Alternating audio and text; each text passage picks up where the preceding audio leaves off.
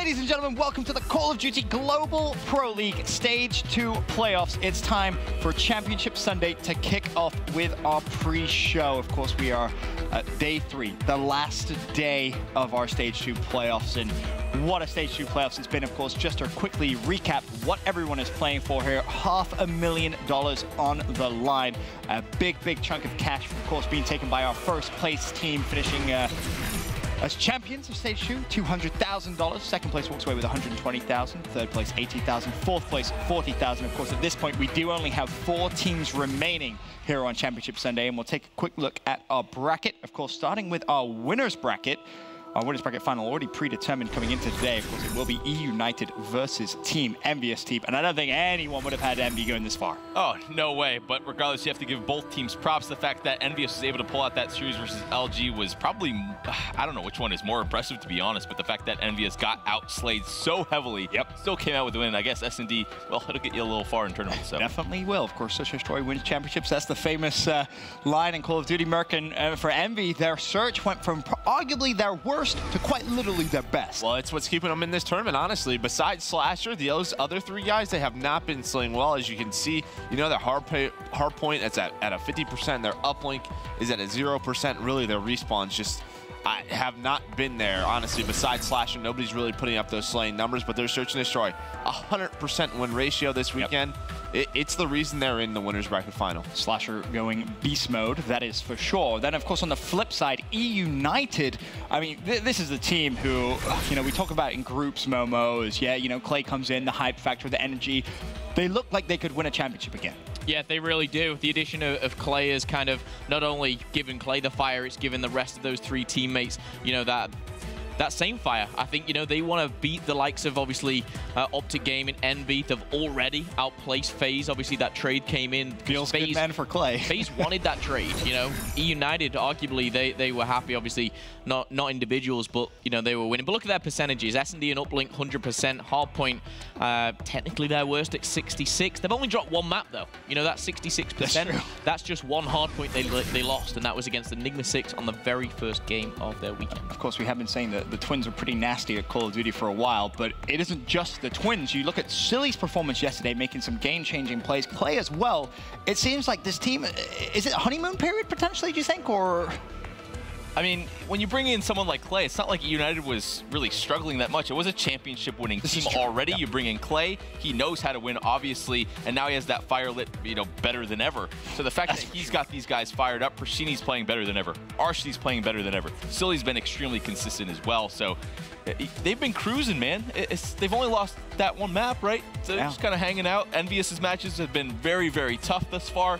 You know, the FaZe match, down to the wire. That match versus LG, down to the wire. So United sort of on the different page, just kind of chilling. The Optic series was close, but it was a comfortable win for the most part. I was just going to say, in terms of United, I mean, in all 3 game types of Cross, they look the strongest in each, right? There's not like a weakness. Luminosity, their weakness this weekend, S&D again. You know, for teams like Optic Gaming, still those respawns have been a weakness. United doesn't look like they have one so far, and that's why they're in the winners bracket final. Their teamwork has just been on point. Beautiful Call of Duty gameplay from those guys. Yeah, composure as well has definitely been up there for United, closing out games where it looks like they may start to get away from them, but no, they aren't choking those games, that's for sure. Now we'll take a look at our losers bracket, of course. Optic Gaming late last night with a Game 5 win over FaZe Clan. That series was definitely impressive. And then, of course, Luminosity, they 3-0'd Fnatic. But, I mean, we'll start the conversation with Optic Gaming. I mean, you expect, Teep, that they got a ton of confidence from that Game 5 victory late last night.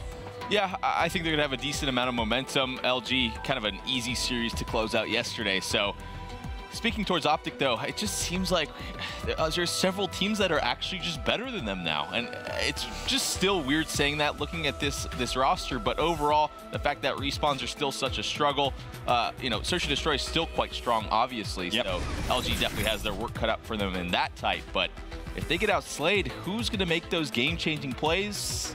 I don't know who to pick at this point. It does feel very much more like the fear factor just no longer is there. Yeah, fear factor seems to have disappeared. Yes, definitely a contender to win this playoffs, to win champs, etc. But I just love the competition that we have, and I think it was one of the Optic Gaming members in their interview that you may see before the games. They say, you know, these 8 teams, there's probably 5, 6 that could win it this weekend. Obviously, we're down to 4, but any one of these teams can win it. And there's been so many years where we've gone, we pretty know what the final's going to be. This year, this playoff, this champs, we don't have a clue. I mean, yes, LG have been phenomenal. Splice won the last playoffs. They're out at 8th.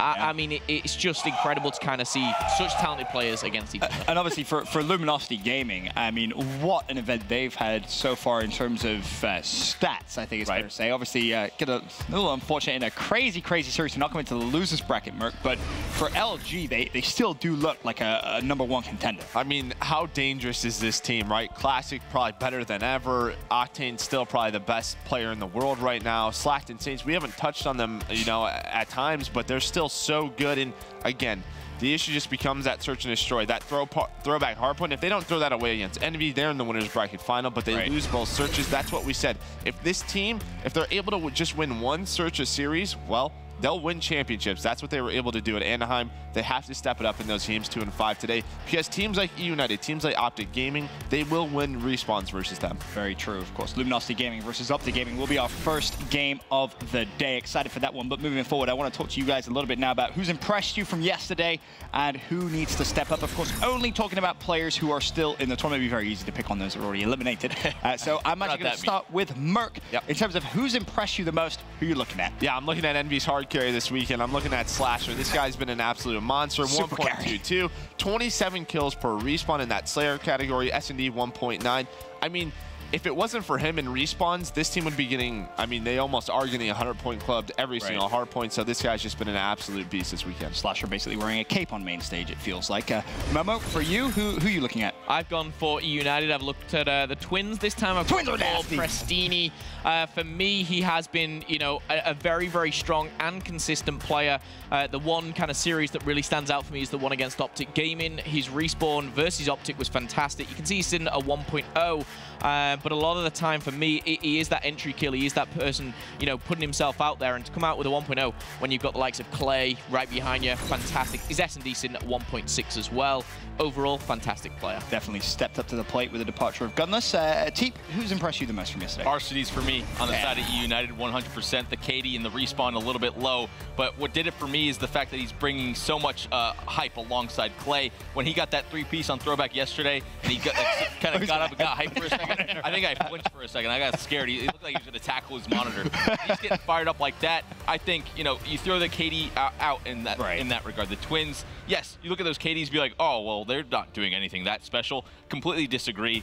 They're fantastic. Now, of course, moving to the other side, Merc, who needs to step up today? Yeah, I mean, you could probably pick every other player on Envy, but I went with JCap. I mean, just in terms of his Slayer in the respawns, just not very good. Their S&D has really been their saving grace, but 0.63, 16 slaying, that's just way too low if they want to win a championship today. Definitely is, but S&D KD not looking too bad there at a 1.3. Moving forward, Memo, who are you looking at? I've gone again with Envy, and I think picking Apathy here for me. I just think if they want to go on a run, you know, in this tournament and really make a spot for that first position, you know, I think every player needs to step it up, except maybe Slasher. But Apathy, he's sitting at 21 for his Slayer rating. That's the number which, you know, is not terrible. But for Apathy, I think he's a player which can kind of change a game single-handedly, and I think he's the man to step it up alongside maybe John. It could definitely increase to your point there. And then finally, Teep, who are you looking at to step up here on Championship Sunday? I'm going on the Optic side of things and go with Crim6. I think it's him or Karma that's been the liability in terms of slaying at times for these guys. I think they have much higher level problems, but Crim's the guy for me that needs to really get them in gear and figure stuff out, especially going into champs. He's been too weak for me. He's not been that, you know, most winning player of all time in Call of Duty. He hasn't been that same Crimbot. Where'd that slaying guy go? I haven't seen it. He needs to step it up here if they're going to take this championship. He most definitely does. Of course, the first game of the day, like I said, Optic Gaming take on Luminosity. Real quick, predictions down the line. Merc, I'm with you. I'm going to go Optic Game 5. Optic Game 5. I'm going to go LG in 4. LG in 4. Teep. I like Joe's pick, Optic 5. Optic in 5. Okay, so the stage is set. Duo! God damn it. This series, of course, I think is going to be a fantastic way to start off the Stage 2 Playoffs Championship Sunday. You really couldn't ask for a better one. Optic Gaming looking to take on Luminosity Gaming. Luminosity, of course, in many people's eyes, still considered the best team in the game. But they have to go on a little bit of a loser's bracket run today if they're going to walk away with that championship. Of course, we've seen them in the past 2 grand finals. And sitting in front of them now, as I said, the green wall. This is not an easy task by any means. But Championship Sunday here at the Stage 2 Playoffs starts right now. Welcome back, ladies and gentlemen, to the Call of Duty World League presented by the PlayStation 4. The 16 best teams in the world with $700,000 up for grabs. Every day, these guys are grinding, they're practicing, they're strategizing, they're waiting for this. We have got the world's elite here. This is the final stage in the Global Pro League. This is do or die. I think people are going to come with a purpose. It honestly could be anyone. There's going to be a lot of competition. You're playing the best teams in the world, so every match is a grind.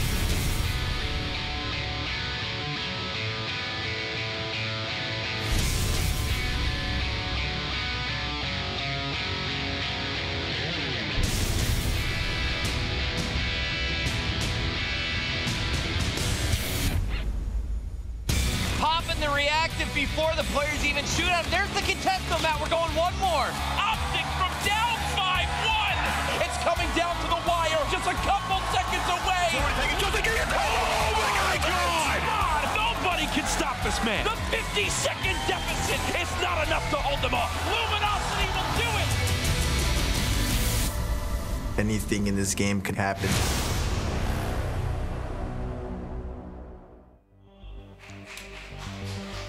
Welcome back, ladies and gentlemen. This is Championship Sunday. This is the $500,000 playoff for Stage 2 of the Global Pro League. It's Chris Bucket and Courage bringing you the action today. And boy, do we have a good one to start this one off. A preview of what many thought would be a grand final. It's Optic Gaming facing Luminosity in an elimination match. A couple short months ago at the Stage 1 playoffs, we found ourselves in the exact same matchup. LG beat Optic Gaming there, handing them that 4th place spot. Can OG get revenge here? Also to take note, big thing as well, winning this matchup doubles your prize money you earn this weekend from $10,000 per player to $20,000 per player. You know these guys are thinking about that as well. That's right. So both of these teams, you're guaranteed $40,000. Yes. Whoever gets top 3, you're guaranteed $80,000. But the real hunt is for that first place prize, $200,000 still on the line. And both of these teams could make a run through the losers bracket today and challenge for that championship spot. Folks, this is what it is all about. Without further ado, Championship Sunday starts right now. Optic Gaming up against Luminosity. Now, when you look at the numbers for the tournament so far, Jack, Optic Gaming has looked incredible in Search and Destroy, but Respawn, well, there's no team better than Luminosity Gaming. They have 3 players in the top 5 overall KD.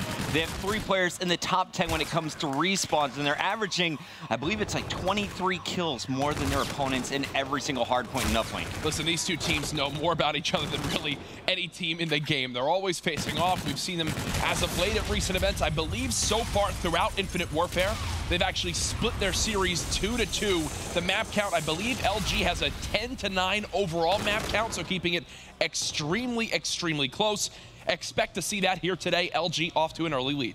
Now, on this map in particular, it's one of Luminosity's best hardpoints. 75% win percentage on retaliation. Optic Gaming, though, they had a tough time last night against FaZe Clan on this same map game type.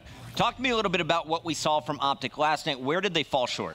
From speaking of the team as well, a lot of it came down to that NV4 play, getting in the right positions, making sure they, had their priorities straight as a team. There were some vocal frustrations that I heard, especially from Karma, in some of the decisions that were made on this map and game mode combination. Wondering how Optic changed things today. Watch out for really those changes to come into play at that top market side. As I say that, though, Scump gets the 3-piece, wipes out everyone on LG as Optic retake control. We always know Scump can take over a game, and here's his chance to really build a lead. If he's able to go on streaks, those are going to be devastating on the next 2 hard points if he chooses to use them. Formal and Karma in the feed, though. LG can't even get eyes on the site as Optic takes the lead, and Scump is going hunting. 3 kills, line him up. He's on a 6-streak jack, and he's now 1 away from the bombardment. This is the confidence he needed from Scump to come out with today. Watch, he's going to get into this hard point first. You're going to see Scump will earn these streaks right about now. Bombardment pops on in. He tells his teammates, guys, let me get these 100 points. All right, not the challenge he wanted there, but either way, full streaks of retaliation, absolutely huge. And we have to keep our eyes on Formal as well. Formal on a 3-streak currently. He is going to be trying to battle through the score streaks coming in from Scump already. He finds Octane. The second rocket's going to land on Classic. So 2 down for LG, and that is a perfect break on the hill. Yeah, this is what you want right now if you're Optic Gaming. You've got the setup you want. You have some utility still if things don't go your way. Krim holding down this middle lane, does get cut down from behind. Formal, though, still in a power position at this back car. Can he cut down the LG players? Formal on a 4 streak, looking for more. He's about 2 kills off of that Trinity rocket, and he could find it here. If he's able to get this next kill, he's got the points on the hard point, and now he's 25 away from the bombardment. Formal single-handedly outgunning 2 players inside the Cathedral. That's 10 points that'll go to Optic Gaming, 10 less for Luminosity, a 20-point swing right there. Folks, that wasn't just any player he did that to. That was Octane, who many regard as one of the best players, if not the best player in Infinite Warfare right now. This guy is being outclassed in map 1. Octane a 3-7 start. Formal at triple positive, and he's 1 assist off that bombardment. That would give Optic 4 major streaks to use. And that little gunfight for Formal is a huge advantage mentally. He got outslayed by Octane in their original matchup in stage 1. Octane dominated. Formal opening up 10-4 is fully streaked out. You still have the bombardment from Scump as well. And Crim6 is doing his job to keep the hill in control of Optic Gaming. 116 and counting, and we're still on our first round of rotations. They've got their priorities straight right now, Chris. You can see exactly how Crim and Karma are playing this near this hard point. They're getting prepared for this pinch to come on. Crim now on a 4 streak of his own. He's now earned a Scarab. Optic have 6 streaks to use on retaliation. Classic finally breaking through with Octane. We'll take a look at our numbers so far. Octane 6-9, 6-9 from Slack. Classic is doing what Classic has done best, and that is dominate and respawns. He's averaging over 28 kills per game. And Chris, it's important to bring up, this is a rare occurrence right now for LG. They're so used to outslaying that when we think back to when Optic Gaming was dominant in Advanced Warfare, when FaZe really began to get their number, it was because FaZe were the only team back then that could match Optic at slaying, and it completely changed how they had to play the map. Instead of LG getting in their power positions, they're the ones having to sprint forward and get in awkward gunfights like that one with Formal. This man's now double positive. Battle inside. Crim6 isn't going to be met by any challengers. LG is looking for an entry, but there's just too much protection all around the hill. Finally, Crim is going to fall at the hands of Octane, but Karma immediately gets in, stops LG from scoring for the last 15 seconds. It looks like LG may be able to soak this one up, but Optic, they're going to be set up for our new hard point. As you see the rotation going down, keep your eyes on player number 6, Scump. He's going to be met by 3 blue arrows on the bridge. Wondering if we see a streak come in. I mean, this is why you have him. Bombardment's still ready to go. It looks like Formal's going to be watching over with this NV4. Optic getting in position, but look who's trying to play spoiler. It's Saints now on the flank on your mini-map. Yep, nice. He's already got 1, but it's a team kill as well. Can't find the second. Scump's still alive. Not as clean a break as you would have wanted from the green wall. And Octane's still inside this hard point scoring, right? So things are going well for LG. At least they were until these score streaks come into play. Classic on the wall run, but Formal is going to take down Octane, who is in that hill. Classic's going to jump inside, though, as LG, they have been scoring like mad on this hard point. 30 points for them already, and you see the scoreboard. Optic still up by 40, but LG is not out of this one. And don't forget, folks, this is Optic barely getting any time on this hill while putting a streak into this as well. They now have 1 less Trinity rocket for something like a Money Hill when we get towards Cathedral. Only a 40-second map. If you start getting a little bit more out of your power slayers and Octane and Slack, this is a very winnable map for LG. Scump just got a big kill inside the hotel. That is going to open things up on the new hard point. Slack is going to be challenging, but already market controlled by Formal. Scump is in the bedroom. Slack is about to be in trouble. You can see the gunfights all focused towards this top plat side. While this is happening, though, Crim is more than happy to soak up this time in the hill. Slack just trying to stay alive. They've got to kill Scump in bedroom, and so far they haven't had an answer for him. Slack challenges, but Scump wins that one. Octane is going to look for the peak, but Scump is too smart for that. Optic continues to build their lead. Oh, that timing. And a nice push at the perfect time for Optic is going to take control of the deck. Crim6 in a 1v1 here. Saints not going to work out this time for him. Optic outslaying once again, Jack. Folks, all the VOD for this weekend is available. Be sure during breaks, go watch how different this LG team is having to play in this hard point when they do not have the kills they're used to getting compared to the maps we've seen from them this weekend. Optic with this utility, they're now going to drop the bombardment, force LG into their ARs. Oh, no. Wow, Classic just melted Scump. But either way, 2 dead. That's a green light for the green wall to push through. Crim6 knows there's a player at market, sees it on the mini-map, and now gets the execution. 1 player left in the hill. It's Saints versus 4 Optic arrows. Chris, they're playing their lives so exceptionally well. Right there, Formal.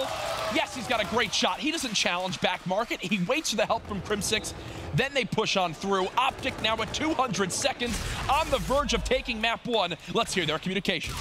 I want market, guys. I got another winner. Nice, too. Inner, Jerry. High warning on you, Seth. I don't know where he is. Lobby. Come back. Lobby, Jerry. Shit on, baby. Let's go. Seth. Inner, Nick. One more. Which one? Nice, guys. Hold on, let's go. Rotate. I'm going bridge. I'm going bridge. Take your time. No kills matter yet. I'm going snake. Yep. On snake. I'm hiding. I'm in bed right now. Literally laying down here. I'm coming through laying down right or bridge. I don't see him at the rock. Plant this guy. One shot, Nano. Where's the guy in hill? One guy. Up armor tank and one guy. One shot plant. One shot armor tank. One shot armor tank. Everyone hold. Armor tank dead. One more in the back. I'm in the back. In lobby. He's going to bar curve. Bar curve. Chasing. Fire thing. He's in hill thing. I got him. Nice. Fire thinking. Fire bar. Nice guys. Back. He's on the heck corner. Bar stairs. He's on the stairs. I can bomb this. Get close. No. It sucks for this hill. Don't use it. Okay. Alex, one shot on me, bar. All good. Hang on. Wait. He's absolute inner. He's going inner. Did you hit him at all? No, I didn't. Hell killed me. All good. One's inner, one's back tank. He's still inner now, Damon. Yeah, inner dead. Alright, one in hill. Car is dead. Okay, one's gonna be tank. He's in the back. They're stacking hill, guys. I need help. He went back door. One's fire. Back door. Let's go. Yeah, I'm here. I'm heading. Absolute Sam. They're gonna be scattered. No, they're street. Come here, guys. Come here. I got your inner. Let's plat the bar, main door. Hiding. He's in there with me, came under something. One shot, got him. Let's go. Nice. Fucking challenge. I'm here. Yeah, kill. Let's go. Fucking go. They're getting, let's go. Shit on. Let's go. They're getting fucking raped. Holy shit. They're getting fucked. Let's go, baby. Hormal's getting fired up there. Matthew Piper's bringing the fire today. Go watch that clip of Scump again. He wanted to yell something. He didn't know what to say, so he just put his hand up and went, woo, right at the end of that clip. Wow, this Optic, even starting from yesterday, when they dropped that first series to E United, since then in this loser's bracket, we've seen this energy back from them on the main stage. Again, a wake-up call. A lot of it led by Scump, but they are really everyone getting involved. That was huge because in stage 1, when Optic were eliminated by LG, they lost both hard points in that 4-game series, and they were not close. They got smoked by over 100 points in both. 112-point victory here in game number 1. If Envy can do it, so can we. That's what Optic is thinking today. Will they be able to get revenge and eliminate the team that has been in back-to-back grand finals? Luminosity, though, they have shown their strength. This was not an example of it in their initial respawn. But Jack, always a threat, even though Optic has been dominant in their search and destroy. At times, LG, they can steal one from you, and they showed how much they improved from stage 1 to even now. What do you think is going to happen as we load up our next map, Throwback Search and Destroy? Here's the worry for me, right? If you're LG, for one, you've already seen this Optic gaming team play this once this weekend, so you can watch some VOD on this map. Optic know their issues from speaking with them last night that they have to improve on for this map and game mode combination today. But LG this year against Optic, they've only won 1 of the 7 S&Ds they played throughout the Infinite Warfare season against this Green Wall team. That's a scary stat coming in. It begins to get to a point where if you're LG, this almost starts to swing into maybe a must-win map. Either way, Luminosity, they've got their hands full now, especially after dropping that first hard point in that fashion. That man right there, Octane, is the only player on the squad with positive numbers in Search and Destroy so far. And even though Classic has been a monster in the respawn, he's topping the leaderboard with numbers of kills per game and hardpoint and uplink. He has a 0.5 basically in Search and Destroy. Struggle. So look for Classic to be the X factor coming into this S&D. Also, if you remember Optic's match against FaZe last night on Throwback, really it was 3 1v2s that won it for Optic Gaming. FaZe made a lot of mistakes, some good timings worked out for Crim 6, but if you're playing this game smart, LG has every opportunity to tie up the series. If you're wondering, you know, how did Optic just come out of the gates with so much energy right there? These guys got here in the venue 2 hours ago, before I even got here. They had scrims set up with Splice, who were eliminated yesterday. Yep. They set up scrims with Splice last night to make sure they had ample practice today. Karma said, guys, we're no longer warming up like we did yesterday. He was not happy with it. They didn't have headsets on. They weren't communicating. Today, going back there, you would have thought they were playing a main stage match, whether it was Splice or Optic. They were playing like they had everything on the line, even just in those warm-ups. And it looks like it's transferred quite well to that first map of this best of 5. And major props to Splice, right? You get knocked out, 8th place, the lowest possible finish to the playoffs, but you show up on Championship Sunday, you get some good practice leading up to the Call of Duty World League Championship. I was going to say. But, I mean, that's something you don't necessarily need to do. You can get scrims later on through the day with any other team. You don't have to wake up at 8 o'clock, 9 o'clock to get here in the venue. props to the other team for helping Optic train here. Absolutely. So we're ready for game 2, Search and Destroy on Throwback. This map was close yesterday between Optic Gaming and FaZe, went down to the wire. Some major clutch 1v2s that swung that game. Yesterday's match in game 5 versus FaZe is entirely different. Optic wind up clutching 2 1v2s, and that was the difference between 5-3 for FaZe and the 5-3 that wound up coming to be for Optic. That is quite the swing. It's time for game 2, and already OG changing things up with a fast B hit. And we're going to be opening things up with Karma, the bomb carrier. Karma has been lights out throughout stage 2. You saw him over a 2.0 during the group stages, and already bomb is down, Jack. This is one of the set strategies from Optic Gaming. They're now beginning to show what they've been practicing for this weekend. The smoke to cover the barn door cuts off that sight line, and it's a fast plant. Already just 30 seconds left in this round, and it's still a 4-on-4. Are they trying to smoke retake? They're trying to smoke retake. Just clear the way while Slack comes on the defuse. Oh my god! And what a hero play, Jack! Round number 1 goes to Luminosity with only 1 pick on Optic Gaming. And you got a round of applause right now from the analysts. They see that. Look at the smile on Slack's face. Okay, Karma, you think your smoke's a little cheeky? I'll up you with 1 right there. Hops the defuse right away. I was wondering when they were going to make a move. Well, it all started with dropping that tactical grenade down. Love what I just saw from LG. Fantastic cover fire as well. Octane making sure that Formal didn't have eyes on him. The player that was over at Blue got pushed back. Nice teamwork from LG as they clutch up on defense. Now it's their time on the attack. Classic getting low early, sees a player on the other side of the wall. Scump, who's in that other area? Oh, this is a bold play from Classic. It's Formal. I guess he didn't see Formal in the back with the NV4. He was never going to win that one. Slack, though, is going to take down Scump before getting flanked. Optic Gaming with some solid defense of their own. A little bit too aggressive was LG. It's actually incredible to already see what Karma was ranting about yesterday being implemented to today's strategies for Optic Gaming, especially on Throwback. That entire push right there was brought up between Krim giving out a suggestion, Karma giving his thoughts, and now Optic's made the change. I mean, it's great to see. You have dinner with these boys last night? Where are you getting this intel? It was actually, you should have seen Karma last night. He was just raging. We were not raging, but we were just laughing because he was just going in, and a lot of the stuff he said not only was true, but they're implementing it today. Karma just goes straight under the bridge and gets caught out. Bomb is down, and LG should know it. Octane comes flying through to clean up Scump. Formal left in a 1 versus 4, and he is going to get gunned down. 2 players challenging. Formal will not live long. Very clean round from Luminosity, making sure they cover that lower street push. Nice job right there. It was awkward right away with where that bomb got dropped down at. And it's actually super key. That last kill comes in from Octane, the active camo player from LG. That's basically a mat. That's a worst case scenario for Optic. You want to feed as little kills as possible to that combat rig player. There's a look at Octane. Sam LaRue, the only player positive in this game type for Luminosity coming into this match. You need more out of Slack, Classic, and Saints. Can we check Slack's loadout really quick? Okay, I was wondering if they were going to run smokes, but no. No smokes this time. Plant is going down safely, though. No challengers from Optic, and you see those green arrows. They're now rotating through where LG originally spawned. Octane's about to have his hands full. 2 players peek. He's got it back on up. He's got help from his teammates, though. It's going to be a 4-on-4 gunfight near blue. First blood from Slack. Oh, wow. Second kill now from Octane. Scump now dead, and wow, that is a hold. Wow. From LG. Jack, you and I during the listening were giving Optic so much props for their teamwork. LG showing off some of their own. Slack comes out, gets first blood. Classic and Octane are able to mop up everyone else, and you see Saints throwing some bullets down as well. All 4 players getting involved in that play. That was clean. I think the only player who took damage was Octane in that initial kind of peak we saw from Optic. It is insane how important this map is for Optic Gaming to win. Up to that point, it was all defense. LG wins the first attacking round to go up 3-1. They are 3 rounds away from tying up our best of 5 at 1 each.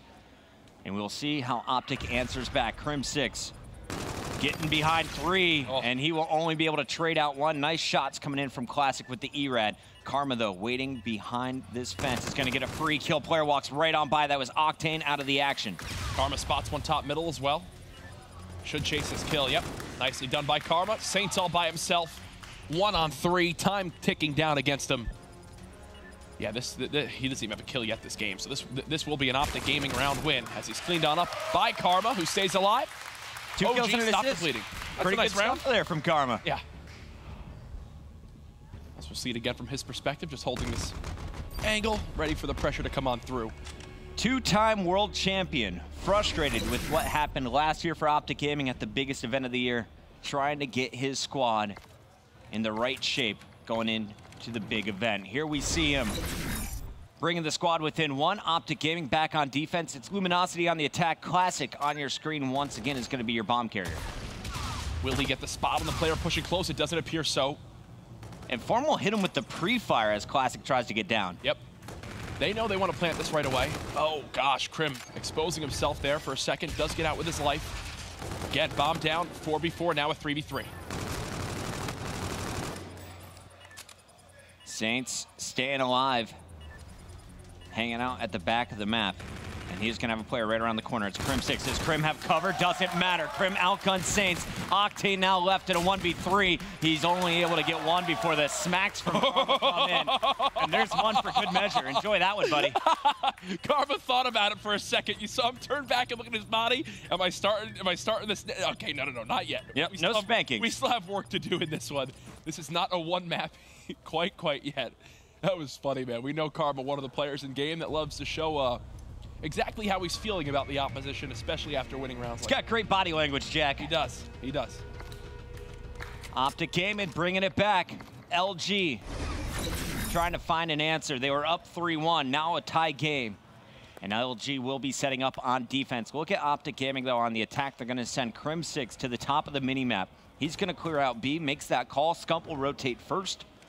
And it looks like the bomb will follow shortly after. Scarab's going to go out to scout here for Karma, and he's going to find 2 upstairs. Now they got quite a bit of intel. Can they turn this into kills? Krim peeks, gets the pick on Saints. Excellent execution. Krim continues to linger out in that field area. Classic right now, just frantically trying to play his life. He thinks he's stuck up here, and he sure as hell is. As you can see, these green arrows surrounding this top ticket building. Slack keeping the players off the bomb. Classic can't win the one-on-one. Krim with first and second blood, and he's going to get involved here. Karma and Krim on the flank, and at the end, Optic Gaming takes 3 straight rounds and will take the lead. You can see OG. They realize, especially the strength of LG on that round where they tried to 4-on-4 retake when LG were ready, when they got smoked. They've now begun to adjust since then. Always have that thorn in the side that's Crim6 in field.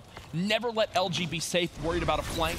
And there, when LG look to get aggressive top middle, all they do is hold their kind of choke points. This is underpass, top ticket, and let Krim make the play. Let him be the superstar. Look at the camos coming into play here. Slack is going to unlock his FTL jump. Karma has camo, but he is now gone. It's a 2-on-2. Octane and Slack left alive, going up against Scump and Formal, and I believe that's going to be Formal now spotted. Scump surviving, though, on the flank. Picks up both. Optic has taken over this game after falling behind 3-1. They are now on game point. LG does not have an answer. Even after the first blood that came in, Octane got the number advantage. You saw Seth in middle had 2 people trying to challenge him there, and it was a miscommunication, it seemed, from Slack as well as his teammate, whether they were peeking or not. Seth gets a kill, plays his life, doesn't get weakened, and then can re-challenge once he gets the help of his AR player and Formal watching over him. And now Optic are on the verge of being up 2-0 in this best-of-5 against LG. And Optic, they are just playing their searches so patiently. Oh, God. This time around, they want to get aggressive. Karma pops the camo, and he's tagged up here. Looks for the challenger. There was no support, so they go for Saints. Krim is behind 2 more, and now all of a sudden it's Slack in a 1 versus 3. Slack running for his life, the FTL to safety, but on the other side, it's Formal waiting for him, and this round is over. Optic's going up 2-0. LG, it's like they needed someone to be there with like a timer every 10 seconds to say, where's Crim6? Where's Crim6? Where's Crim6? Because those rounds where Optic that they just secured on offense, every single one was started with either a first blood from Crim6 or something that swung the round in their favor. You think the first one where he flanked through Barn, saw 4 players, called it all out to his team, got a kill before it was traded. Then the next one, as they get 2 players stuck in top ticket, they get hit by that Scarab, they try to get away. Crim6 pinches, covers that flank, gets a kill there, and then in the final round, the flank when everything's collapsing on LG. Krim is there for the two-piece. 5 rounds in a row that Optic Gaming just won to now go up 2-0 in this best of 5. And what I love most about that game is we've seen so many throwbacks where it's just, all right, who can trade out by the middle trade? Who's going to get the double kill or get the early advantage? Instead, Optic and LG taking their time, playing a little bit more strategic. At the end, Optic, they made the better calls. They are up 2-0. Now on match point, we'll find out, can they close it out after this?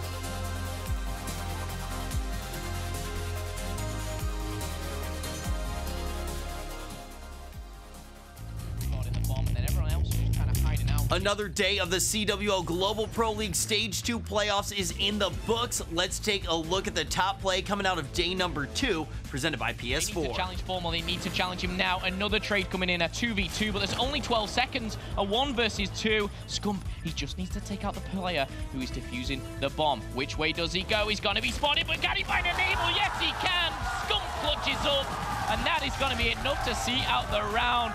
You can see a deep sigh of relief from Scump. That could have changed the game. That was your look at the top play of day number 2 of the CWL Global Pro League Stage 2 playoffs, presented by PS4. That was our play of the day from day number 2. Who is going to drop the biggest numbers in the play of the day here for Championship Sunday? That's the big question for me. And if you've been watching this series, you have to kind of guess it might be from a player on Optic Gaming once again, Jack. Throwback Search and Destroy. They clutch up Game 5 against FaZe. Now they have a 2-0 advantage after coming back against Luminosity. Krim's making a case for it here. I can tell you right now, Greenwall fans, you should be hoping for the 3-0 right now. Do not give LG a chance. Yes, Optic Gaming have looked far superior in S&D if it goes to Game 5, but the momentum that LG would carry off not only winning an uplink, but then the second hard point in this best of 5 could be scary. Yep. Close this best of 5 out now. LG, you've got to show up now. Do not go out on Championship Sunday without winning a single map. And remember when Luminosity beat Optic Gaming back in Stage 1, we were watching completely different maps. 5 brand new game types for this best of 5 series. And this next one, it's kind of scary if you're an LG fan. It's now statistically Optic Gaming's best game type in uplink. Frost, they are 9-1, a 90% win rate on this game type. My goodness, LG, you've got your hands full here. We're watching the squad off the break. Classic dead. As Scump wins that engagement, Octane trying to stay alive as they're protecting this drone. And if you watch game number 1, LG, they have been outslaying their opponents by 23 kills throughout the respawn game modes. Optic, though, They flipped that stat in their first hard point. They slaughtered LG, and they walked away with a 112-point victory. Crim6 just buying time for his teammates to come off spawn, and he will drop that drone for the reset. Scump looking for the punish, gets one, and he was constantly flaking in that hard point. I expect the same here on Frost. And I actually like this play from Seth. He doesn't do the obvious, you know, push on through flank. Instead stays alive. Formal swaps him the NV4 to the K-bar and just kills everybody on the other team. Multi-kill, all 4 down for LG. Now they're spawning up.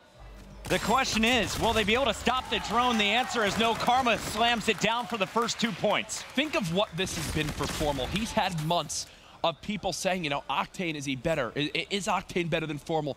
You know, has Formal fallen off from the top spot he was really in at the beginning of this year for ARs? Now, on the biggest stage looking for revenge, I can promise you something. Formal has looked forward to a moment like this since they were knocked out by LG in the Stage 1 playoff. I wouldn't be surprised if he has a Formal on his desktop with every single tweet he's ever got about Octane being better than him. Formal looking to prove everyone wrong that he deserves the top spot once again, and here he comes through with some help. Formal, Crim, Karma, all in the feed, and here comes the dunk to top it off.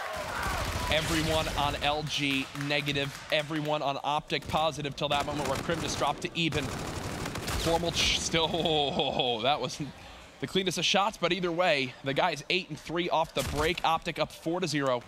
You couldn't ask for a better start for the green wall. Of course, that was Octane who just wipes Formal there. Classic starting to heat up as well, was on a 2 streak before getting cut down from behind. Crim6 has to stop this LG push though, and he's gonna have some help from Karma. Slack tries to sneak behind. Crim is waiting. Karma grabs Octane. Scump finds a third, and this is Optic's ball. And they'll go ahead and move this one right back towards middle map. Maybe play from this cliff side here. Formal continuing to stay hot. Another 3-piece. Do not go to middle map. Formal with another multi-kill. And there you see it officially pop up. Your major notifications, a brand new feature here in IW. Shout out to Sharnjit. And we see Formal waiting for the squad once again. I feel like we're about to see another dunk check. They're just outslaying LG. He can do no wrong right now. Thankfully for LG, they've recovered. And now they're going to begin to try to push this drone forward for their first score of the game. They've got 3 Optic Gaming players up. Classic cuts down 1. That was Karma right on the other side of that wall. Doesn't get a chance to engage. Now it's time. The 1-point throw. Does it go on through? No, they want the dunk. Nope. Okay. They'll settle. And smart move. You did have a player behind Classic who most likely would have finished off that kill. And the thing for Optic you got to be a little bit worried about when you see Classic and Octane picking up doubles in the feed. Now it's Saints' turn, but really I think the 2 players to watch in this one without a doubt going to be Octane in that battle versus Formal, and then Classic who is going to be leading the charge on the offensive pushes. Karma backing out, waiting for some support before they go for the drone grab, and they're looking for kills on the perimeter first. Karma versus Classic. Classic wins that gunfight to slow him down. Yeah, Classic just trying to win this one-on-one versus Scump, but those battles right there, I feel like, are what LG normally win, right? Like what they are so used to just taking, then they get map control, the rest of the team can come off spawn. So far this series, every time it'd be like, okay, this is where they kind of slow down Optic Gaming. There's a 2-piece like that from someone like Scump or Formal or Crim6. This looks like a different Optic Gaming team so far. 3 down, just like that. It's Formal with another 2-piece, the K-bar. Crim6 is there with the E-Rad, and the 1-point toss from Scump. He's not missing today. Yeah, whether it's with the drone or with his weapon. Scump now 14-11. You've got Formal at 17-9. Crim picking up his flank from Cliff. They get the drone past. He's got a lead blocker there as well. This should be another score from Optic Gaming. He's getting the dunk. Oh, it went into the portal. All right, maybe next time manually pass it, roll it on the ground. Yeah, right. They'll learn from their mistake, but not a big one. Up 5 points with 18 seconds to go in our first 5 minutes. It has been all green wall. 17 and 10 from Formal. Scump, 17 kills of his own at +5. And you have Crim6 and Karma all over this drone. Another point coming in, number 7 in our first 5 minutes. Optic Gaming are 5 minutes away from 3-0 sweeping our Anaheim champions, getting revenge from when LG knocked them out in this exact same matchup in the Stage 1 playoffs. Things are getting interesting at the end of IW, man. It was up and down over the last 60 days, but now I think we're starting to see who is going to rise to the top just before the World League Championship in Orlando. Folks, if you don't have your tickets yet, go get them. They're on sale. It's going to be the biggest event of the year, and the most insane storylines are developing right before it. We'll be in the Amway Center August 9th through the 13th, and you're going to want to be there to watch this guy go off live. Formal steals the triple, but Scump is going to continue pushing through. Karma right behind him. They're doing it from both spawns on the map, and look at LG. They're just giving up the dunk. They know they can't even contest. Might as well try and set up for middle control. Who's going to get the picks, though? It's all green in the feed again. 3 straight kills. Octane, the last one standing, grabs the drone, tries to run it back towards his spawn. Instead, it's going to be Optic on the attack, and this should be points again. Off the break of side 2, it's 8 straight kills from Optic Gaming. They've claimed control of the base. Scump 22 and 12, Formal 20 and 11. These guys, they bring their impressive play from the hard point now over to Uplink. And Chris, I'm just going to put it simply. Optic looks like the better team right now in this series. 7 streak for Scump. You got 2 multi-kills from Formal where he killed all 4 members of LG, a 7 streak from Scump, and an 8-point deficit for Luminosity. How do you change this? How do you regain control of your base and finally push Optic back? Goodness. I don't know if it's possible right now. Optic just looked like a well-oiled machine. Look at how positive they are. Karma positive 1, you're now positive 11 when you combine Scump. Overall, I mean, you're pushing towards positive, 25 to 30 at this point. Here is Scump continuing to light it up in the middle of the map. Do not look at this boy's Erad. You are going to get melted. Scump laying them all on their back, and now it's Formal's turn. Drone is down, and he's going to scoop this one up. Objective alive, the pass moving forward. You got player number 7, Krim, helping out Formal here. They need one more wipe before this one comes in for a 2-point play. LG just can't catch a break. They cannot get a breather. Finally, a flank comes in. There we go. It's, of course, going to be classic to try to swing the tide. The 3-piece there it is. There. They'll stop that push, but now, Chris, they need to begin to fire on all cylinders, LG, if they want to force the game forward. Scump was the last man up for Optic Gaming, and he is going to pick Classic from behind. Optic continuing to cause problems in the center of the map. You have player number 8, Formal, stalling him out. Scump just used his payload as Optic is looking to lock in control. Formal up top cannot be bested again, winning the one-on-one versus Slack there, now challenging 2 players. And this is so smart from Optic Gaming. They're beginning to prioritize bringing the drone towards Cliff. It stalls out so much more time. It keeps their spawns inside the ship bay or at back helipad where they can easily supplement their base and protect it. Every single player on Optic is in form right now. And look at the Centurion on the mini-map from Scump, right? You're going to have to run through that. You're going to get shocked up if you even get a fast break. That's assuming you can get out of your base. Scump comes in with another dunk. He is plus 11, 5 points in the game as well. I'm actually sat here in shock. Who can stop this? FaZe couldn't do it last night. You got Envy, E United waiting in the winners bracket finals, but it's looking like Optic Gaming may be the biggest threat on Championship Sunday. There's only one man in Call of Duty right now that can somehow put an end to this, and it's the Optic Gaming hard counter that is Clayster. That is how this team is stopped today. The mental aspect of that match, what it would mean. If Optic play like this, and if United beat Envy, I think Optic walk right through Envy, and then we have our grand finals of a rematch from the series yesterday. Talk about storylines. I mean, folks, I want to be excited right now for this, but put it simply, Formal is not missing. Scump is beating everyone in one-on-one gunfights with the Erad. Crim6 is on point, snapping on people, and Karma is just doing Karma things, and that means Optic Gaming's winning. Jack, when you look at the slaying numbers of how many kills players are averaging per 10 minutes of respawn game modes, Optic, they had Formal at number 6 at 25 kills. You had Scump at number 11 at 23 kills. Octane, he was number 1 right there, 27. You had Classic in there as well, at number 1. They dominated the numbers coming into this match, but this is Championship Sunday. Folks, we've seen a lot of big moments throughout Call of Duty this year, but I think we might have just witnessed one of the biggest statements so far in Infinite Warfare when the doubters of Optic Gaming say they don't show up at big events.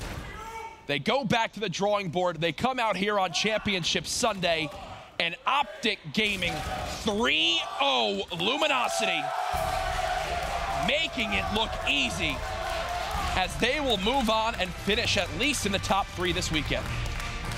LG was outslaying their opponents by 27 kills in this one. Optic outslays them by 26 to close out the 3-0 sweep. The green wall storming through our Anaheim champions. Wow.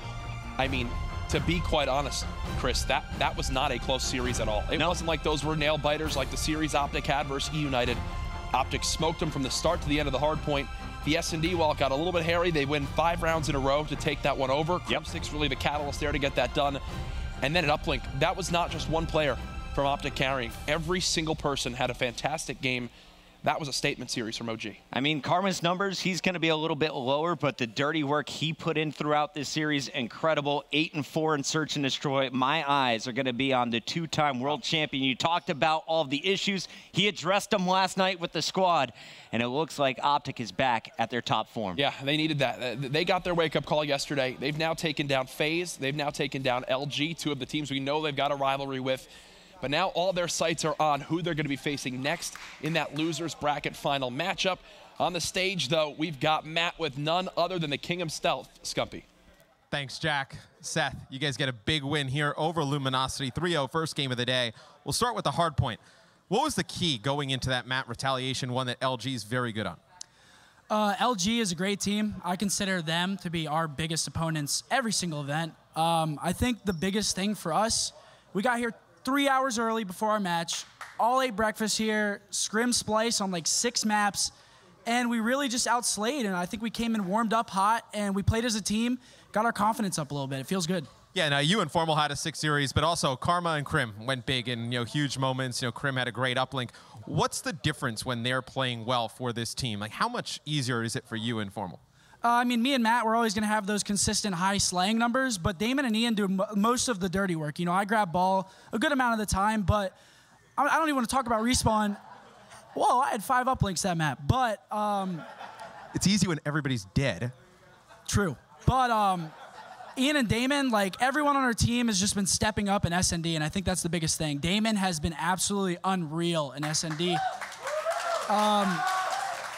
And not just Damon, Ian too, all of us. And I think that's just a testament to us working together. And it's really not, it's not hard to get kills for us in Search because we're playing the opponent, we're playing the map correctly and we're working off each other, so. Yeah, and then with LG's success over the last few months, you guys, you've had some struggles, in Hardpoint, fixing that, being good in Search now. What does this win mean for you guys, in getting it in the fashion you guys just did?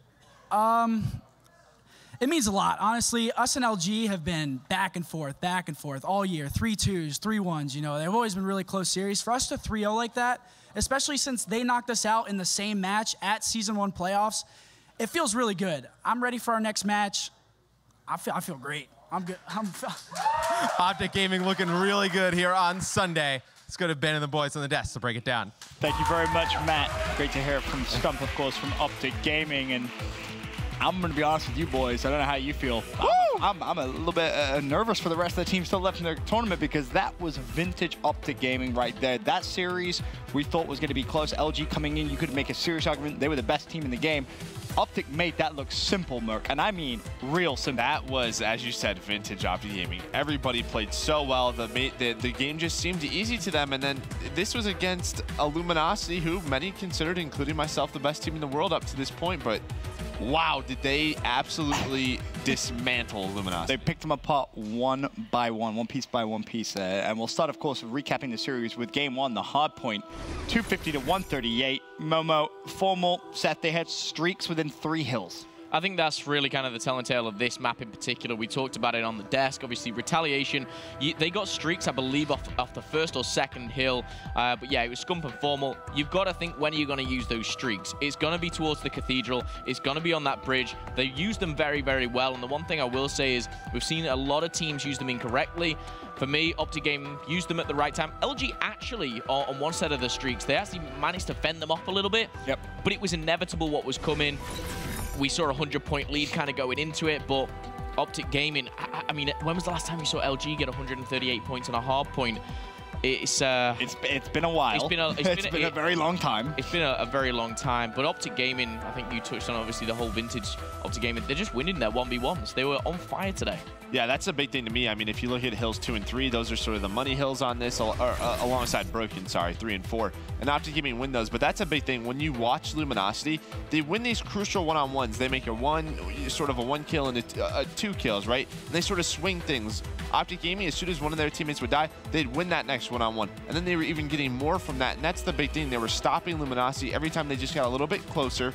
They were able to win those key gunfights, which allowed them to win rotations. And as you guys said, just streaks were just so important on retaliation. Of course, in terms of Formal and Scump, when they start off as hot as that TP, it's very, very tough to stop. It's the Optic snowball in Hardpoint. We've seen it for years and years now, and they just do it perfectly. When you get to that first hotel hallway and you have 2 sets of streaks, well, you can't possibly lose Bridge. You can't lose the next Cathedral. So you're guaranteed the next, 70, 80 points basically free at that point. And the fact that they were able to chain that together so early on in the game. Optic struggles in Hardpoint when they have that Scump starting, 5 and 10. Formal starting out about even. Well, that obviously didn't happen. Formal got about 13 3-pieces throughout that entire series, just really making it look easy in that. Definitely was. Clearly, turning up early to the venue, like we heard Scump say, and warming up against Splice, it's definitely done them some good. That's for sure. Moving forward, though, game 2, Search and Destroy.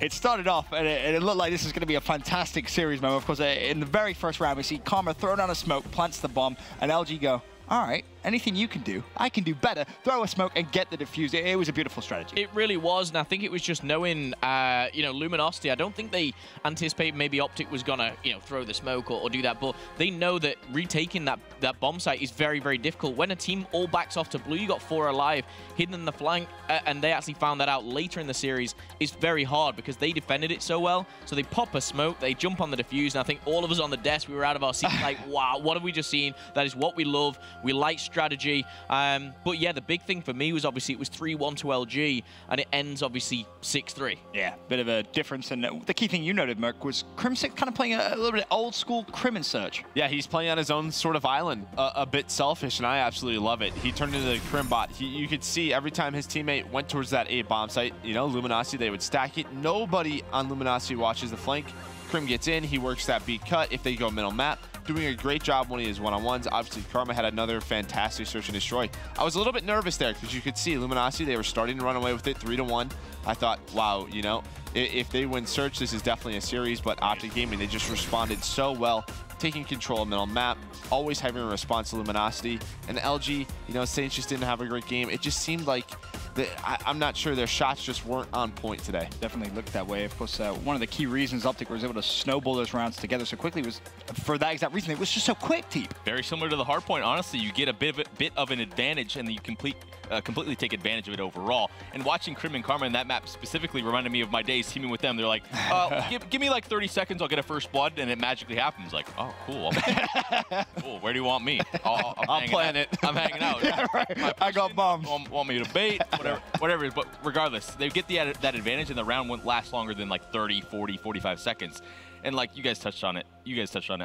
LG's shots, it's like they just weren't seeming to hit. They weren't team shotting like usual. Those rounds ending so fast. Crim started hitting those flanks over towards that barn side. Just nothing they could really do to watch their backs. Yeah, and that's the playstyle of Luminosity. It's we want to fight you as much as possible, and you can see when their shots aren't on, this is what happens, because Optic Gaming, they can step up. And to me, this is a huge series for Optic going into champs, just beating Luminosity. Because Luminosity, if they beat Optic again, they have their number, and that's something, again, as we talked about, people aren't really afraid of Optic Gaming. Well, maybe after today, that fear is back in. I think as well, energy from Optic Gaming, I mean, yes, the crowd is here, they're starting to pump up, but they've got their soundproof headphones on. And I just think from Optic Gaming, even after the games, you could see kind of Scump jumping up. Formal was high-fiving everyone. I think Scump got confused how to celebrate. Yeah. He just kind of stood there and screamed for a second, but that's what he does. He gets hyped, and he's getting in his own head in a good way, I think, and just getting him pumped up. One S&D round, actually, he snapped onto one player, and it cut to him, and you could see him almost go, did you see what I just did? Like, I didn't miss a bullet, and I was like, okay, he's feeling again, kind of vintage Optic Gaming. That's what you used to seeing Scump do for so many years, is get up, get hype. But map number 1, it did make me laugh. He stood up and he kind of looked at LG as if he was going to say something. He just went, woo! He's like, okay, Scump, we need to work on your trash talk again, clearly. But moving forward, map number 3, the uplink, 7-1 at the half, finishes 11-1. I mean, it felt, to be honest, like Luminosity weren't even shooting back. It's just an extremely deflated LG at this point, in my opinion. When Formal got that early 4-piece and they were able to get that first and second dunk in, the first minute and a half or so, I'm just like, this just doesn't look like the same LG. Right. And I don't know if they didn't get a good warm-up or their shots looked extremely off. There are several gunfights where Slacked and Saints in specific just are losing fights I don't think they would normally lose. So I don't know if Optic just got the better of it early in this first match of the day. It is a bit early for these guys. I don't want to make that an excuse, but obviously LG wasn't, at top 4. Absolutely not. A very, very quick series for Optic Gaming, and that might really strike a little bit of fear now into the rest of the teams. You see what they've just done to Luminosity Gaming, as Merc kind of mentioned. Many people had this team as the best team in the game coming in, and I mean, you look at some of those stats. I mean, most kills on Luminosity, they're coming from Classic. You finish with a .85. I mean, that's just not pretty, Merc. It's not pretty at all, and I just think if you go back to Frost again, I mean, there was a lot of times of, they challenged Formal over and over again. How many 4 times multi-kills did he have? And that's just Luminosity. As soon as they see a red dot, they jump to it. If their shots aren't on, they will not win games. Right. I mean, usually the way Luminosity plays the uplink is, okay, let's keep trading. Let's get it to that last one-on-one to win map control. And you saw guys like Scump, guys like Krim, they were winning those final one-on-ones, which then allowed Optic to start their attack, and they were just so darn good at executing that. Very true. Well, congratulations to Optic Gaming. They look back on top quality form, that is for sure, with the 3-0 result over LG. Worth mentioning, to close out the day, we actually have something special. We have our live draw for our Call of Duty World Championship group. So excited for that one. We'll know exactly where all the teams are going to be for a few weeks' time. Of course, Call of Duty World Championship. Excited to see who goes where. It's going to be definitely very fun. I know Jack he's going to be pulling out the balls he was practicing earlier on. That's right. That's how dedicated Jack is. He practiced pulling balls out of the little like circle thing. All right. I'll probably still screwed up. Yeah, probably.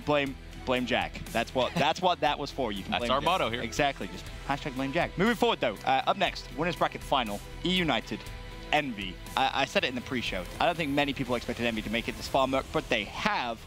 What do they need to do to shut down this E-United squad though? I just don't see them surviving another day with 3 players playing the way they have. Someone else has to step up and play with Slasher. E-United has just been far too good in every single game type. They can't rely on Search and Destroy as much as they have. You have to see someone else step up, a John, an Apathy, even a JCap, because these guys on E-United, they will absolutely destroy this team. It's funny because you would have said that after day 1, right? Somehow Envy survived. They get through day 2. They make it to a winners bracket final with only 1 player going positive. Like, that alone is just such an anomaly. And the thing is, yeah, they win that throwback hardpoint. It was an excellent comeback. But the other hardpoints that played, the other 3, they've gotten 100-point club 3 times. I mean, they have. It has not been a pretty story. So someone has to step up. And I believe, they have a 0% win percentage in uplink. That's obviously not good. So, man, it's going to be tough. I saw yesterday, a lot of talk about Envy and their KDs, and it was all over social media, and a big deal was made of it because it was, it was an anomaly. And I think going into this, I honestly think it's ridiculous that people are saying that KD doesn't matter, because this Envious roster, they win the Stage 2 playoffs with those 3 KDs. It's not going to happen. It's simple. E-United should kind of go out. The only way Envious kind of turn up is if they improve their KDs. That will not happen. You cannot win championships. You cannot win playoffs with 3 people at a .8. And to your point, though, the reason people are making such a big deal about it is because it just doesn't happen. It's kind of proving the other side of the argument. It's a weird one. It's ridiculous for me. And yes, fantastic. You won a series against LG, who outslayed you by 70. Great, because you won 2 S&Ds and you got a hard point. But you can't go on like that. You can't go into a tournament. They know that too. Yeah, I just think it needs to be kind of. I mean, we just saw Optic Gaming. They're not gonna lose. I mean, map 1, their hard point. Look at their KDs. Map 3. Look at their. It's important. Phil, you're making great points overall.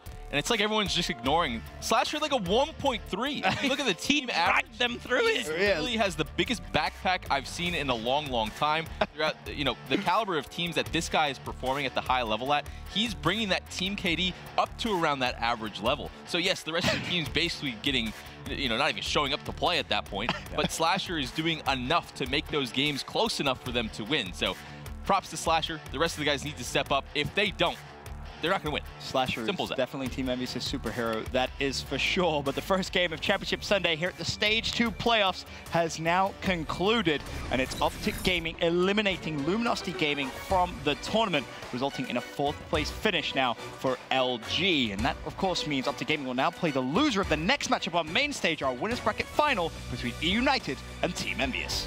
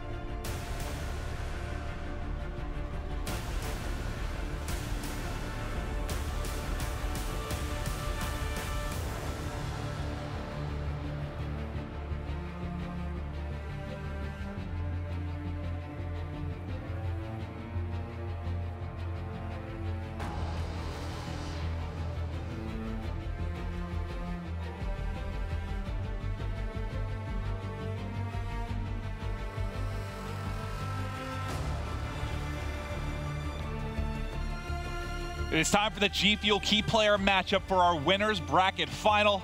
Matt, break it down for me, buddy. You see Apathy on the right for Team Envious. His numbers have not been pretty, but yet, no, none of Envy's numbers have been pretty in the respawn game modes. They have gotten here by, stealing some respawns, winning search and destroys. E United, on the other hand, they have been very strong. Pristini has been, kind of like how Attach was that duo with Clayster. He's kind of filled into that role nicely. It's been good in the respawn game modes, playing at a fast pace. Very good in the search and destroy as well. At 1.58 S&D for Pristini is the 2nd highest of all players here at the Stage 2 playoffs. They're going to need every bit of that against Envy, who has been very good in search thus far. That'll do it for your G Fuel key player matchup.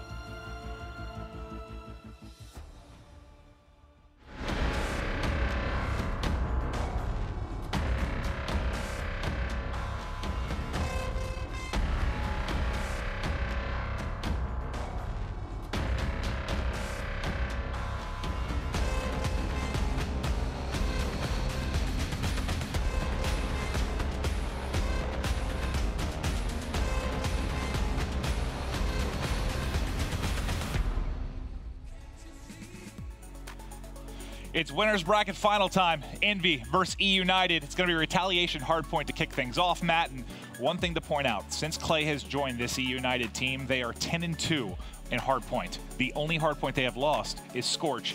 Unfortunately for Envy, we're not playing Scorch in this best of 5. Well, I think retaliation plays to E United's strength as a team. When you have 2 top flight NV4 players in Clayster and Arcides, this is definitely a map draw you want to get. And Envy, we talked a little bit about it. Not good in terms of slaying numbers, 4 respawns. They got to figure a way out to turn it around. Think how drastically different these stats are for hardpoint. If you're E United, you're averaging 247 points for, 238 against. Sorry, 233. If you're Envy, you're averaging 169 for, 198 against. Like, they have gotten bodied in multiple hardpoints, which is the reason we've seen some of their overall KDs so low. But it's been the search that's got them here. I'll tell you what, they can come in and steal this game 1. Holy hell, that'd be massive in this best of 5. Well, I mean, speaking of the guys in the back a little bit, before I know this match, I was talking to them during the Optic one. It's like, if you're Envy, you can't, I wouldn't be too disappointed to see Arceus there pick up 2, go on a 4 streak. But Envy is not going to play this bad in terms of, you know, you're not going to have such awful games from John, Cap, Apathy. They're just consistently, like, these are very good players. You imagine they turn it around, and when they do, they're going to be a very tough team because their search and destroy is great. Think about stage 2 in the regular group. Remember, they started out really well in hardpoint. They were off in search. They started to pick it up in search a little bit. The respawns got them here, and now they've improved dramatically in search. It's like, it seems like whatever they try to focus on, they suddenly turn on the switch and improve. Maybe they can do that now in the respawns in this series as we are in Championship Sunday. Watching Clayster now only at 6 left in the clip. He will end up dropping to JCap. Basically a tie game right now. JCap trying to get to the hard point, one challenging him from the edge, and that's Pristini getting the better of him. And we'll keep an eye on the minimap to who can hold those left spawns. Right now, it's going to be John and Envy that are set up. And this is great for Envy. They have Cathedral spawn. You see Slasher picking up players, you know, on the cut, but Apathy on a 4 streak right now. Ooh, thought he was going to get closer earning those score streaks, but 10 points left on the hill. Slasher trying to stay alive, but it's really the fights that are going to go down with number 3 and number 2. It's going to be JCap, and it's going to be Apathy. They need to win these fights. Cap wins 1 against Silly. It's a big gunfight because that's going to give Envy Cathedral here at the beginning. Yep, both the one-on-ones that Envy needed to win for the spawns, they are able to take. Now let's see what they can do inside a hotel. One will drop. Back to Apathy here, who's playing behind the van. 2 drop now for Envy. A time for a collapse as the close market spawn is coming in for E United. They start to slow in. JCap tries to make a play, not able to do it. Is this the break you need for E United? Maybe not, because John's still here, buddy. Gets 2 before Arcenies can finally trade him out. Back and forth we go. But Envy comes out on top. They've still got 3 players here to hold on. Just a teamwork from Envy. Everybody in the right position. John picks up 2. There's still more players there to trade. It's going to be E United. Rotating out from Cathedral. They're going to go all the way over towards Broken. See JCap putting some shots in. Apathy able to pick that last kill up, but it has been all Envy at the beginning of this game. And you know, we talked about their respawn struggles. You know, you didn't expect them to just struggle in terms of kills. Like, they weren't playing respawns the wrong way. They just were not able to pick up kills. It's like, that's a fixable problem. I mean, you come in and you shoot straight on Sunday, all that goes away. Well, right now they are. But for E United, if you're able to get a full hold here at the Broken Building, you're right back in the swing of things. Clayster, you saw monitoring bridge in that lower street. Silly set up inside curb for anyone trying to push through hotel. Now you get the 4-man push coming from Envy. You get a nice hold here, and E United can rack up a ton of time, but 2 kills go to John and JCap. Now they have a 3v2 where they can try to fly in. They're going to spawn out the players of E United. Pristini still trying to hold on, but one in the back, it's Cap. He gets 2 of the crucial kills there in the break, and Envy is busted through. It's a nice break there from Team Envious. A lot of pressure here on John at the front of the hill. He's able to get 1. He's going to be expecting more players to fly in. He's got Slasher here in support, but Arcenies comes in, takes out 1. It's going to be Pristini getting inside of the hill. Placer there to help him, and be Pristini now on a 3 streak. Slasher ends that. So we have no score streaks at this moment in the game. Usually on retaliation, score streaks, you know, very important as we go over towards Bridge and Cathedral. Neither team has streaks. So if you're United, it's pretty fortunate for you. You didn't give up streaks to Envious. I think, you know, second half of the game, you got to look at Clayster, you know, how he steps up and plays. You mentioned the stat, how good they've been with Clayster in hardpoint, but their only losses coming on Scorch. They need him to show up in a big way.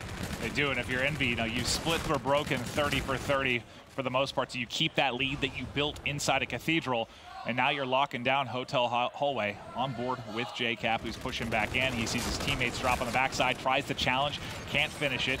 2 down now for either side. John still trying to hold and make sure they can contest, but Arcenies will get the better of them. 15 seconds remaining here, and E United looking to claw back into this one the best they can. E United, you know, we've heard them on stage be very loud throughout all of their games thus far. I mean, during groups and obviously during the playoffs. I haven't heard of anything from over there. Like, we've heard Clay get extremely loud throughout the entire weekend. You know, every kill, he's hyping his teammates up. You've not really heard much of that here in game number 1. You got to imagine that's going to come at some point during this series, though, and maybe even during this game 1. If he picks up a big 2-3 piece, starts getting hyped, can certainly get the guys involved. And right now, we're being contested on Bridge. E United still trailing by 40 points. Clayster going to fall to JCap. Back and forth we go. Arcenies still up top, and Arcenies gets 2 big ones before he dies as he tries to slip away.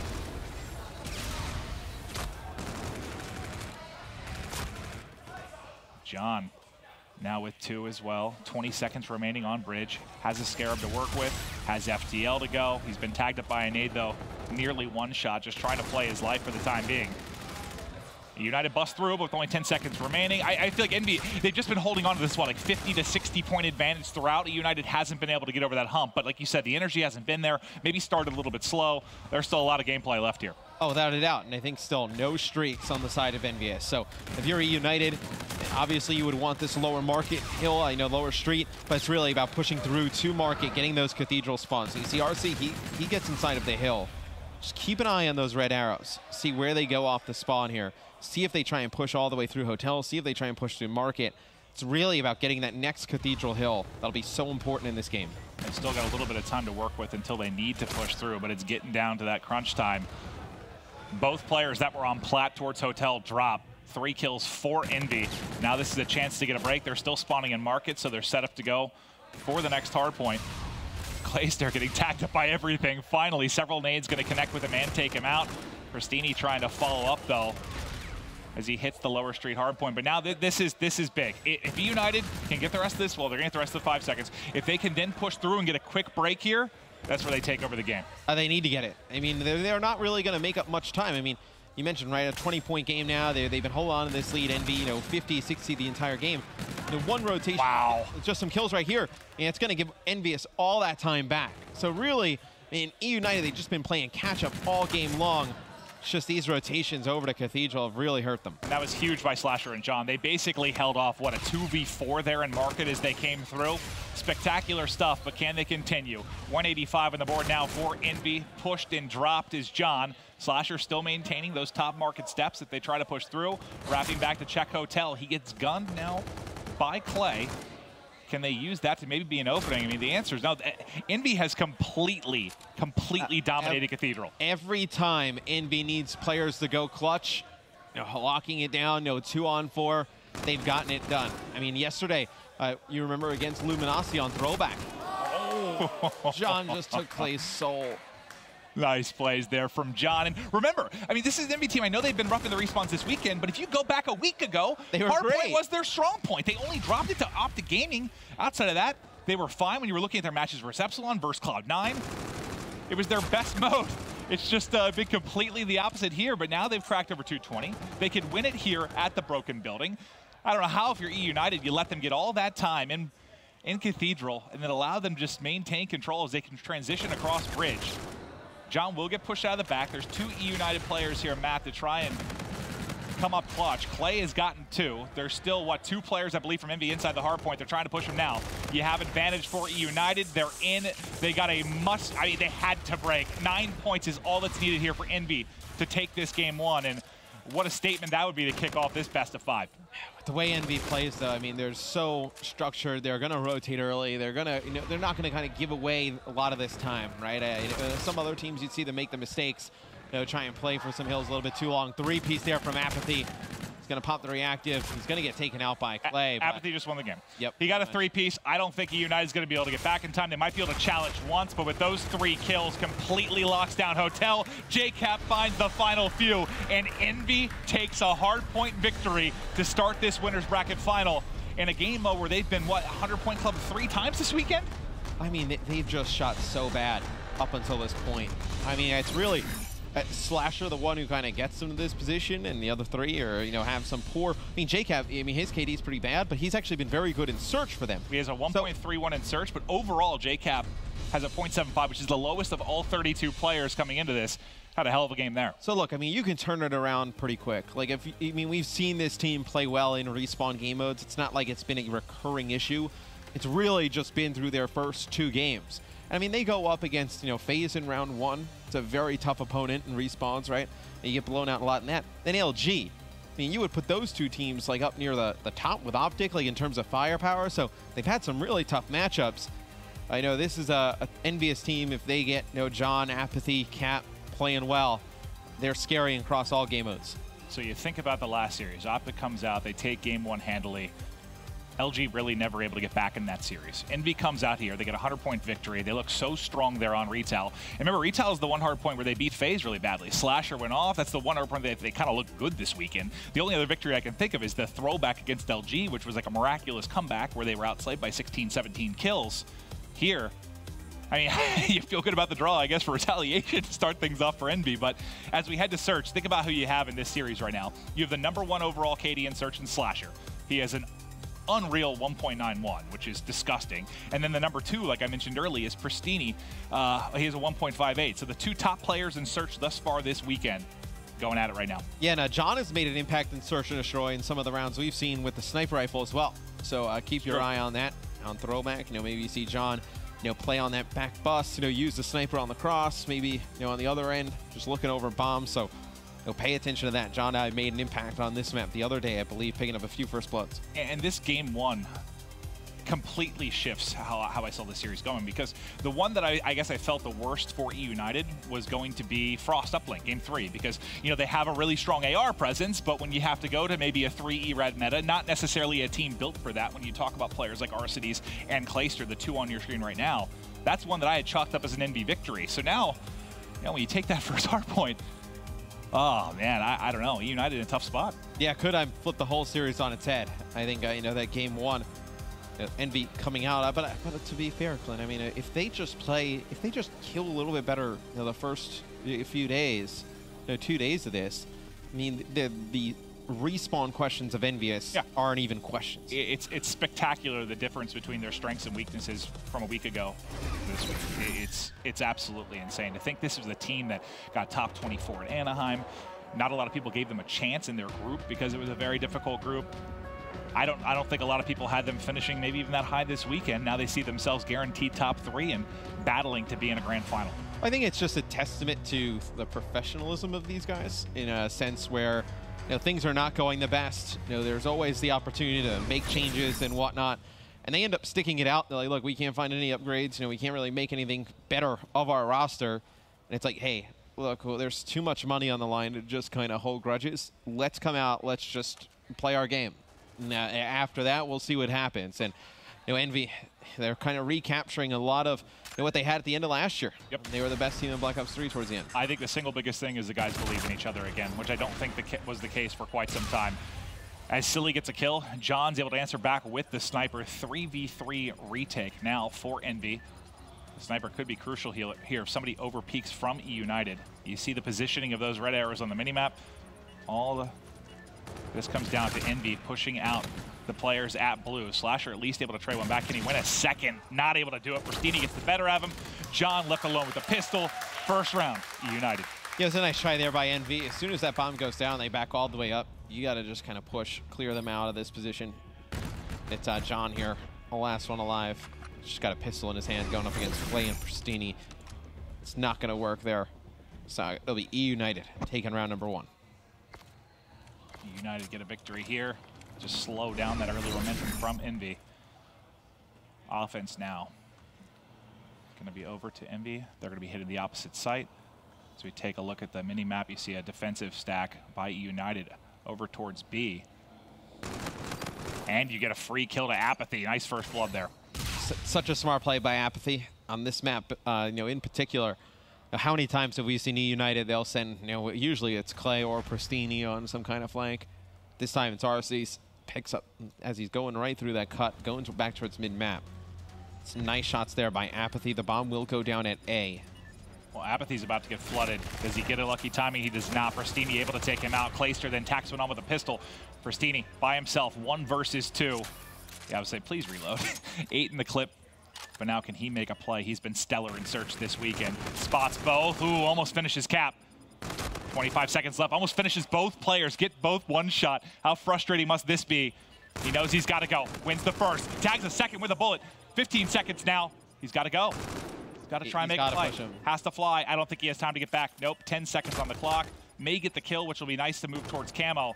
But Slasher does his job. Uses that bust to perfection. Takes the 1v1. It was the other day where Slasher stayed alive, the bus against Zuma for an extended period of time. Slasher just plays these 1v1s and 2v2 scenarios so well. Where that could have been a kill towards Pristini's camo. It actually ends up being a kill towards Slasher's camo. And he had some crazy searches yesterday. Earned 2 camos, dropping double digits. He has been certainly an MVP candidate this weekend. Well, when he's been locked in, like actually focused on the game and really dedicated. I mean, he has always been a top flight player. I mean, Slasher has been one of the more consistent players in COD over the last few years. Pristini able to just fly on through, take out Slasher and Apathy. His brother Arcides on the other end takes out Cap. Just like that, well, John's no longer alive as well. Pristini, man, these first bloods and just the overall dominance he's had in Search. He's trying to up that 158 KD in Search. He's been so good, man. I think that's been one of my favorite stories, you know, after the whole Clayster Gunless trade. It's just been how much, I guess, how much Pristini's been able to shine. It's been fantastic. A guy that seemed frustrated at times on Twitter where, you know, he felt he had to play the bait role, could never have a positive KD, has really been shining. So, let's see what Envy decides to do here on offense.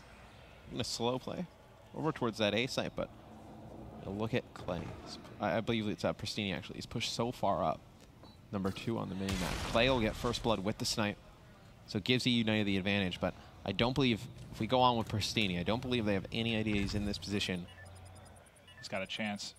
Make a play. Kill him, back boss. He's been spotted and just keeps shoulder peeking. John, though, hits the shot while being tagged with the E-Ride. Look how weak he was. Suddenly, this turns into Envious's favor after Clay got that opening pick. 2v2. Behind one, the pistol so deadly, but now it's another 1v1. Slasher with the shots. And Slasher wins his second 1v1 of this game, too. That shot by John was sick, though. I mean, Pristini, with how good his shot's been, you saw in the last round, you know, tagging up both players. John just jumps right over the bus, takes his head off. Slasher finishes off the last 2 players.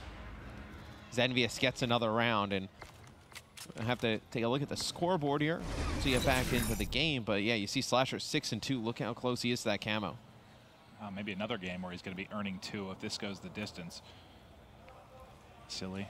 Going to be watching a mid-map, so they can't just push up over fence. Pristini trying to watch the close corner, able to tag him for a moment. No nades to work with to try and push him out. They end up giving up that plant and both drop. Slasher with the first kill. John involved as well. 2v4 early for E United. Nice wall bang there. Suddenly into a 2v2. No one able to play the advantage very well. Back and forth we go. On to Clay. Clay tag. Clay gone. It's Slasher in another round-ending kill cam. God, he has been good. I believe he's 8-3 right now. Definitely has his active camo. Clay kind of so worried about, you know, maybe a guy coming through that mid-cut, coming on the flank, gets there a little bit too late. Both players from Envy, guns up, ready to take him out as Envy's trying to get a 2-0 lead here in this series. So, C-Slasher does have camo. I don't expect him to use it this early. I mean, but he did use it early the other day on Crusher. He was able to get 2, so see, in this round where you get, no, you're definitely not seeing it in this round. It'll be Clay, the only one alive here inside a barn with the sniper in hand. Yep, he's gonna drop, and I believe that's Cap there in the final kill cam. It'll be Envy up 4-2. A lot of people, I think, when they saw this series, you know, with how Envy's been playing, they kind of wrote them off. But man, I would love to just see, if you take out a lot of the blowouts and the respawns and whatnot, like obviously, you know, if we look back on the weekend and if they continue to play well in respawns just today, like what the difference in just overall kills is between you know, them today and them the previous days in the weekend, because I imagine it would be huge. Yeah. And I think this is more indicative of how Envious is going to play going forward than what we saw Friday and Saturday. And if you're JCap, I mean, you guys are surviving an 0-5 right now from him, but Slasher with another first blood, make it 2. Slasher has completely dominated this matchup thus far, but with a 4v2 advantage, suddenly JCap by himself. What the hell has happened to Envy? Silly and Clay going big. JCap now 1 versus 2. Getting inside of green, he just spotted one mid-map, able to win it 1 versus 1. 2 veterans, JCap, Clay, spotted in the corner, able to slip away. 40 seconds on the clock, they're gonna run into each other, and Cap clutches the 1v2 from 0 kills to 2 big ones. God, you can rely on him in any big moment, man. That was sick stuff. We have seen him come up with so many clutch 1v2, 1v3s right there. That round was comical, by the way. Well, for a second, I don't know, when Clay gets him weak, I was surprised he didn't just jump in the window and challenge, that he went back towards that mid-cut. because he gave Cap such an advantage where Cap is able to go high. You can't really kind of locate him right away. Cap able to fire off some nice shots. And now, I mean, you don't, that's an awful nade. You don't really hate that you missed out on the Trinity because you didn't lose the round. You end up winning it. And now you have Camo to potentially close this out. Apathy just trying to stay alive. Too much fire there. Pristini draws first blood. Yeah, I was about to say, I mean, in Apathy in that situation, his only desire was to hopefully get one kill. I know Pristini gets the first blood for E United, but a first kill for Envy, yet again Slasher. It's been the story throughout the entire game. He's quadruple positive. Pristini doing his best to get them back in this, but just like that, E United fall. 6-2 victory for Team Envious. 2-0 advantage in your winner's bracket final. And God, I mean, think about last year. Envy okay throughout the year. Stage 2 comes around. Who won Stage 2 last year? Envy. They were great towards the end of the year last year. This is a team that we obviously know they have the talent to get it done. It's just they need this Envy to show up. This is a very scary Envy team because you look at a lot of others and you're like, I know sometimes they get started off slow in a hard point, or they're not very good at a certain game mode. Like when Envy obviously is picking up kills, not how they looked the last 2 days, but when they're picking up the kills and the respawns, I mean, you know how deadly they are in Search. You have, a great NV4 player in Slasher. They have everything you need to be a successful team. Well, can they finish it now? It's going to be Frost Uplink that's going to be coming up next, and this is the map that I kind of chalked up as a victory for Envy. Last time we saw them play this, I remember the first half was absolutely brilliant. They were stellar there, and you don't have maybe that SMG dominance from E United. Matt, does it end here? Very well could. This would have been the one map coming up next. Uplink on Frost. I would have favored Envious in. All right, Uplink is up next. 3-0. Looking forward for Envy. We'll see you after this quick break.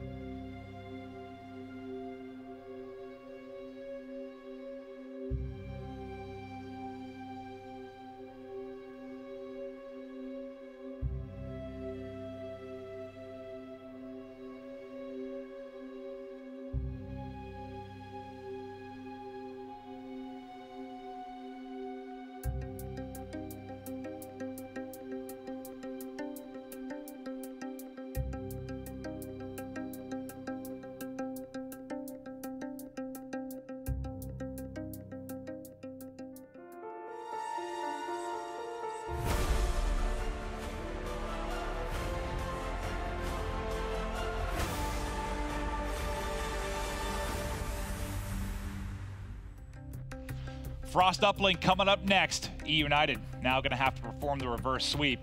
And I mean, if you can secure a victory here on the uplink, you got to think it's throwback hardpoint game 4. E United beat Optic on that yesterday. Envy had that crazy come from behind win over LG.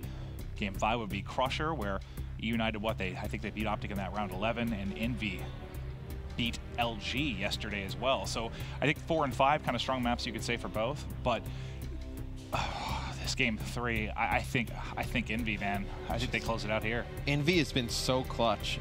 I mean, we've talked about their struggles in the respawns, but I mean, that one that they win on throwback against LG, it was, I believe, John and Slasher like in a 2v4 on baseball, and they're able to hold it off. Cap gets 2 big kills in the middle of the map a little bit earlier, I believe, on Bike Path. They were down 230 to 175 at one point. Yeah, and then, I mean, you saw it in the first map on Retail. You know, a big reason why Envy won was because of their Cathedral holds. And there was a lot of times where, you know, 2 guys would drop, Apathy, you know, Slasher, pick up 2 kills each. You know, they're able to hold on. Just they have this clutch factor about them. It's not about, you know, sometimes it's not about picking up all the kills, it's just the right kills, and Envy's doing it. You mentioned Cathedral, they outscored United 98-2 on that hard point. But it is time for uplink. Can Envy close it out, or can United fight back in this series? RC's and Slasher trading out a pair of kills. John now taken out as well. RC's the only man up for United as the rest of his team coming off a spawn. That means drone time now for Envy as they start to move it up cliffside.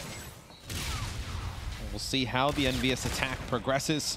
And we talked a little bit about it. You know, who's going to be running these submachine guns for E United? It looks like right now you got Clayster and Pristini going to be running the E-Rads. You got Silly with a K-Bar in his hand, and you imagine RC's either using a K-Bar or an E-Rad as well. Well, actually, RC's going to be running the E-Rad, so Silly's going to be that main AR here for E United.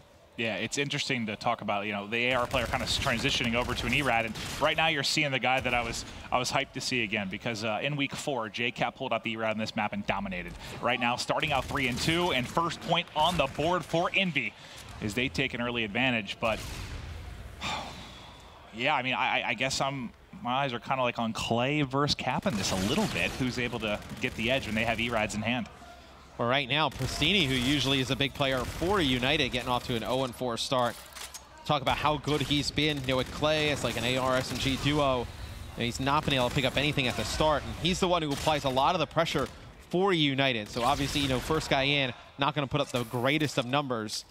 So he gets taken out there. But those intro kills are so important, because then it throws the, you know, the favor in terms of players, you know, on your team's side, and you're able to just trade everything out. And on the Envy side, Apathy just went huge, man. He was the last one up, gets 2 kills, completely locks down mid-map by himself. And this may turn into points. Shot doesn't get out, though. Clayster holds on the defensive end. John's still here, but he's got to wrap back, try to stay alive, as the rest of Envy crossing the map to catch up to him. That's almost one where you could have waited an extra second and you would have had John there in a position to trade that out a little bit faster with Apathy. Then maybe you're able to make something happen, but Envy just goes a little bit too fast. Clay with the drone in hand for United, trying to get this one in, and it's not going to go in for 2. Oh, so my God. Close to putting in points. How close was that? What a stop from Envy. I thought he was in for sure. I thought it was just going to fall. Or at least get a 1 point. Yeah, at least get a 1 point. How many times do you see that? They cut him down at the goal line. The drone still ends up falling through. His jump must have just been off. Yeah, I mean, the angle we had, it was tough to see if maybe he just missed to a side or the drone came out at an awkward angle. You could always imagine. You see nice shots there from Apathy. Maybe he thought those guys were going to body block instead of just straight shoot and trying to go around them. But, I mean, it's not work out there for E United. They don't get any points out of that. Their best scoring opportunity here in half number 1 thus far. Yeah, and again, I mean, the reason you have this opportunity is 2 kills from Apathy around mid-map, allows them to push forward, and they do turn it into a second point. Apathy right now 10-8. Slasher, your Envy MVP right now at 13-7. Overall MVP. I mean, yeah, he has just been so good throughout groups, and then now this weekend, he has really just been such a standout player. Extremely impressive display from Slasher in every game mode. See right here, well, it doesn't really show it there. Some awful shots, but Clay's able to pick him up. The drone, though, is still down. E United not been able to get any kind of offensive pressure outside of the 1 push where they don't get points. This appears to be one of those low-scoring affairs. Hitting your 1 point shots, big defensive stands, going to be crucial for either side. JCap on the United side of the map. He'll get tag team there by a combination of players to fall. Silly over the top. It's like every time you see 2 kills going for United, I feel like Envy answers right back. You might have a chance to make a play. I think it's Arsity up on Cliffside, but as I say that, John's able to take him out. He takes out his brother as well. The twins drop by the errata of John, and now you've got map control for Envy. It's just those clutch kills. The Envy is picking up every single one of them. 2 from Cap, 1 from Apathy, and he's going to wrap this one. John's going to bring it back over towards Sub Bay because they have Apathy pushed up a little bit further. It'll be a 1-point play there for Envy. They settle for that. And right now, I mean, that's all they need. With no pressure coming in from United, you can see why they struggle on this map. I mean, this has been perfect from Envy. I know it's not a huge lead, but they've given up very, very minimal drone control to United. It's 2 possessions. It's enough. Yeah, it certainly is. Well, we'll see once we swap sides. Maybe a chance to get a first point on the board here for United. Silly gets a pick. RC's forward. RC's does get it away. There's 1 on the board, and that's a big score for United and a half, where they're scoreless to the final 5 seconds. Yeah, I mean, now you're just 1 good break away for United from tying this game up. All you need is a 2-point play. For a second there, I didn't think RC's got the throw off. From the POV we were watching, it looked like he dropped pretty quick, but gets the throw off, knocks down the 1-point play. See if United can bounce back here in the second half to force a game 4. They've got 5 minutes to try and stay alive. On board with Silly here early. RC's needs to step it up a bit for this team. He's been a fantastic player all year long, but 8-14 right now in this crucial game, and that's sort of what we talked about. This is not an easy map. If you're an AR player and you have to transition to a submachine gun, or hell, even running the air on this map can be so tough at times. I know Silly, not exactly in love with the ERAD. He wants to use this K-bar, and I think that's what makes it even more tough on players like RC's and Clayster. I think Silly plays at a very slow pace. I think having him with an ERAD in his hands just really feels uncomfortable. But like, remember back to their week though, he was destroying with it. I mean, I think it was like precinct uplink where he was mapping people. With it, yeah. I mean, maybe it's just this map. You just don't feel comfortable. I mean, obviously the map's much different. Well, I talked to Clay about it. He's like, hey, he just doesn't like running it on this particular map. But I think that, again, it puts teammates maybe in a tough spot. Oh, I think without question it does. Yeah. So you see Envy trying to push this one in. Slasher drops. It'll be JCap and Apathy. Apathy picks up 2. Cap misses. Can Cap pick up another kill? Not going to be able to make it happen. We've seen so many times where they'll miss a 1-point throw, and then they'll follow it up with some kills and put it in for 2. And, right there, not able to make it happen. Well, dancing on the wall run is Arcides Pristini now. Trying to make a play as Apathy's just killed 2 of his teammates. As he falls, that was 3 down for United for a moment. Silly going to be the lone man here to hold him back, but he's doing exactly that. All 3 drop. Silly with a huge 2-piece. And now the problem is they couldn't get the drone forward for a moment because you still had Apathy in behind you. But the surge forward now does come in. right to John. It's just so many 2-pieces. Like whenever United's getting the drone, they're moving up. We've seen so many. I think it's really just been John the most in the feed, and Apathy as well. Where United, they're trying to push forward. You need to get that second wave of kills. The first guy on defense for Envy always seems to go big, pick up those double kills. Well, think how big the multi-kills were in the Frost uplink in the previous series. It seemed like every time you went to Formal or Scum, they were killing 2 or 3 players. It makes it so easy to get control and actually have offensive opportunities. Apathy now sitting at 22-19, finishes up the weak Silly with a headshot. 2:45 to play. And one of the more low-scoring games we've seen here. Apathy snapping right now. Drone in hand, tosses out to Cliff, so maybe his teammates can get up and make a play. The only one out there is going to be Slasher. Silly again with a nice kind of defensive stand towards mid-map.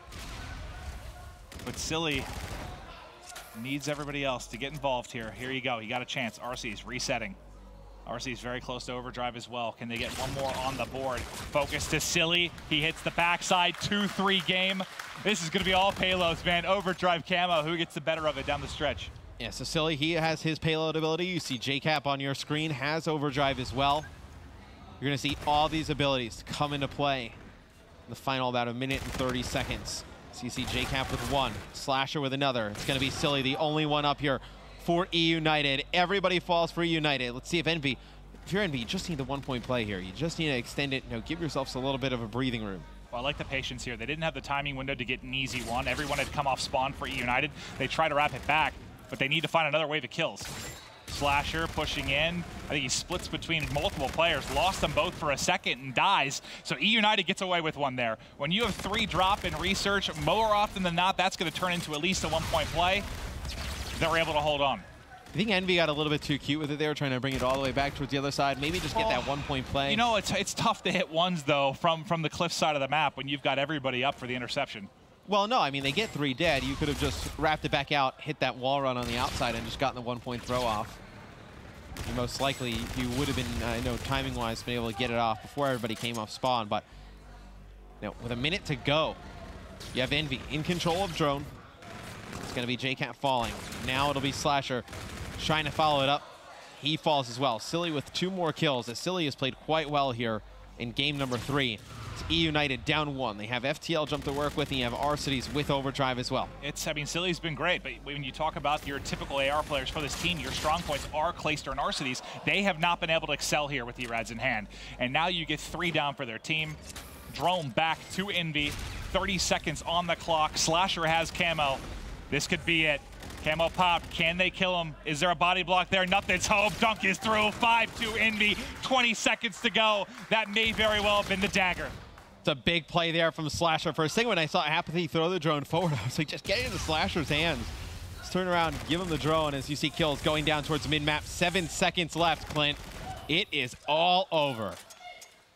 Team Envious guaranteed top 2 to play in the grand final with a hot 3-0 of E United. Wow, I mean, we came into the day expecting, I think, both these first 2 matches to be close. That is not what we got. It's a big win there for Envy. Speaking a little bit with John and Cap, before I mentioned it, they did not expect to play that poorly in respawns. They actually felt kind of fortunate that they got here with playing that poorly. And I think there's a lot of relief on those guys. It's like you come in, it's like, well, no, we don't expect to really play that great. We haven't been great in the respawn so far this weekend. They showed up huge in that series, especially in that last Frost uplink. You saw Apathy and John pick up a lot of key kills. I'll tell you what, if you're United, you're still in it. You still have to fight through the losers bracket final, a chance to get back into this. But I'll tell you what, we talked about it. Apathy, an absolute beast in that uplink, and we've got Apathy on stage. I want to hear about that win. Thank you so much, Maven. Great cast to Mr. X as well. Apathy, though, you guys just 3-0'd the team that 3-0'd Optic Gaming last night. Envious is going to the championship match. You're playing for that $200,000 first place prize. Tell me about this team, because coming into stage 2, you guys are coming off a career low, a 21st to 24th place at Anaheim. Now you're playing for first place. What has changed in the last month? I mean, we've just been working harder, you know. We've been putting a lot more time as a team and individually. We've been performing better due to that. And also, I feel like we just have more trust in each other again. You know, we kind of lost that trust. You know, we weren't performing. We were having bad plays, and just everything wasn't going for us. So we lost that trust, but we sort of built it back. We boot camped, and it's been helping us. And tell me a little bit about your thoughts on the team's play style, because coming into today, only Slasher, who's had an MVP-like performance, was positive. The other 3, you guys were a little bit down in the dumps. Today, you outslay United in both respawns. What did you guys change individually? I mean, we talked about it yesterday. You know, we did see the KDs, and Slasher's been performing amazing, and we're slacking. It's us 3 slacking, and we knew we had to pick it up. We talked about what we could do better, you know, just focus more on winning our gunfights and individual performance, and, you know, we've just been doing that. You guys been looking like monsters in Search and Destroy, a bit of a change from the group stages. You are now going into a final best of 5. Potentially we'll see 2 series, but I know you guys want to get it done in that first one. Who do you want to match up against? It's going to be E United versus Optic Gaming playing for that second spot. Whoever makes it to us. Whoever makes it? Yep. Don't have any opinion here. Nope. He's ready for them both. Let's send it over to our desk. We got Benson and crew. Thank you very much, Chris. Great to hear from Apathy from Team Envious there. And boys, today, this is a weird one. I'm going to be honest. Envy just came out and looked phenomenal. I mean, breaking down the series, we'll start with map number 1. We'll get straight into it. I feel like this is the Envy that everyone has been waiting to see, right? Yep. Everyone has said, this team has so much potential, but we just don't get to see it. Oh, you know, they come off a career low placement, the lowest in the organization's history. Now they're playing for top 2. Every single event, I thought it was Atlanta that they were really going to step up. There was an Atlanta where in the winners bracket semi, I believe they beat Optic, and I thought, okay, they're finally, they're back, they're together. and then they lost, you know, 2 straight, and they finished 3rd. And then just every single event after that, they haven't improved at all. And you heard Slasher say it last night. We just have to believe in ourselves.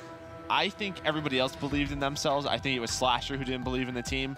And you could tell just the difference of character he's brought to the stage, you know, this weekend, how much it's just changed everything. Yeah, he is basically running around with a cape. He is playing not this game. So unbelievably well. The entire event, though. Yeah. Oh, yeah, overall. I think it's that. Yes, Slasher's performing individually just fantastic. But I think the vibe he's bringing to the team and the fact that Slasher's being the guy that's been that positive reinforcements on the team is not something we expect, to say the least. He's definitely the sort of negative Nancy at times when things aren't going well.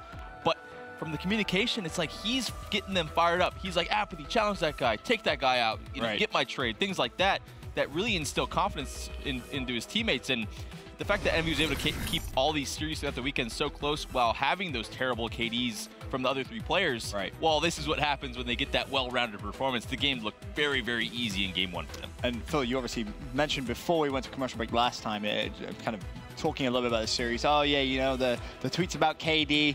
It's weird what happens when everyone goes positive and you blow out a team like that. Map 1, they outslay by, what was it, 15, 16? And for me as well, the one thing I did want to talk about, yes, KD, obviously very important. If you outslay, you're going to win. The percentages are, what, like 80% for Hardpoint, 91% for, you know, Uplink itself. But I did want to talk about the 2 players that I wanted, you know, to watch here. My picks were to kind of step it up was Apathy, and who impressed was Prestini. Complete roles reversed. Prestini, obviously, map 1, -10.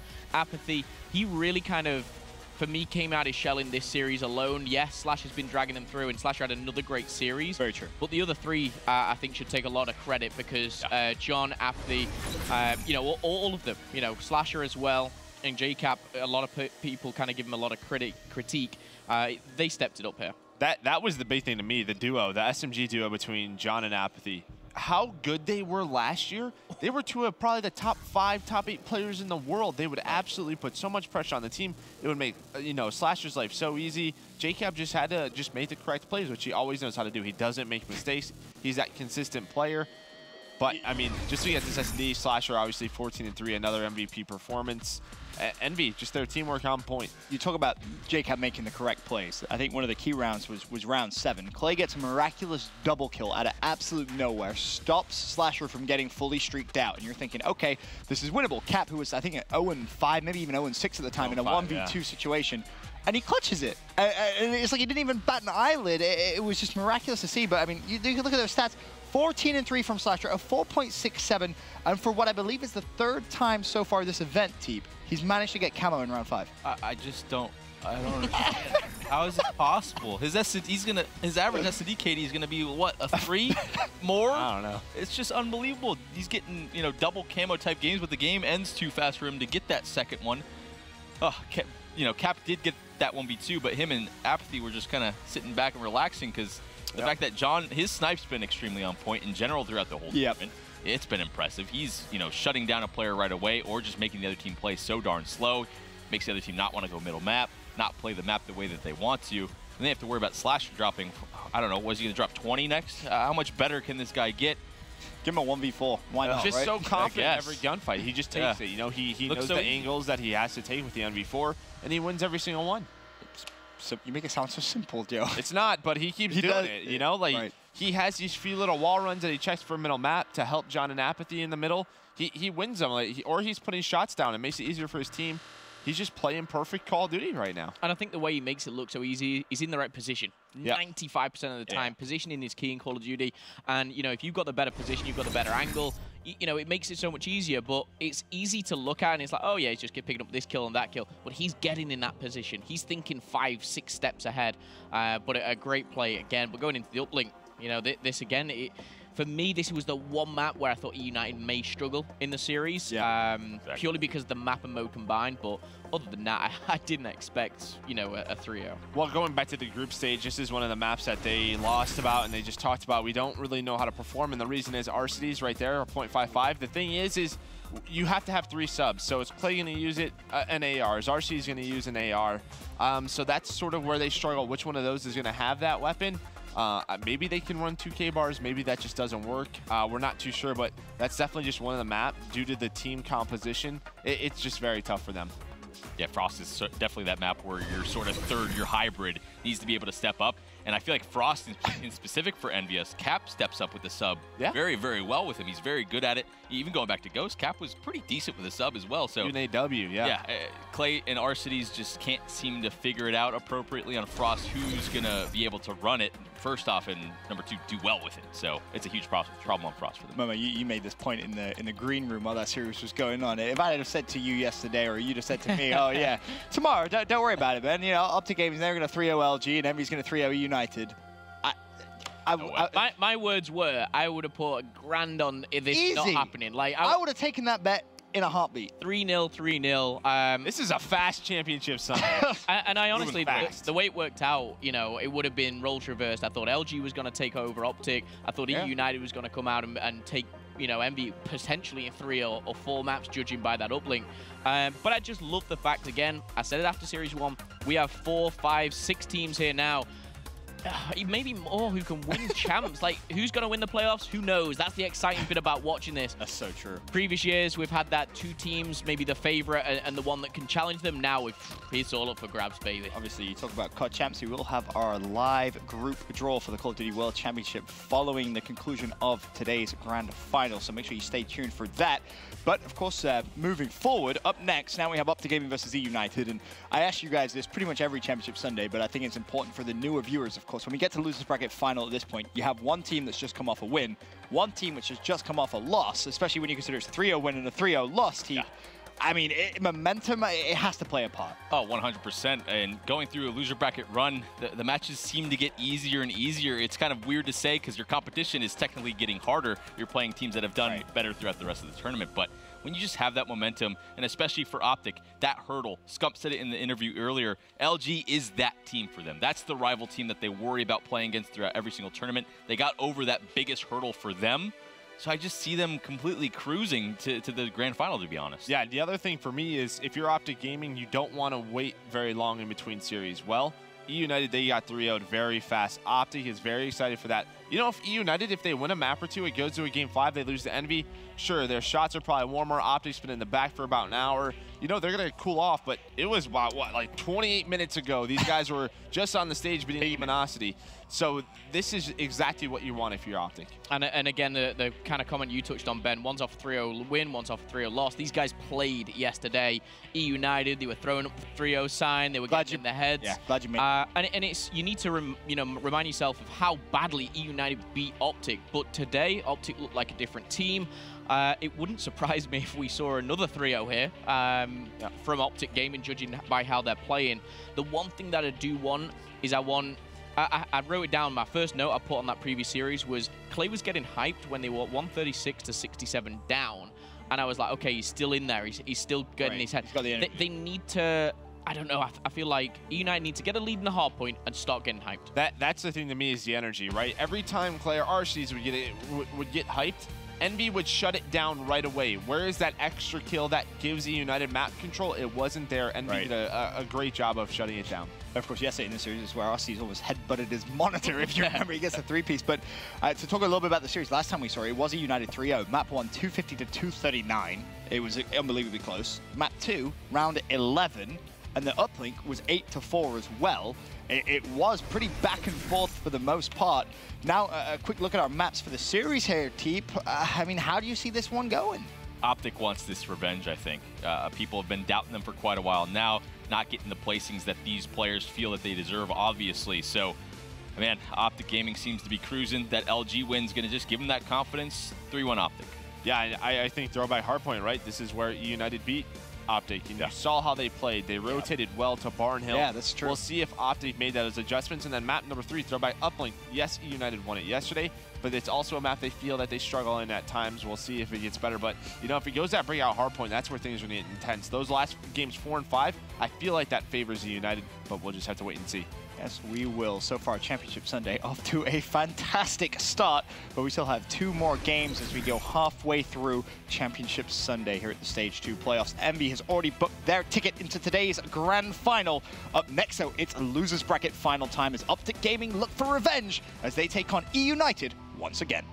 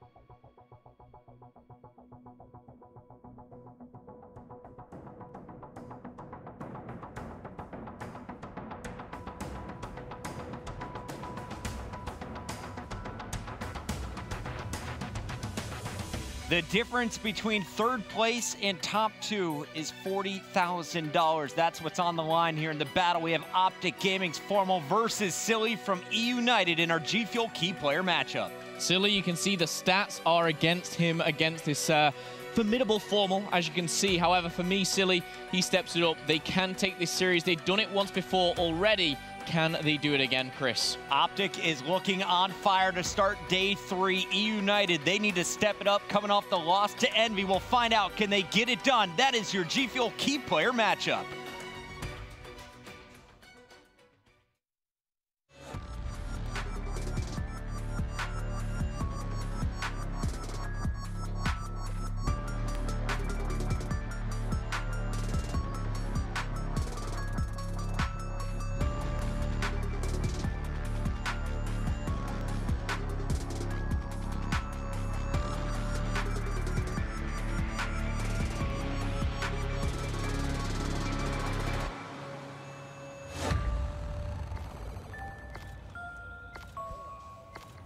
Welcome back. This is Championship Sunday. It's Puckett, it's Momo bringing you the action, your losers bracket finals, and we got the rematch. In fact, all 5 game types in this best of 5, the exact same from the winners bracket when E United 3-0'd Optic Gaming. Well, are you gonna stand United, or are you part of that green wall? You got Clayster and Osties, they're kicking it off, and Chris, you highlighted a very, very key point to me just before this matchup. This map set, they have played this before E United. They came out hot yesterday. Absolutely, and if you remember back to that game, the score was 236 to 150 at one point in favor of E United. At the very end, the difference was just 11 points. Optic made a late game comeback. But if United, if they want to repeat this, you need exactly what you got out of Arcides and Pristini yesterday.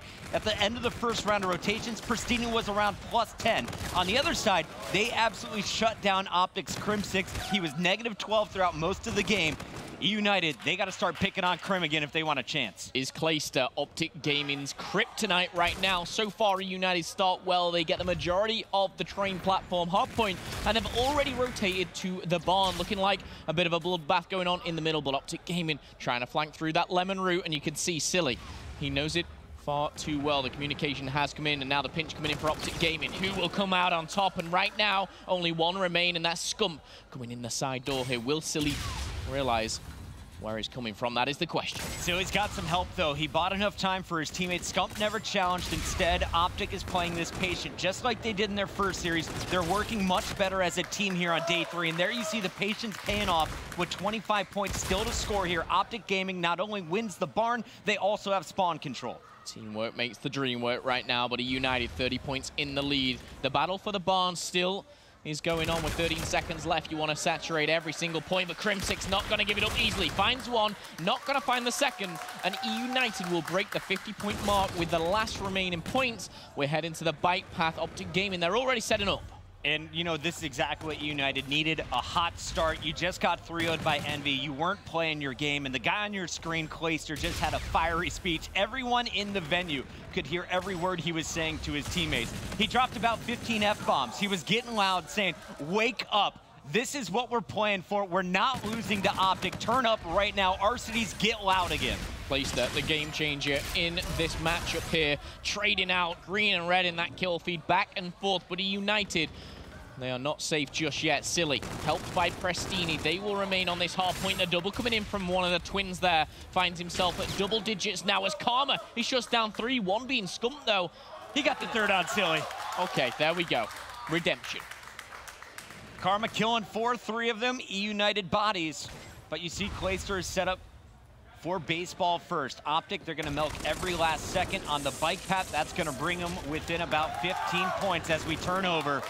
And here's the battle in the back. Crim6 with a big one. Look at those red arrows. Optic just comes storming through, and E United has to flood through the middle of the map. Karma's waiting for him, makes the call out. Everyone's set up perfectly for Optic Gaming to shut this down. Perfect timing on the kills going into baseball there. Spawning E United at the barn. Karma makes light work of 2, make it 3, and the man that's been doubted in the respawn, Karma, is heating up. 22 interactions to his name right now. Shut down by former teammate Clayster.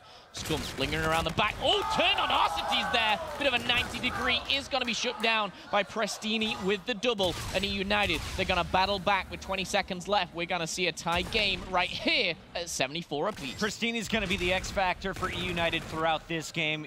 Like we said, last time in the matchup, he led this squad. Against Envious, he got shut down. You got to be able to stay up in that short-range battles. Pristini doing a great job up to this point. But Clayster, the star in the game, he's +6 on a 3 streak here.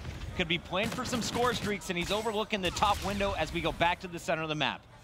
90 points has been broken now, and E United, they're going to be beginning their second rotation here. Clayster with a 2.0 KD, a 4-kill streak. For me, play for these streaks. He's 250 away. Not going to happen. He does secure a little bit of a, I think, a Scarab there. A Scarab, yep. But nothing more as we see E United battling back and forth. And this seems like a bit of a different team to what we've seen just play Envy. You know, they seem to be alive again. They know what's on the line. They are playing against Optic Gaming, and honestly, if you look at IW and the big picture of it all, I think this is the greatest rivalry of 2017. These two teams matched up in the grand finals of Atlanta. A few months later, they do it again back at Dallas. always incredible games between these two. And now that you add Clayster into the mix, now playing instead of Gunless for E United, that just takes this rivalry to the next level. I just love the fact every game today is like a championship match. You know, you could put any two of these 4 teams in a grand final of tournaments and you wouldn't be surprised. But E United, they break 100. They're working towards, of course, a couple more streaks now. Scarabs are in action. Arcity shutting down Crimsix. Scump answering back. But now, falling short, we're going to see Karma jump on in. Formal finding 3. He's been doing it all day long. However, he started slow in this game. He's looking to turn it around. Puggy, that's number 4. That was some shaky shots at first, but then he catches fire, takes down Silly. A 4 streak for Formal. Up to this point, everyone was negative going into this hill. Scump now positive, but keep your eyes on Crim6 and Formal. Crim was -5, Formal was -4. This 5 streak from Formal brings them back into the positive numbers, and Optic is over 100 points. They have brought this back, and now they can take the lead on the barn with 1 more hold. And what they can do, they can start pushing out here with 10 seconds left. They can get every single point.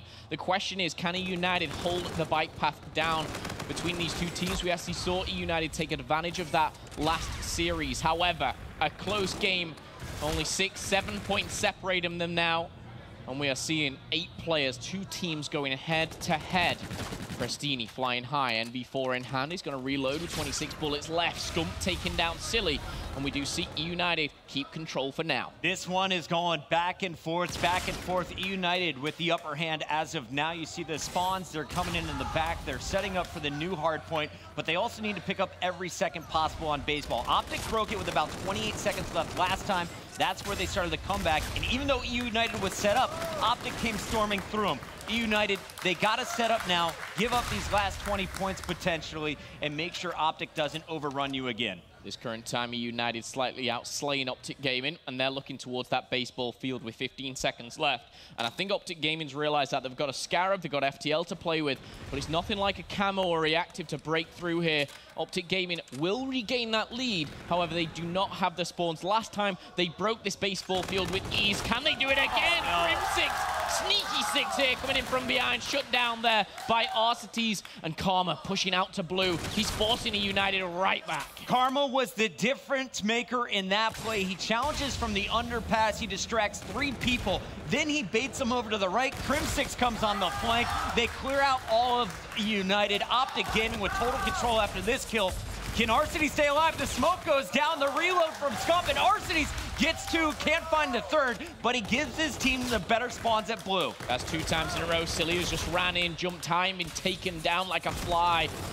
Formal and Karma making light work right now. They have taken the lead. They have gained a 20-point lead here, and there's still 15 seconds left to go. Arcites sliding in, but he'll be shut down there by Scump. Grenades flying high. Camo unlocked by Prestini. Won't be used just yet, though, as Optic Gaming, they'll be heading back to that train platform. This time around, Optic Gaming lead. And the craziest part here, they're getting outslayed. Your Karma -2, you got Crim still -4, Formal now positive after that last kill. Scump, though, the only player going big for him. He's +5, trying to put the team on the back. He's doing it with the E-Rad, and he has a reactive to work with off the next spawn.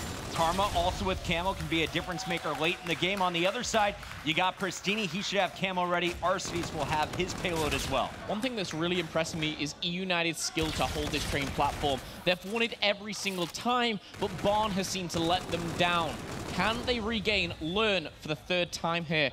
They did it previously in the last series. As we recap, these maps have been played before, 22 seconds. And E United, they are taking every single second here. Scump, though, he's going big, like you said, Hook it. 2 kills, make it a 3rd as Karma gets in the action. But again, no one on that point for Optic Gaming. I don't even know if they got 5, but now they'll jump on it. Clayster at the start of the game was +8. He slowed down, but while he slows down, Arcites and Prestini have stepped up. There you see the Centurion being thrown down. E United is setting up for this new hill, and they've just taken the lead. This is where you pull away. You have to stop the break from Optic. Remember last time, it was Scump all alone. He waited for all 4 teammates, then they crashed in together. This time around, Optic's getting picked off 1 by 1. Most recently, it's Prestini finding Crim, and he's gonna find 2 more. And that's lead change number 4, I believe, in this match alone. You got number 7, Crim6, hidden in the flank, but he needs to wait for his teammates. He goes in alone here, and he's going to get traded out. He's found 1.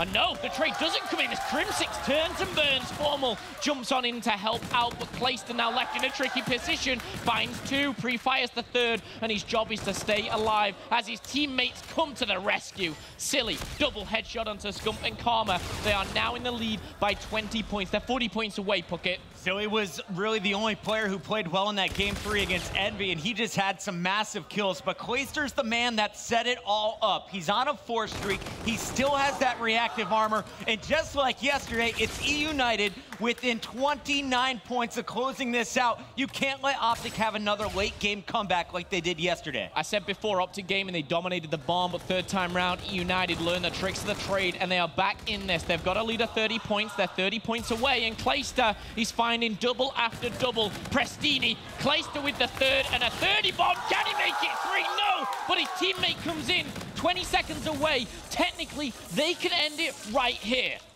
Optic Gaming has to pressure this hill. They need kills right now. The first one's traded. Clay finds Crim. Silly helps with Scump, and Formal is gonna fall. It's just a matter of time.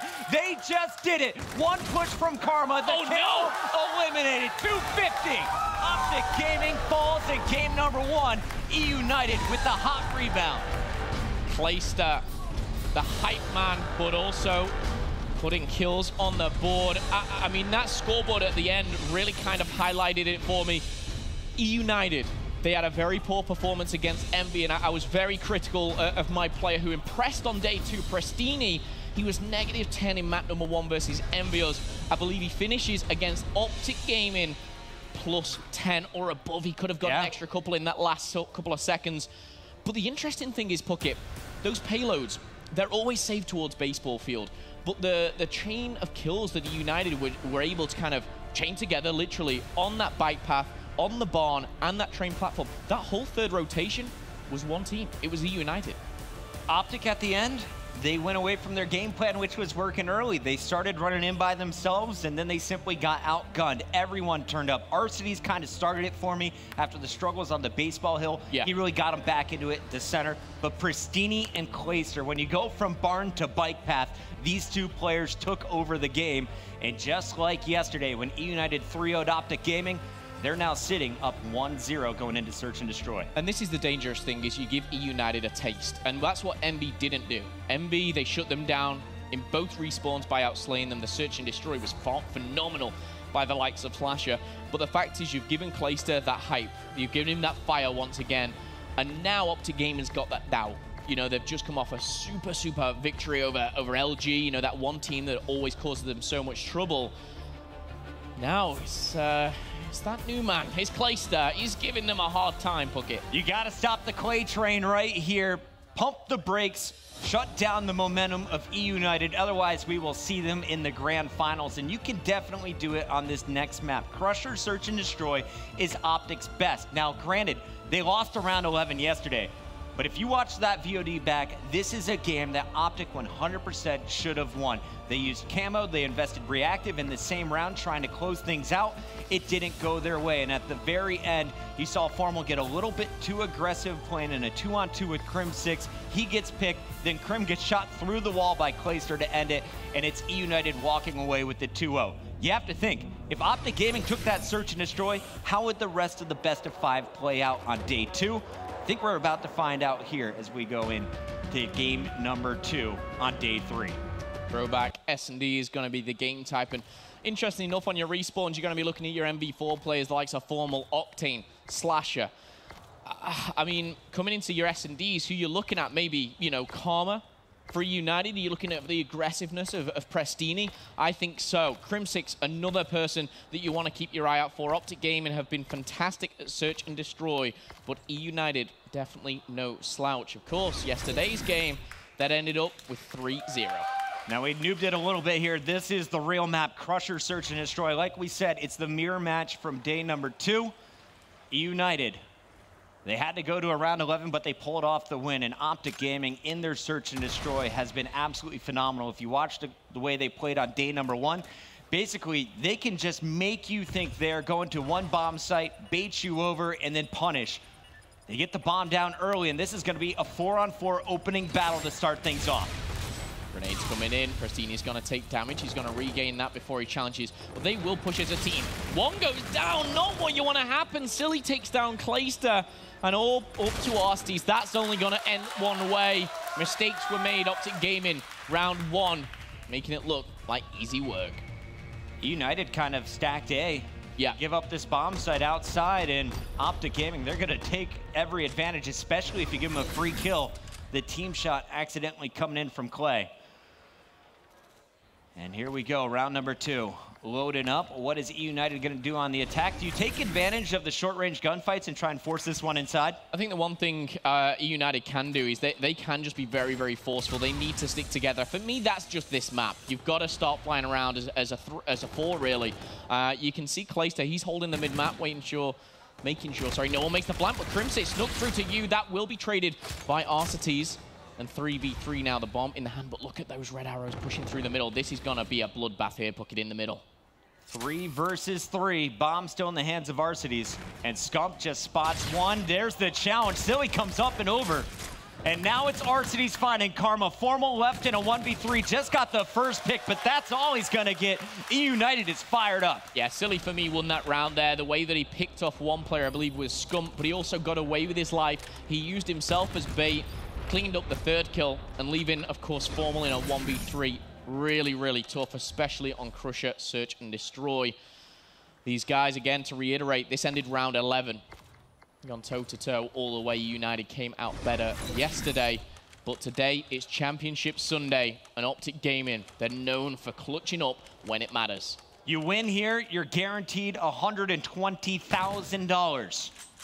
Pretty big stakes on the line here today. Clayster trying to pull off his best John impression, pulling out the sniper. The KBS longbow will not find anybody. Instead, Optic Gaming is on the move, and the flanker, he's getting into position first. It's Crim6 to watch the cross. This is exactly what Teep was talking about, and Merc actually on the desk, that Crim6, he's playing on his own little island almost, you know, just doing his own thing, and he's flanked right round. Yes, his team have regrouped with him, but he's really opened up this A-bomb site. He's made all the calls, and a 4v4 retake is going to be very difficult with a sniper in hand. Yeah, and look how slow Clayster has to play this. He saw Crim earlier. Now he spots another player in the back, and I'm almost positive Formal did not see him. Formal gets a call that Clay may be here, checks while Scump gets the first blood, and now Formal will find Clayster. The snipe misses.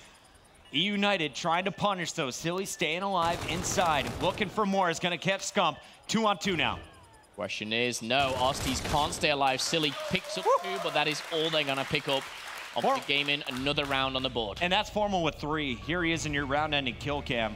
He gets the pick on Clay, and here he is finding 2 more. Silly, the last victim, as Formal shows off his gun skill. Search and Destroy certainly not over. Round by round, we've seen in the previous series and series all weekend long, 4 or 5 rounds, 1 in a row by a team. If they get something rolling here, both teams can run away with this. Clayster, he's actually sticking to the sniper. I'm quite surprised that he's going to spot 1, but his teammates are in the way. He can't even take that shot. And now hindered maybe going into this A-bomb side, but Optic Gaming, they've backed off. They've given full control. Formal probably playing towards those streaks. Arcetes going to reposition before planting this bomb, and the reason for that, obviously giving a better line of sight on that post-plant position. You saw the push. It was Karma setting up with Crim6 for the hit over on the B-bomb site. Now they know it's definitely at A, and Karma and Crim, they're running in a 2v2 split. It's Crim and Karma about to find Clayster in the back. Will Clay see this one coming? On the other side, Formal working with Scump as it's Optic drawing first blood once again. For me now, United are 3v4. They need to push out. They need to push and get kills. Exactly what they do. Very smart play. They can turn around now knowing that they've got that numerical advantage. They can take full advantage of this with only 15 seconds. Almost impossible for Optic Gaming, but Karma, he likes the challenge of impossible. With 9 seconds left, though, the defuse will not come in, and E United will secure the round. It's a very standard tactic. When you know like your anchor almost is getting shot, you know the players of you know, at least 1, maybe 2 are coming from behind. The way they push out there as a 3, the worst possible outcome is you go out as a 3v3. The best option, you go out and you outnumber them, which is exactly what they did. Smart play by E United, heads up play, and it secures them the round. And big props to those 2 right there. That was Silly and Pristini. Pristini picking up his first 2 kills in that round, big ones, as they got their team back in it. Round number 4, it's in the books. We're all tied up. Round 5 now on your screen, and it's Optic Gaming with the bomb in the hands of Karma. Here's the opening engagement. 2 players hitting the wall run, and Clay is going to find Karma for first blood. So bomb is down. United knows it, and Optic is backed up. Krim, though, takes out Silly to even up our numbers. I actually think Optic Gaming have done very well to even this up. Krim in particular, of course, picking up the kill. But United, very much like a Fnatic play there, it reminds me of. They just, 4 stack, and hope that they don't run into 4 players. They maybe catch 3 and one will be on a different bomb site. They do pick up the first blood, but Crim6 evens the odds. And now we see a very interesting push here. Formal is opting to go right round. Crim6 still holding tight, and the fact that he's staying alive here makes United think they're all there, probably. Yeah, he's just the bait. And Krim, he is the perfect guy. If you need someone to stay alive and just cause a distraction, he's been your guy. Formal, though, has been spotted. Arcitys makes the call, and you see Clayster peeking at the same time. Krim gonna try and hit it from the opposite end as they have United pinched. They're gonna flood Krim, and Krim picks up 2. Big round for Crim6 as Optic Gaming comes out on top. It makes me smile almost again. It was the same play. United pinched between 2, and they notice one's behind them. What do? They push out, but they push out into Krim. This time, Krim picks up a kill and makes it very difficult for them. I believe, judging by the minimap, Formal actually used his FTL there. I just saw some green arrow fly forward to pick up that final kill. We'll check that out, obviously going into the next round. But Arcitys is the one with the bomb, and just like that, Optic Gaming right back in it. And Formal, man, he's a FTL master. We've all seen his play against Clayster in the past. He gets the best of United in round number 5. Optic back on defense, and Crim6, again, the Lone Ranger is about to find first blood. Shots are being fired in both directions, and Krim, again, the survivor. He knows it's too smart or bad idea to engage. Just run away, go back and catch up with the team. Bomb is down, though, for United. I'm not sure about this positioning, obviously, from Clay. Is so far away, maybe looking for a late flank. This is a 3v4 for Optic Gaming. Arcitys drawing first blood, make it 2, and now 2 fall from either side. Clay could come in for the pinch, but Silly, he's in a very awkward position. He needs help from Clay. He is going to spot one, and just not like that, the player that is Crim6 runs away at the wrong time. But now, Clay versus Crim6, old teammates here, who will outsmart the other. And Krim is up against the clock as well. Look at the time ticking down. Krim is going to go for the challenge, doesn't see it right away. Clay baits him out, gets the 3-3. If Arcitys doesn't go big there on the bomb, United lose that round there. But United, again, Arcitys in particular, he held that angle very, very well.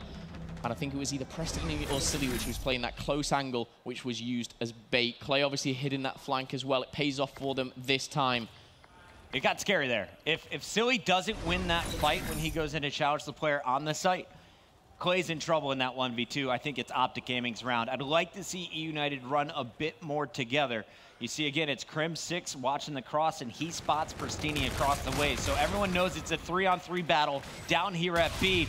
Optic Gaming, they get 2 of the first 3 kills. They'll have the man advantage moving forward. Oh, and this is going to be difficult as Formal takes out 1. And Optic Gaming, they outnumber them over at the bomb side itself. An interesting topic I heard was was who is the best Championship Sunday player? Who is the one that feels no nerves, the one that's fearless of the enemy, and who always clutches up? Obviously, Clay's name was kind of thrown around a lot, a lot of the Optic members as well. But for a lot of kind of the opinions, everyone was talking about Clay, rightly so. He seems to kind of turn up when it matters. But right now, back against the wall, 4-3 down. They did take map number 1, though. Arcitys, the only player positive at this point in the game for United. On the other side, it's been Krim and Formal, 7-4, 7-3, leading the charge for the green wall. Bomb in the hands of your red squad, though. It's United dictating the movement on the map, and they're going to take this one inside. Clayster, set to watch the cross, is not going to see Optic on the right flank. Interesting here, they plant the bomb A, and instantly Clayster hits the flank. A well-timed, well-planned out thought here. He spotted 1, but that's going to be the back shield of 1. Takes down Karma, and now Prestini sweeping in. Scump just answer back, and actually with a double, it makes it a 2v2 pocket. What a job by Scump to give him a chance, but now he's got to do it all. Can he get the ace? Clayster and Arcitys still up. And Scumpy's going to have the gun advantage here. He finds Clay. Time ticking away. And look at number 6, Arcitys, he's running away. Oh, and Scump has made a ballsy play. He's jumped straight on the bomb. Will it be checked by Arcitys? 2 seconds, he's got it spotted, and Arcitys doesn't take the risk. Grande cojones there from Scump, but Arcides isn't gonna let it go down like that. Checks at just the right moment, doesn't miss a bullet. 5 perfect shots from the K-Bar. For me though, it's Clay. He makes the call, he goes on the flank, and you could tell there was communication because Pristini was right there with him. Scump, he gave his team the opportunity, but at the end, it's E United winning some crucial 1v1s indoors. Here we go. All tied up. Round 9. Optic Gaming, they lost the first hard point, trying to tie up the series at 1-1 apiece. Bit of deja vu from yesterday. Krim picks one and he's out of there very quickly. Can't really run away from Arcides. Stuck in a very difficult position as he drops there, but Karma has other ideas. He's going to get this bomb down, and now it's going to be a 3v3 retake. The one thing I will say, United, they've got the payload. Silly FTL and Arcides as well. What is he rocking? It's that Centurion. Not going to change the game too much, but we'll see. FTL. And he's got an opportunity. 2 players around this corner. Here's your first. Formal knows you're here, though. And now, with the man advantage, United trying to press the action. Scump, doing Scump things. Finds 2, and now he's in a 1v1. Scump with the reactive clutching up. Can he finish the round? Well, he used the reactive now. He's got to sit pretty. Did Silly go? No, Silly didn't see him. He's got to be in the corner. 7 seconds left, and Scump, the mastermind, comes alive, and he's won no matter what, but he wants the kill. Not going to pick it up. Optic Gaming, 5-4 in the lead now. Scump, a big sigh of relief there, and you know why? Because when he went around that corner with about 12 seconds left, all he could do was hide. That run with the ERAD was too far away. Luckily for him, it does pay off. Silly unable to clutch up. 1 round away from tying the series. We know the Centurion's going down from Alec. Arcides is going to place this after they plant the bomb. The question is, which site are you going to go to? On the other side, you had Scump burn his reactive. Clayster is 1 kill away from unlocking his. E United trying to do exactly what they did yesterday, win the final 2 rounds and clutch up around 11, but they got to start it right here. Scump is going to shut him down from the beginning. Optic Gaming with the man advantage. However, turned around a 2v2. Now Clayster used the reactive and he picks up 2. It's all up to Formal here. Invested a lot into this round, and rightly so. But Clayster, Formal sees them both. He picks up 1 and he's getting out of there. Formal v Clay, 2 of the best ARs on the planet right now. Who is going to take it? And you know Formal, he wants to take that round 11 from yesterday back. Clayster got the final kill in game number 2 yesterday. This time, it all comes down to these 2 players. And Clayster, trying to keep his team in it, has 30 seconds to work with. Bomb is going to be scooped up here from Arcides' dead body, and he is not going to be contested. Formal.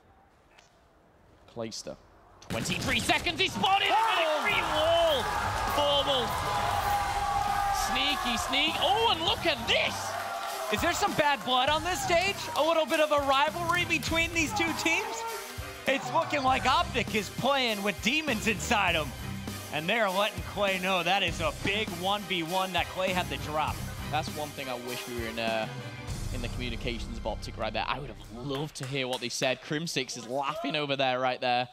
But Optic Gaming, they tie the series up. We're not going to have another 3-0. That is guaranteed. We're going to a game 4, baby. At least a game 4. Cross your fingers for a game 5 if that's what you like. However, these are all tied up going into the uplink now. And yes, E United and Clay, they had that hype, but it's been shut down immediately by Optic Gaming. All right, guys, we want you to take this time during the break. Get on Twitter. Let us know at COD World League. Use the hashtag CWLPS4. Who do you think is going to take this swing game? Coming up next, we got a big uplink for you, and you don't want to miss it. Don't go anywhere, guys. The Losers Bracket Finals continues. Optic Gaming versus E United. The winner, they move on to challenge Envy for the $200,000 first place prize. And that's what it's all about. You know, yes, it's about placing first, but you're taking away $200,000 as the champion here. You've got to remember, this game alone, Puckett, you know, increases from 80 to 120,000. For a lot of these players, it's not about the money, but it's about that pride. A lot of the Optic Gaming guys will not only want to win this playoffs, just to obviously take the confidence into champs. They just want it all. They're hungry to retake that title, to get that fear factor back. Optic Gaming, they're 1-1 in the series now, Puckett. E United, they look like they are reeling after that loss in game number 2. This one could go either way. We'll find out who takes the next step forward on the other side of this break. Don't go anywhere. This is the Call of Duty World League Global Pro League Playoffs presented by PlayStation 4.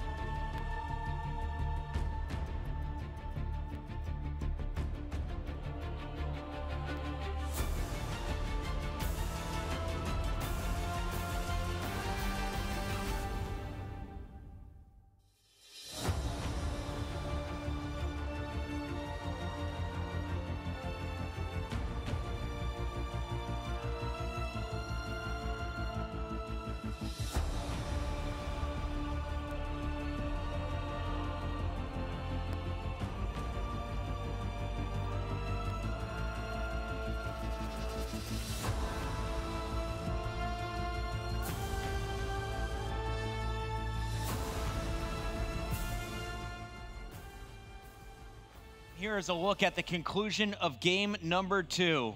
Formal was waiting, gun down, slides and finds every last bullet on Clayster, and that play makes our series now tied up at 1 apiece. This next game, we're going to throwback, we're going to uplink, and everyone was saying coming into the day, FaZe Clan, Luminosity, who's the best team in uplink? Optic Gaming, they've already cruised past Luminosity to start their day. They could go for another big win here on Throwback Uplink. The bad news, though, for Optic Gaming, you look at their win percentage, they are dominant on Frost. They have been massively huge on Precinct. But Throwback, they have a losing record on 5-6 since Dallas. Yeah, not great for Optic Gaming, of course, yesterday. They didn't take this map as well. It's really good, though, I've got to say, credit to production there, being able to just kind of wrap that, look at Formal's point of view, because that almost highlights why they were getting so hyped. Formal on that S&D, he slid, he was out of position, but forget the S&D, we're into the uplink bucket. Optic Gaming versus United, 5 minutes on the clock. Let's see what Optic Gaming can do against the United. We're about to find out, but I have a feeling it's going to be United striking first. You got Clayster, the lead blocker, Arcitys with the drone, and here's the one-point play. It's up, it's in, and that took 29 seconds. Wow. Now, looking back to yesterday, once again, these teams played the same best-of-5 maps, but it only went 3 games, as E United completed the 3-0. The final score of Game 3, 8-4. E United controlled from the beginning. Optic had some nice runs, but at the end, it was E United storming their way past in the winner's bracket. Here, we're down to just 3 teams. Optic looking to be the squad to face Envy in the grand finals. E United looking for the rematch. Sometimes those are the one-point plays that make the difference out of nowhere for Optic Gaming there. As 3 do go down, Luminosity putting a few kills together. Prestini looking to find number 3, and Clayster pushing forward with the drone, caught by Krim. And that drone's going to linger for a second as Krim finds the second. Optic Gaming, they're going to clean up here as Prestini caught out of position. Crim6 putting him to bed, and we're going to see this go a little longer at 1-1. If you remember back to the first respawn, it was also on throwback for Hardpoint. Prestini led the charge, finishing over 35 kills, positive 10. Arcides was right there with them through and through. Today, you got Clayster, Arcides, and Prestini at 4 kills on the other side. Scump leads the lobby at 5-5, and it's Karma with drone in hand looking for the second Optic point. Throw cannot get off, though. Solid defense up to this point. It comes down to a 1v1 between Formo and Arcides. Arcides buys time, gets help from his twin, and now we have E United back on the attack. Optic Gaming in full control of mid-map here. E United, very difficult position. However, trades do come out. Arcides for seconds, and there it is. Karma swooped away, and Clayster is going to find number 3. E United can start a push of their own, but the spawns coming in for Optic Gaming are very favorable on this top side of the mini-map here, and we can see them biting back here with just Arcides left behind. But his 5-kill streak is one away from the Trinity. That could be big. Shut down by Karma. Alec is doing everything right in this game. Arcides with some massive defense. Then you see him paving the way on the attack. Unfortunately, it's Formal. The NV4 slows down the push from E United. I feel like this is going to be the route they want to take, though. Take it outside. Avoid the fast breaks from Optic Gaming, because when they get set up, they can rally in drone after drone. We've seen it in the past. That one is going to miss, but Formal still trying to slay his way there. Finally, it's going to be 3 down for Optic, and Prestini is going up with the drone. Interesting to see Optic's kind of game plan. They know how difficult it is to break through against a defense like E United. So they're trying to gain, those 1-point plays, maybe even being taken down in the process. But all that matters is the points on the board. Currently sitting all tied at 1-1, both series and map here. Clayster taking damage backing off here. Optic Gaming, they're on the attack. It was Karma threatening from the bike path side, and he was cleaned up. But 3 kills for Optic Gaming. It's just Clayster and Silly left up here. And Optic will keep the pressure on. Everyone flooding forward. They're going for the center of the map. Clayster could potentially pinch as Prestini will distract from the window. Clayster, ambitious, to say the least. Just a little wallbang action. Not going to work there for Clay, but everyone else gets a kill. And here comes E United. Drone still on the ground. Neither team feeling comfortable enough to play for the objective yet. And for good reason. Both teams just trading kills back and forth. Scump is going to find number 13. Formal at 12 and 9 as well. But a very slow start for Karma and Krim. Again, very evenly matched. You got 2 players going off here. Arcides for 1, 14 and 6. My goodness. May as well have 15 while you're at it. A 4-kill streak right off the back of a 5-kill streak. Playing Krim, trading things out, and United another 1-point play here. No team yet to successfully put a dunk in, and it's understandable when you've got the likes of these players on that main stage. It's so hard to break them down, 2 or 3 times to open that door. In uplink, we talk about it. Not only do you have to get all 4 down, you got to pick off at least 3 on a second wave. Neither team has been able to clear a path for a dunk until now. 4 down. Can E United clear the way once again? First kill goes in favor of Optic. Scump. Prestini's there to trade. The drone is just going to go up for a 1-point play. E United not playing greedy. They want every point possible. Go for the guaranteed 1. Yeah, I think a potential pass to Prestini was there, but it didn't work out. They get the 1 to secure that. With 10 seconds left, though, they're in a position to maybe extend it. It all goes down to this next wave of kills. Silly might go for just an ambitious throw as the time is ticking down. He's not going to take that. He's going to go for a couple more kills. Not going to find anything, but they're happy with that. A 3-1 victory going into side number 2. You've got to think yesterday, obviously, these 2 teams met up on this map in particular, and, Optic had, a bit of a rough start. Yep. And E United took full advantage of that. The question is, can Optic Gaming bounce back inside number 2 here? Another 5 minutes on the clock. Optic Gaming trail by 2. Scump going with the pre-nade, no challenger in the middle. United is going to take this first attack very slow. They're going to look for early picks. Unfortunately, it's going to be Karma and Crim 6 grabbing number 1 and 2. The Twins answer back, and now it's 4 down. Optic wins the battle, and Crim will be leading the charge. 2 players coming off spawn. It's going to be the first interaction between Crim and most likely Silly. Arcides is the one to peak, and Arcides is having a monster game, looking to go double positive at 19 and 10. Just to point out another thing Arcides did there, which was so smart, was as he went down as the final memory, threw that drone so far away to the underpass of Optic Gaming, it bought his team about 3-4 seconds just to kind of take another gunfight on board here. And now they're on the attack. Can the counter come into play? Is it a 1-point play? It goes high, it is. And Arcides, he's not done yet. 20 kills to just 11. Outscoring Formal here. Just via, of course, his death, both sitting at 20, nice and pretty. And keep your eyes on the payload. Arcides is the first to unlock his. It's going to be the overdrive.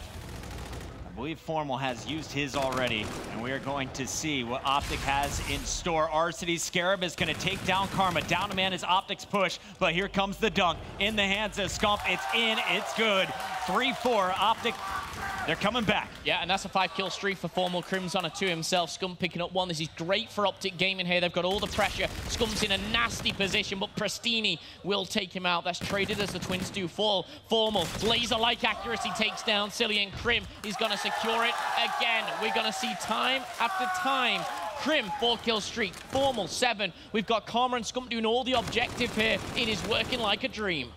Formal goes from 18 and 14 to now 26 and 15 as he's finally cut down by Clayster. What a run. And that led to 4 unanswered points. United, they have their work cut out for them. 3 minutes to work with, though. And Optic Gaming was coming off a fresh reset. Everyone was taken down in their last gunfight. Prestini leading the charge with 2. Silly can't find a third, but Arcides is going to pop the overdrive anyway. They want to run this one in with speed. 1 defender, and guess who? Formal at the back line gets help from Crim to shut it down. This one player, my goodness, Scump has just caused an absolute nightmare for Prestini and Clayster. Just the delay that he did there, and the throwaway actually goes straight into the hands of Karma. Oh, the reset! It will be reset, though. You're right, Puckett. Prestini, he just thought, I know I could steal a point away here, but he's going to have to drop that drone and pick up a couple of kills beforehand. He's actually going to reverse down the stairs there. Flashy plays. It's a 4-kill streak. He's currently what he's on. And that's not a guaranteed play, but you know that's going to eat at Karma a little bit. He knows the drone shouldn't have reset there. It slides under the door, goes back to the middle of the map. So instead of getting early points, you're going to see Optic have to get another wave of kills and now surge forward as a squad. Here's the pass, the overdrive from Crim on the counter. He's being met inside. Player runs right past him. Crim with the punish. And now he's got plenty of support as he goes in for the dunk. 6 straight points for Optic Gaming in our second half. United have no answer for the green wall right now. And United, they are taking full... they're just taking it fully on the chin here. Silly and Prestini trying to answer back. Arcides has that drone in his hand. They've got 90 seconds here, Puckett, to get 3 points minimum, unless they'll go down 2-1. The Twins have the payloads, though. And it was Prestini who had that camo. This time, it's Karma with the interception. Keeps a 3-point advantage. 2-possession game for United. Karma taking it back in his base. Has to look out. Silly could make a fast break here. He has FTL. Oh, no. Instead, he's going to go for the 1-point toss. A little too low. Didn't get the double jump. So our score remains the same. 60 final seconds here in Uplink. What can United do? Karma's had the drone in his hands for about 60 seconds. He's almost just playing keep away right now, having some fun with the United. With 3-point lead, 45 seconds. It's not looking good for Prestini. Scump's just used his payload. Bombardment coming in. Camo is available for Prestini. The question is, when does he use it? They've seen the last player, but 30 seconds on the clock. He's not going to use it. And that's going to be a difficult position now. United, almost impossible here for them to take this map. And Scump went huge in both of those last gunfights. He wins the 1v1 versus Prestini, but before that, Clayster was in a position to take down 2. Scump catches him, doesn't allow the backstab, and keeps his team with the advantage. The camo is invested. It is now gone. United has no payloads to work with, and they're all out of time. Optic Gaming in the second half scoring 6, and they will take game number 3, 7-4. 3 maps were played yesterday, all won by E United, but today Optic Gaming take 2 of the first 3 and are 1 map away from securing a position in the grand final against Team Envious. They await there, of course, already making their mark on this tournament. Scump drops over 30 kills, but the MVP for me was Formal. We talked about how it was Arcides, it was Formal, both reaching 20 kills first. At that time, Arcides was positive 10. Yeah. The man was just destroying. Formal, he was positive 2, goes on that nasty 8 streak, sets up the first 4 points for the team, then a big defensive play where he gets help from Crim 6, and at the very end, he just kept E United at a distance. No one was able to run through the middle of the map, and Optic now is on match point. Coming up next, though, we're gonna see a breakout hard point. And I have to ask you, with a map like Breakout where you can punish with the rotation so heavily, is this a map that now favors E United in the playstyle of Clayster and Arcides, or are you going to the green wall here, Optic Gaming? I think for me right now, playstyles, I'm not going to say they're completely out the window, but the one thing that I'm looking at most is the fact that Optic Gaming have not just put a halt to Clayster and E United's hype, they've literally stopped it dead in its track. There is no more. Optic Gaming, they need to take advantage of this. You know, if they give E United just a taste, we know how streaky Breakout is a map. They can come back from this. Do not write E United out of it. A lot of people will be looking at Breakout and thinking, yes, long-range map, you can get your MV4s, Clayster, Formal, head-to-head. But for me, I'm looking at those key engagements going to cell block and streaks on this map are game changers. You unlock those Trinity rockets. You unlock that bombardment. That not only helps you break through Graveyard, it helps you on the commissary. If I'm you guys at home, keep your eyes on it all lighting up gold in that bottom right corner. There you see the effort being poured out by these players on the stage. Arcides feeling the heat and the pressure of this match. He knows what's on the line. Some would argue this match is bigger than the grand finals, which is still to come. Of course, there's money, but there is also pride in just that mental state going into the biggest event of the year. The $1.5 million Call of Duty World League Championship is just 2 weeks away. You get a win over Optic Gaming. That is a huge boost for E United going into the big one. It really is. Clayster, of course, you know, recent history. I'd be very shocked if you don't know about it, but of course, traded from FaZe. You know, for him, it's not about outplacing FaZe, beating FaZe. It's about winning the tournament. Yesterday, his post-game interview, you know, he said, we need 6 more maps. That's all we need.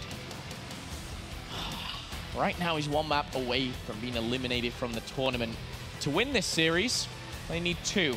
To go on the grand final, they need another 3. Of course, they'll be coming from the loser bracket, so they'll have to play a couple more. But it's 1 map at a time. That is all that's on their minds. Let's kick it off, though, Bucket. Absolutely. We're going to be opening things up with E United's Clayster. He gave the team a fiery speech before the match. Now he's going to try and lead by example. And he's got the Big Daddy NV4 in hand. Waiting for the first challenge. Karma peaks, but his teammates are falling. Formal charging up with Scump. And Clay trying to battle them back. Hits Formal, now he's gonna find Scump and goes for the 3rd. Team shot is there, Pristini gets the kill, and now he's inside to score. And again, rooftops, it's one of those hills you can take a few points away, but do keep your eyes out for the rotation onto cell block. You've got 1 player coming from behind. It's Karma deleted there by Pristini. He will get off the hard point, as he is under pressure. He's going to regain his health just for now. Silly taking down Formal. Pristini putting on the pressure, and Silly helping him out once again. Silly's been critiqued for having slow starts in hardpoint. Not today. Silly was their best player against Envy in the uplink for me. We're going to need a big game from him. We talked about Clay. We talked about Arcides, Pristini, and Silly. Keep your eyes on the ERAD players here. Clayster setting up for the new hill. Optic is forced to spawn out. Player number 5, Scump, all the way across the map. The bad news for E United, now you're getting pinched. They're aware of Scump's position, and Formal is the only one inside the hill after that win by Silly. This is all looking good for E United. Yeah, Formal needs to just stay alive here, contest while he can, get his teammates over there with him. Silly, ERAD in hand, he's still making it look easy almost against Optic at the start of this map, but oh my good. 4 streak for Silly. Stop. Silly is on a 4-kill streak. RST go down. Silly makes it 5. He's literally on fire right now. Let's stay on board with Silly here. There is one player coming from behind. It's Crimsix. Silly, his sixth sense, his spidey sense is tingling as he is going to find Crimsix. Not going to be enough. Those Crim finds one.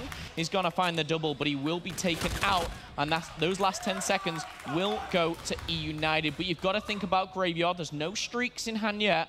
Optic Gaming, they are well set up. All right, I'm going to keep my eyes on Silly, player number 3, because you have Clayster in the window, Overlook in the middle. You're going to have, of course, Christini working with his twin brother Arcides at the top. Is Silly going to go on the long flank? If he does, he's going to find Crim6 in transition. And Crim is looking for Clay. Crim will get punished, and Silly is on the flank. Let's go ahead and crank up our headphones. How does E United plan to break the setup of Optic Gaming? Stay, play your life, play your life. You're here. One's behind the tractor, Hetty. I'm scared. Yo, spiral, back mid. He's jammed, he's going down spiral. He ran down spiral. Help him in hill, he's gonna flame. Help him in hill. Yo, pick up flame. Give me heal. That was Crim, that was the one on flame. There's another one, scum. They're floating. Watch out low. He's sitting down. He's shouting. What's that window? In that weak. Window, let's go. You got it. I'm gonna push up mid. In mid on me. We gotta make sure we can't push up mid. They could spawn in the back and hit. I'm gonna get hit. In mid, dead. One more on me. Spiral. That guy's spawning out. Not gonna hit me. Middle. There's one. Nice. No one on me middle. I spawned back. Just go on me middle. Two middle. The two is loading. One's hitting. No, the yellow truck. Alec, you went yellow truck already. Yellow truck. Stun. Karma. Middle. 4 middle. There's 3 middle. Silly, help him middle. One's cave. I'll watch your cave. I spawned a wall. One shot. Big one's right here. Two at the truck. I'm coming wall. Play your life. Nice play. Let's go. Another one back there. He's going around back. Two crates, one around back. Two crates, one around back. Remember, do the jump. Watch that hill. They're both push that. 40 seconds. Both push that hill. I backed up. Come in. Now let that happen. We're good. 40 seconds. Go push front. They like hitting front. Nothing in L. Go through mid. Top window, one shot. Got him. Let's go. That's the intro. Let's go. Hit crates. Two crates. Karma's weak here behind the wall. On the wall weak. Shit on that kid too. I spawn cave. Watch left. Formal's working on streaks. Foremost, watch that last. He's super weak. He's ramp. Nice, we gotta kill Formal. I'm on shot. Wait for me in hill. Hit hill with me. Let's go. Go. Let's go. Time. Yeah, he's close. Nice, let's go. I'm hitting showers. Hold. Can we spawn back? Watch my back. I have time. Yeah, one dead. Karma dead. Or he's watch out. He went back in the second hard point. I'm gonna hit him. No one's even watching over me. Karma's on me. Security. One shot. He threw a nade on me. Green chuck. He's low hill. Call me out, spiral. Karma security, one side. He's super weak. Dirt. Got me dirt. He hit cave side dirt. That's one spiral. No. Back low hill. He's pushing our side. Low hill. Coming to help you, Clay. Since that listening, we saw E United break the top Graves. Now they're going to be leading by 25 as we go back to the initial hard point here on the rooftop. What did we see in the last minute or so, Phil? Really impressed by Silly continually through this whole hard point. Formal, obviously, on that 4-kill streak to the commissary. You heard it there from E United. They knew he was on streaks. They worked together to punish him and take him off that. And E United will lead, like you said, by 20 points now in the next rotation. Christini is still up top on this rooftop. His teammates setting up, making sure Optic doesn't spawn behind him. They'll get ready for the new hill. Silly dominated this hard point. That's what gave E United their initial advantage. Will they be able to do it once again? Scump on your screen from Optic Gaming is going on the wall run. He's been spotted. It's all going to come down to gun skill here. Really is the double scarab use. Scump is going to get hold of Silly. Formal as well over Clayster. Crim on Arsties, 1 by 1. There's one player in the back for me. Pristini, he just needs to stay alive here. Bide some time. Not going to happen, as we are going to see E United have to form. Once again, Optic Gaming, there's 30 seconds here. Bucket, they can take the lead right now. The worry is for E United is Optic Gaming. They can claw some streaks together. That's got to be frustrating for E United. You all set up, you were put in position, you were ready for Optic Gaming, and then Optic just beats you in the 1v1. Scump with some big plays inside, Crim6 and Formal winning fights outside, and Optic, they are about to tie up our score with 10 points still to go on the cell block. Optic will take the lead. United, they're set up for Graves, but here comes Crim6 working with Karma. They got the peak. Can they take down Arcides, who is a monster from this position? No players yet have streaks. That's the important thing about Graveyard here. It's very, very hard to break. You can see Prestini's backing off. Clayster's holding the middle. Means only 2 players for our United are in the hill. Depending on what Optic Gaming decide to do here, it's going to be difficult to break. Prestini, he's going for the slow wall run. He's going to find one taken down, though. The 2-1 split comes in for Optic Gaming. And we're going to see Arsty's trying to battle back. Silly 1v1. Yes, he takes it there. And for him, E United will stay alive. But it's a big no for Optic Gaming. They're going to have to go again, Puckett. I love how fast Silly and Prestini are playing right now. Look at the angle Silly is taking. When you're at home, I doubt you are giving yourself just these peak shots. Ooh. And he is snapping. FTL jump still available. If he wants, he can charge out and get behind him. Instead, it's Krim with the 2-piece, Formal with the 3rd, and Optic Gaming with the final 15 seconds. But you still have a United holding the spawn. Prestini not only is back there, he's going to have Clayster here to support with the NV4. Look at all these throwables going out here onto Optic. They know that the pressure is on. However, they're taking it slow and are well set up. E United here. These next couple of kills are crucial to the commissary. We know how important this hill is. And Clayster's picked up one. He can't find the second. Arsty's going to trade Karma with the double, Formal with the 3rd. And now it's all up to this man once again in the hill. He spotted one. Line of sight features Silly, and he finds one, but Formal denies him. E United, though, and Silly staying alive means they spawn a lot closer. The 3v1 will favor E United. For me, Silly's just gone huge again, Puckett. Hop in the backpack. Silly is ready to carry. Everyone has had great moments throughout this game, and Clayster right there with Silly at 18 and 13. But when it comes to the individual plays, Silly has made them every single time. He's going to be the front line of defense, makes the call to Clay, who finds kill number 19. Stronghold for E United. They're up by 40. However, Optic Gaming have been really strong towards the cell blocks and the rooftops here. E United, though, they have the advantage. Prestini's on a 3 and Clayster's on a 2-kill streak right now. If they manage to get a Trinity Rock... Okay, you're not going to get it, Clayster. The question is... Oh, Prestini's not going to get it either. Optic Gaming shut it down. No streaks for United. And Optic Gaming, they're 45 points behind, but they are in full control. I don't think Silly's been spotted yet, and he is directly underneath the player inside the hill. Good challenge as Prestini finds Krim. Silly finds the second on Karma. It's just Scump and Formal left. And Prestini finds Scump. So Formal, no time to challenge here. And every second he doesn't challenge, E United is scoring. They are just 42 points away from forcing a Game 5. Silly is on fire. He is so confident. He is challenging absolutely everything. And look at this. There's no backing down. He still makes light work of Scump there. And 220 is going to be broken. They have the spawns for cell block. Everything is in the United's favor. They've got 2 payloads in the back pocket. Silly's working towards streaks. If they play this right, it could be over very, very soon. And you saw Clayster getting the back spawn as well. So Optic, they're going to be fighting an uphill battle. Scarabs are going out from Prestini. He is going to make the call. They're all middle. Set up, boys. Here comes Optic, but E United is waiting for him. Silly wisely backs down from a challenge there. He's on a 3-kill streak, and he's got a Scarab available, but he's using this one little slither of window. If you didn't know, you can shoot through that, and now you do know. He's found another. He's tagged him. Can he pick up the kill? The trade's potential, but a contest comes in for Optic Gaming. Arcetes, Clayster, Silly. Once again, United come out on top, and look at those darn spawns. Optic Gaming, they're miles away. Optic Gaming is all out of time. Prestini popping the camo and trying to seal the deal. 3, 2, 1. We're going to a Game 5. Optic Gaming shut down in the later stages of that respawn. United, they fight to live another day. I say another day, it's just another map. It's search and destroy. The players, they're gonna have a quick break. We need to take a deep breath too, Puckett. You guys at home, along on this roller coaster ride here. This rivalry has gone on all year long.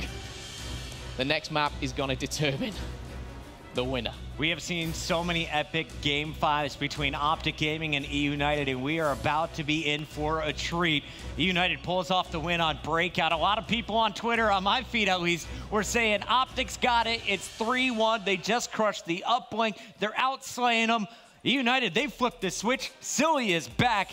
And we have a tied series. We are going the distance. Game number 5 coming up right now. Tell us on the other side of the break, who do you think is going to take it? Is it going to be E United, or is Optic Gaming moving on to challenge Envy in our grand finals?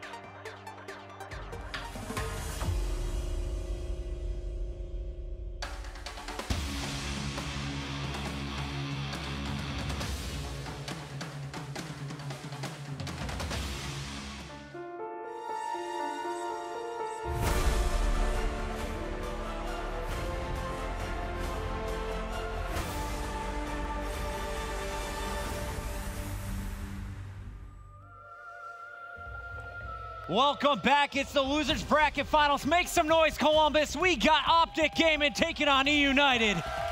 This, a battle for not only $40,000 difference between the two squads, but also the chance to play Envy in the Grand Championship here of Stage 2. We're going the distance. A Game 5. Last time we were playing Search and Destroy, it was Formal in the 1v1, clutching it for Optic Gaming in around 10. How is this one going to play out? Karma had the call out, and he's going to go straight for the plant. Clay's going to switch out with Formal. And now a 3v3. Silly sliding in. Perfect play on the hard point. He's looking to replicate that, but now a 2v2. Trades back and forth. Scump and Crib. Silly and Clay. Who's going to be the first to fall? Oh my goodness. Silly is actually just defusing the bomb. He's taken down. It's all up to Clay. And with that, Optic Gaming should take the round. They will take the round. Sneaky by Silly. Formal starts this with first blood. Bomb is thrown down by Karma instantly. And then Optic at the end. You got the challenge from Scump, takes out the defusing Silly, and then it's a 2v1 versus Clayster in the end. Great attack from Optic Gaming, and you got to look out for Formal in this one. A 1.58. He is number 2 overall here in Stage 2 when it comes to Search. One round at a time for these guys. Great start for the green wall, though. Arstees is going to pick up the bomb. Let's see which path they decide to take, because we've got one player, it's Clayster, watching the flank. And you got the duo pushing through. Down low at B. Who's going to be stopping the way? Scum. Crim is combining, though. He's found the first. The trades should come in. No, Karma denies. And now it's a 2v3 Puckett. And it's going to be so tough for Arcedes. There's a player on the stairs. That's going to be Stumpy. Meanwhile, Clayster is going to fall in the 1v1 to Formal again. This time it was a hallway battle, and Arcedes 1v2 has picked off his first. Now finds Scump. Oh my goodness! 1v3 he does! Oh my God! Oh my Alec! The battle of the redheads. It's going down on the main stage. And that right there changes the game. The beautiful Ginger getting fired up. He threw off his headset after that one. Arcedes going massive for E-United to tie this one up. The funny thing was, the second kill onto Formal, I was thinking Formal's lucky to get away with that. He then beams Scum and goes back for Formal. It's all tied up. Scump on your screen to open things up. Bomb in the hands of Karma, as always, for Optic Gaming. Last time, they went to Lower Street right away after a Formal pick. This time around, E-United gets up close and personal. Pristini almost touching Scump's foot as he draws first blood, but it's traded out, a 3-on-3. Pristini, I'd say, almost lucky to pick that first kill up. He is traded out immediately, but Crim is going to give Optic the numerical advantage. Karma makes a spot there. I'm sure he saw him. And Arstees and Clayster, the NV4 duo. What are they going to do? He's used the Scarab. He's going to be pushing forward. Can he stop the bomb planter? The answer is yes, and now he's pushing forward. Clayster, he's made it a 2v2. Perfect play. Arcedes was distracting with that, and Clay was able to get the pick, but Karma just jumps up, challenges, and wins the gunfight. We're down to 35 seconds. The bomb still isn't planted quite yet. Arcedes in a 1v2. He just got the 1v3. Can he clutch up again? The answer is no. Optic Gaming, they're going to take a 2-1 lead here in this Game 5 Search and Destroy. Arguably, in fact, there's no argument about it. They should be 3-0 up here, but Arstees has given E-United a lifeline. This takes me back to the grand finals of Dallas. It's Game 5, E-United trying to force a second series, and that one, they pull it off, but Gunless had to drop 18 kills to do it. Now you got Clay on the squad. You got Arcedes taking over the man mode role. And we will see, can E-United tie it up with this attack? Bomb in Arcedes' hands. And he is going to find two players on the other side. Crim6 was out there. Pristini falls at his hands, though, and Arcedes can't trade out the kills. Now Silly gets a little too aggressive, and Formal punishes. Optic, with control of the deck, are just picking them off one at a time. You picked up the point exactly there. They have full control of that platform, and make it a 2v2. Clay's now in a 1v2. That's going to be denied. Optic Gaming are making the numerical advantage work in their favor. I do want to go back to that point, though, Pucky. It was so relevant. You know, Optic Gaming every single round, they're getting control of that platform. And you can see Silly's out of position. Arstees is down at the garage, pinned in, and they can't move. It wouldn't surprise me. Next round, E-United attack the bridge. Formal got some big first bloods at the Lower Street. You saw Crim6 doing it this round. First bloods, they lead to victory about 70% of the time. Will that stat hold true? We'll see Optic Gaming on the attack. It's going to be Formal leading the charge here. He's going to have player number 2, Karma, in front of him with the bomb once again. Karma with the pre-fire, doesn't find anything to kick things off. He's going to be the bomb carrier, of course.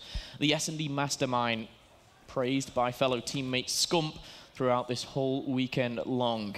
Is he going to be the difference maker now? 60 seconds left on the clock, and Krim is playing this little lonely island again on the flank. Krim did it all of Crusher. Here he is once again. Now he has some teammate support, and they only have one player to beat. It's Clayster in the back. No one in position to trade quite yet, but as the time ticks down, E-United is getting into position. Krim is going to find Clay once again. First blood. Another one goes to Optic Gaming. Yeah, and Krim's still alive. That's the important thing. Pristini and Karma are going to trade things out. Optic Gaming and Karma make it a 1v3. Silly denied. And Damon, once again, a.k.a. Karma, coming up clutch. But I've got to say, Krim, that first blood's so key. Don't think this game is over yet, but it is looking like Optic is heating up. E-United running out of answers. They've been first blooded the last 3 rounds. They got to turn around. Who is going to get the early pick? There's a look at Silly. He and Pristini playing very aggressive, but it's been Formal and Krim winning some early gunfights. Clayster with the NV4 is going to see a challenger. And it looks like across the way, that is going to be player number 3, Krim, on the other side of the bridge. This, for me, is a must-win round for United. They can't go 5-1 down. It must start with the first blood here. Pristini trying to open the gates here. 2 and 5. Silly 1 and 5. Not good enough. But E-United, they have not attacked B. Much like I thought, they've kind of taken a back foot here. It wasn't working for them. And Clayster is going to clear out the bridge. He makes the call. We'll see if United is able to rotate over. Pristini wins the patience battle. The teamwork paying off for United. And Clay wins the 1v1 against Formal. These two going back and forth. Scump trying to answer, but he doesn't pick up the second after finding Pristini. Krim all alone in a 1v3, and this is looking like an E-United round. Yeah, I hate to rule him out, but it's just like that. E-United, I said it was must win. They come up clutch. 4-2 is the scoreline now. They can start working towards a payload of themselves. If they get another round behind them, they're going to be getting closer and closer. You don't want to give Optic Gaming that taste, that 1 round away. They need to start closing the gap, and they did just that. It started with Pristini and Silly in the hotel for me. Will they be able to do it again? Optic, you know, they like to challenge it. Karma always fighting for that deck control. And look at the hit here from our defense. Those red arrows at the top of your mini-map. Krim is about on the to see them all. And now he's got the first head. He spots Clayster. Does he know there's more on the flank? Clay falls anyway, and Krim does his job. He gets the 1v1. He calls out the location of everyone else. Karma is waiting for him. Grenade goes out. And I thought he was going to be punished. Instead, Karma escapes with his life, and now he's going to be able to get this bomb down. I think Karma was quite unfortunate not to pick someone up there. He throws the grenade at the wrong time, but what it does do, it opens the gates for not only a push onto the market, but look at that, they've gone for a split. I'm actually pretty surprised at this. Number 1 is going to be crucial. That is going to be none other than King Scump here down at the garage. How they retake this is going to be so difficult. It's going to start with Pristini going high. Pristini is your short-range master, and he's about to get his challenge. Scump waiting patiently, finds Arcides. Pristini the twin challenging. Scump goes up and over after the flechette, and Scump is going to find 2. Said he was going to be important. Can he finish the deal, though? 3 kills will seal it, but with 12 seconds, it's just denying the inevitable here. He can't defuse. Scump's gone big in the garage. Optic Gaming, they're 5-2 in the lead. Scump is getting up. He's throwing the choke sign across the main stage. Yesterday, United threw up that 3-0 signal.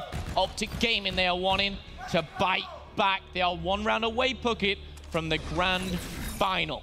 Keep your eyes on these players at the end of the game as well. I want to see, does Clay give any handshakes? You know he is going to be furious unless E-United mounts the comeback right here. They need to rattle off 4 straight round wins.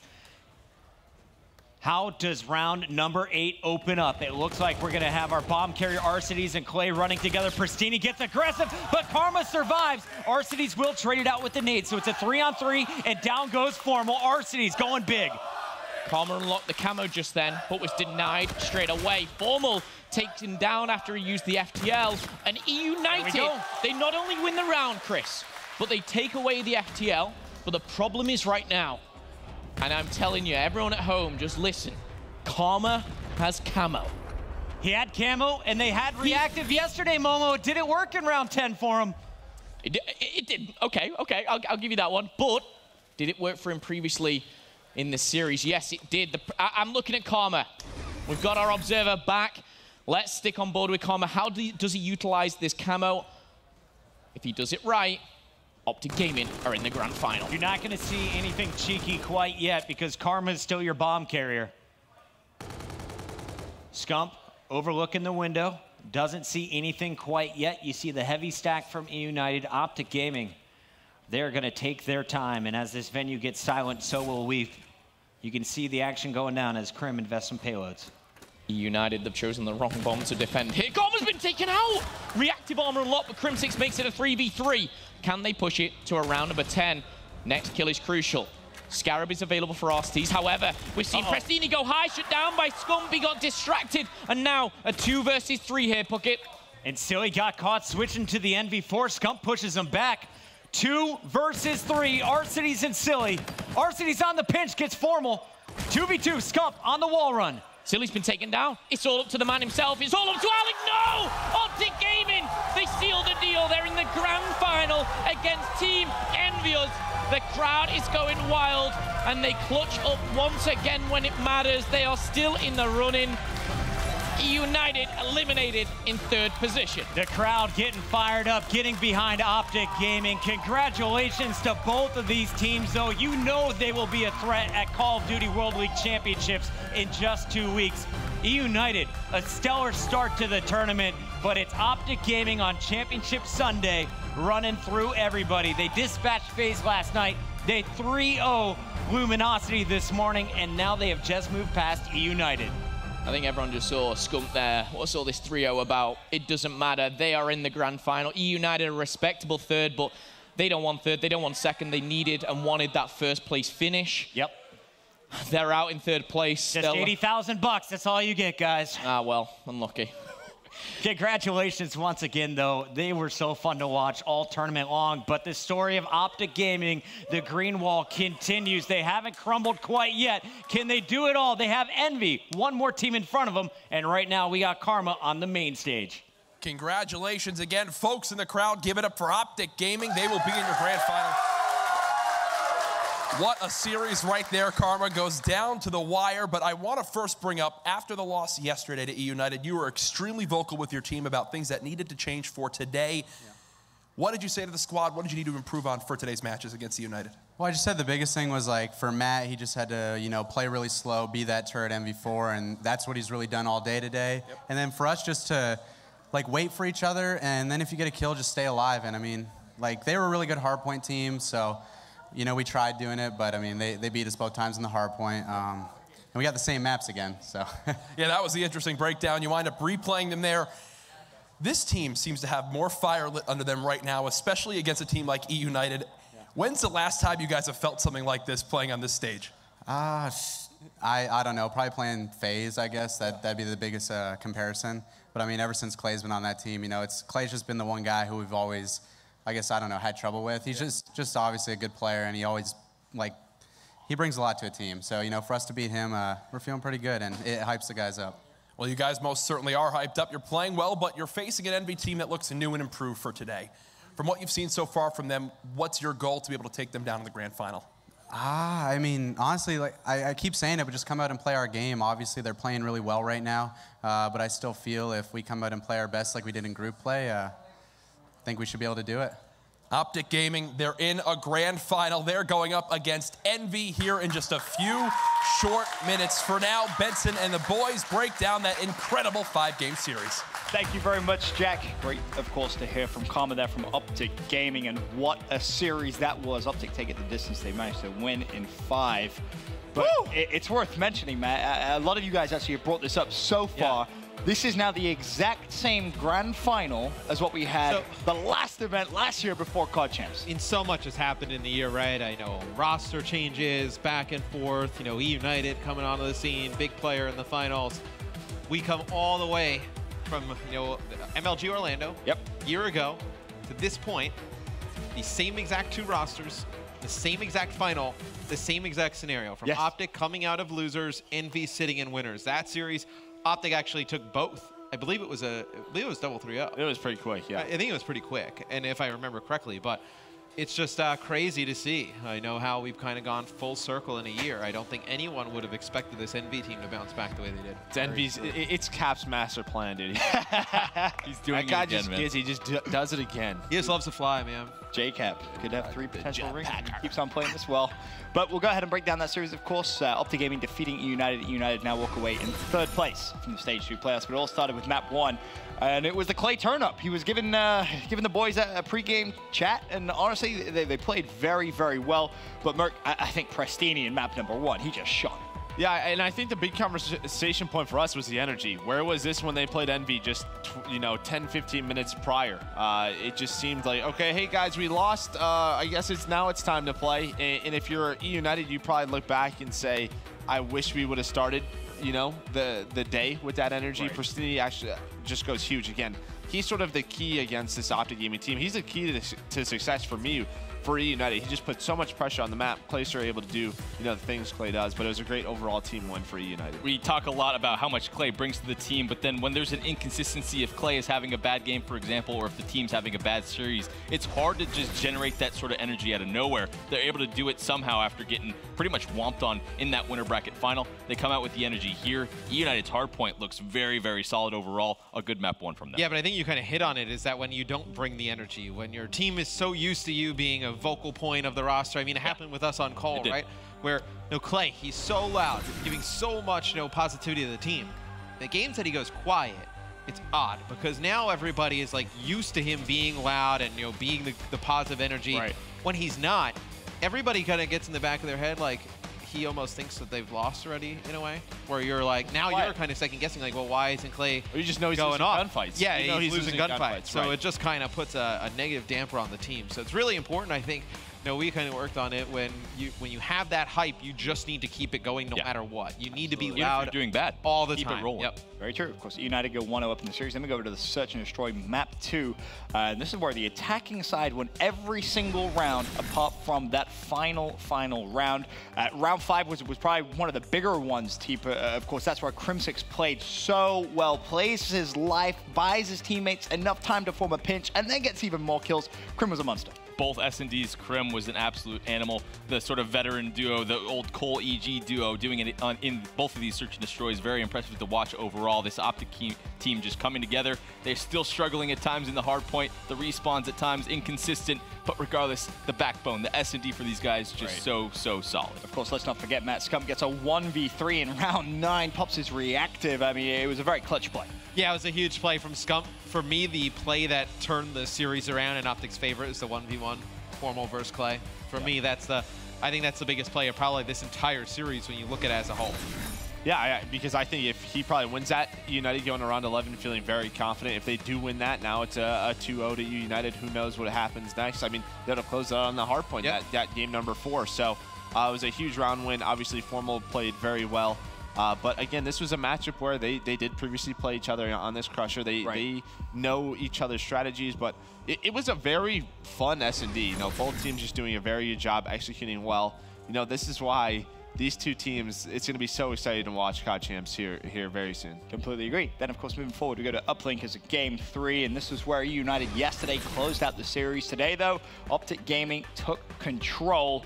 I mean, it was 3-1 in favor of United at the half, Teep. It obviously finishes 7-4 in favor of Optic Gaming. What was the turning point in your opinion? Optic seems to have that burst of snowball effect that we're used to seeing from them that they just didn't really seem to have in the previous series. But going into this one, United played a very, very solid first half. Seemed like everything was going kind of similar to the first series that they played, complete control, and then all of a sudden, Formal just has that 3-piece, 4-piece potential, and it just completely breaks the game open. Optic Gaming doing such a great job of setting up spawn traps, similar to what we see LG do in Uplink, for example. So good at turning not just one wave of kills, basically into 2, 3, 4 for multiple points.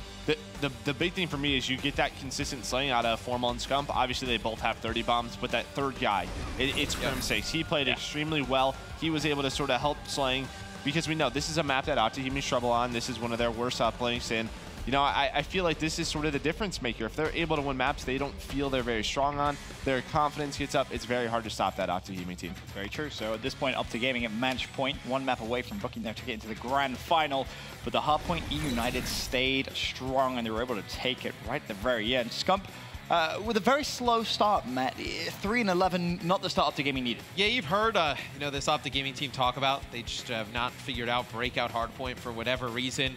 It's been a map that they've struggled on. You know, especially the throwback uplink is one they've struggled on as well. So tough map draw overall for Optic Gaming in terms of maps in the pool. But E United clutches up. I was actually really impressed with Silly on this one. I think Silly played a big role in E United's win. Yeah, the fact that he was able to pick up weapons. He had a K-bar originally. He kept picking up that E-Rad, just hovering around that middle of the map. I don't think Optic really knew what to do. He kept having that in his back pocket, whether he's in the hard point, you know, cutting off showers, that middle loading area. And it seemed like that Scump was the only one really able to take those gunfights in those close quarters. But Pristini and Silly had to worry about both of them. Silly with a fantastic day overall, though, even though they got knocked out.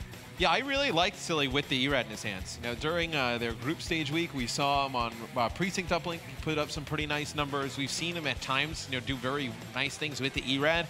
I think, you know, going forward, obviously, for United at Champs, I'd like to see him experiment with that a little bit more. I mean, the big thing for me is Optic Gaming still shows weakness in hardpoint, right? Like, we're still not used to that. It can't happen because when you face other teams who are sort of on a roll, like a Luminosity or even a Enigma 6 at Anaheim, they lose both hardpoints. Sometimes they're going to lose in Game 5. You can't always clutch up, and you know, going into Champs, you have to try to win one of those hardpoints. Well, speaking of Game 5, of course, with the United's win in Map 4, we do go the distance. We go all the way to that Game 5, and I mean, it started off in truly emphatic fashion. Arcites, he managed to get a 1v3 clutch in round 2. He didn't miss a bullet, team. He just read that sort of situation like a book. The fact that Optic challenged in that sort of scenario doesn't really make much sense to me in the first place. Joe said it multiple times when we were in the back watching this game. He's like, when you're in a 2v1, it's okay to go let the guy plant. You don't have to go and find him and challenge them right away. Right. But regardless, you have to give the props to Arcites. He didn't miss a bullet, right? Yeah. I guarantee on the Optic players' screens, they just didn't even get a chance to react, just instantly dying. But it didn't really matter in the grand scheme of things. Optic didn't let that momentum shift. You know, they won the next couple of rounds. Yeah, they did. Of course, they finished it out 6-3. We were looking at that final round, Matt. It was almost in Arcites' hands again. Another clutch would have been nice, but sadly just didn't happen for United. It just felt like every first blood was going in favor of Optic Gaming. That's really where I think this Game 5 was decided. I know Silly did not have the best of maps, but still, I think as United as a whole, you just can't give away that many first bloods. Well, when you talk about first blood, you talk about Pristini, right? Well, he goes 4-9 that map. He wasn't really able to find an opening with that E-Rad where he's so impactful. Arcites, his twin brother, had a great game, but yeah, I mean, Crimsix, again, he's sort of that third player on Optic Gaming. If he's playing well, they will win this tournament. I mean, it's been kind of shown. Every time we see him step up, they have fantastic, fantastic results. But of course, that Game 5 victory now means Optic Gaming will face Team Envious in a grand final. The last time we saw it was exactly this time last year, as Matt mentioned at the very, very start of this analysis segment. And of course, Optic Gaming was able to take it all the way back then. But it is kind of strange, right? The exact same rosters throughout an entire year of gameplay, meeting at the exact same time in another grand final. Especially because, I mean, let's be honest, Envy really hasn't been close to Envy hasn't. I mean, it hasn't really been close to like a title contender since Champs. Until 2 days ago, about 40 hours ago. But I've been so impressed with this roster. Just, you guys have been on teams in the past. Like, I've been on teams where, you know, when things are starting to go south, it's really hard with the same roster to turn things around. Yeah. That's what I'm the most impressed with this Envious team. I mean, you just had to talk about the boot camping that they did. It obviously worked out. Obviously, the Envy management said, listen, we're going to keep this roster together. Let's take some time. Let's figure it out. Let's get into a room, scream at one another, whatever it takes. It's obviously made incredible changes to this roster. Again, I think Tyler and myself talked about it every single series with Envy. Slasher, not only has he been putting up an MVP performance, his positivity, his vocal leadership has just been completely different than ever before. I think a little point I want to bring up too. These guys were both in week 4 of groups. The closest week they stayed over. Sure. They played against each other. All that practice obviously paying off. They had a less time of a break. Yeah. I think that's very, very important in competitive Call of Duty as a whole. No one really expected anything from Envy going into that group. They do well in the group. They shocked there. They're shocking again here. Obviously, those scrims that these two teams had, well, look at them. both in the grand final.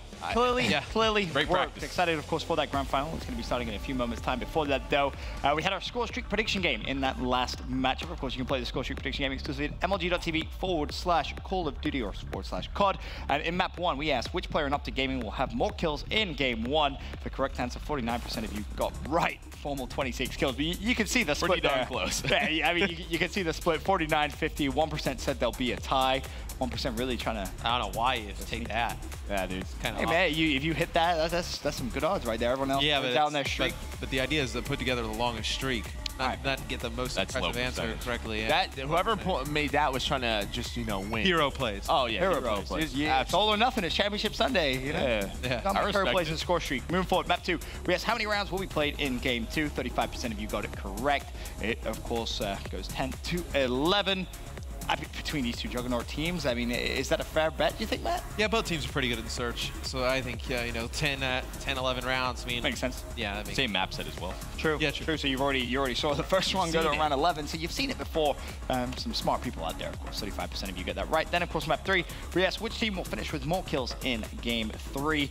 83% said Optic Gaming, 101 kills, and they, of course, were correct. Basically asking you who you think's going to game number 3. Pretty much.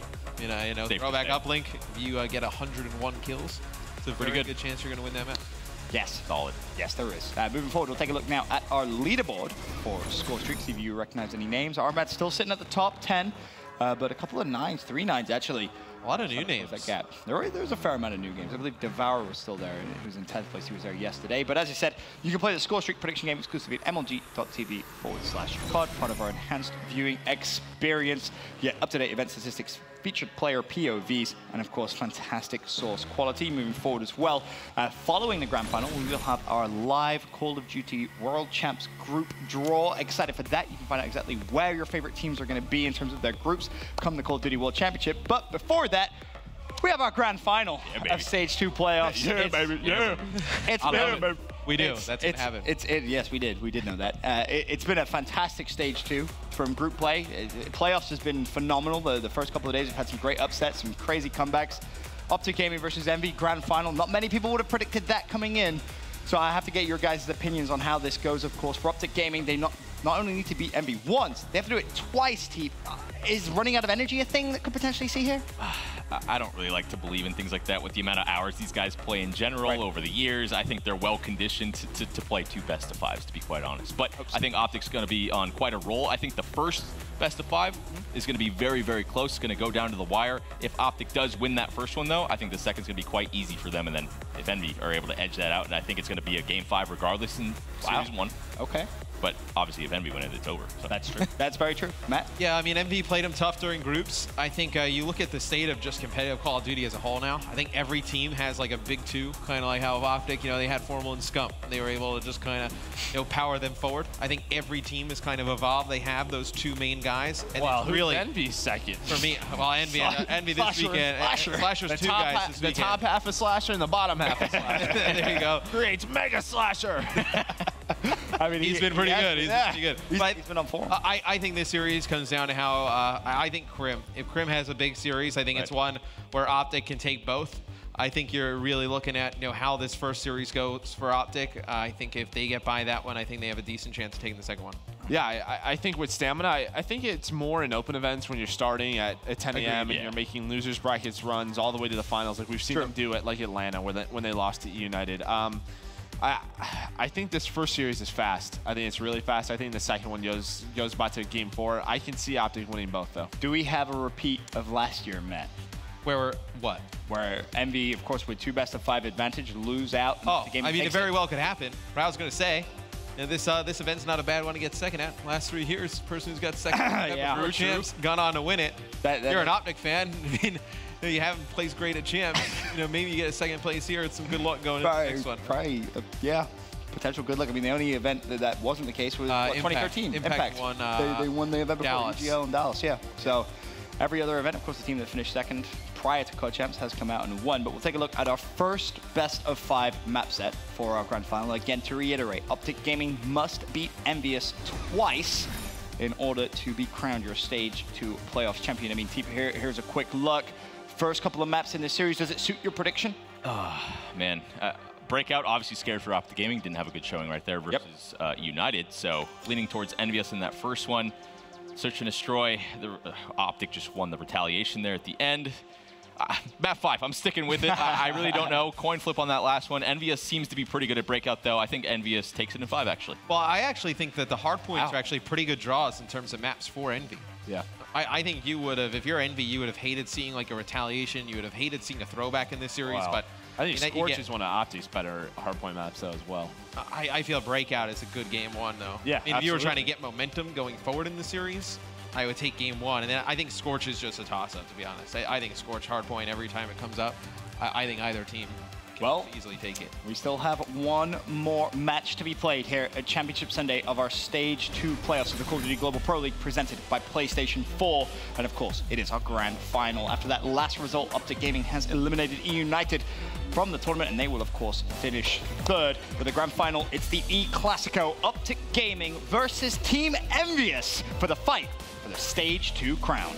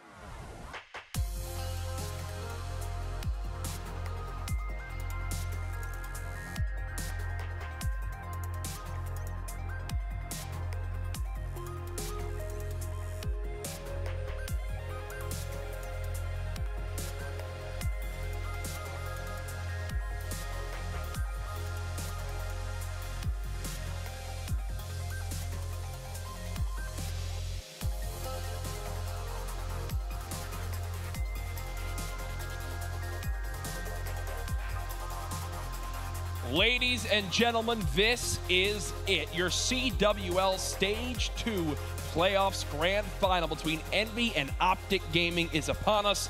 And this is your G Fuel key player matchup between the two main ARs for these respective squads. And look at the numbers we've seen so far this weekend. Slasher has been lights out, especially in Search and Destroy. A big reason why, well, really the reason why Envy have been able to make it this far in the Stage 2 playoffs. Formal, on the other hand, the clutch factor in that last series of takedown E United is also a big player in why his team has made it to this grand final. Can Optic Gaming do the impossible and take 2 best-of-5s to become our Stage 2 champions. This has been your G Fuel Key Player matchup.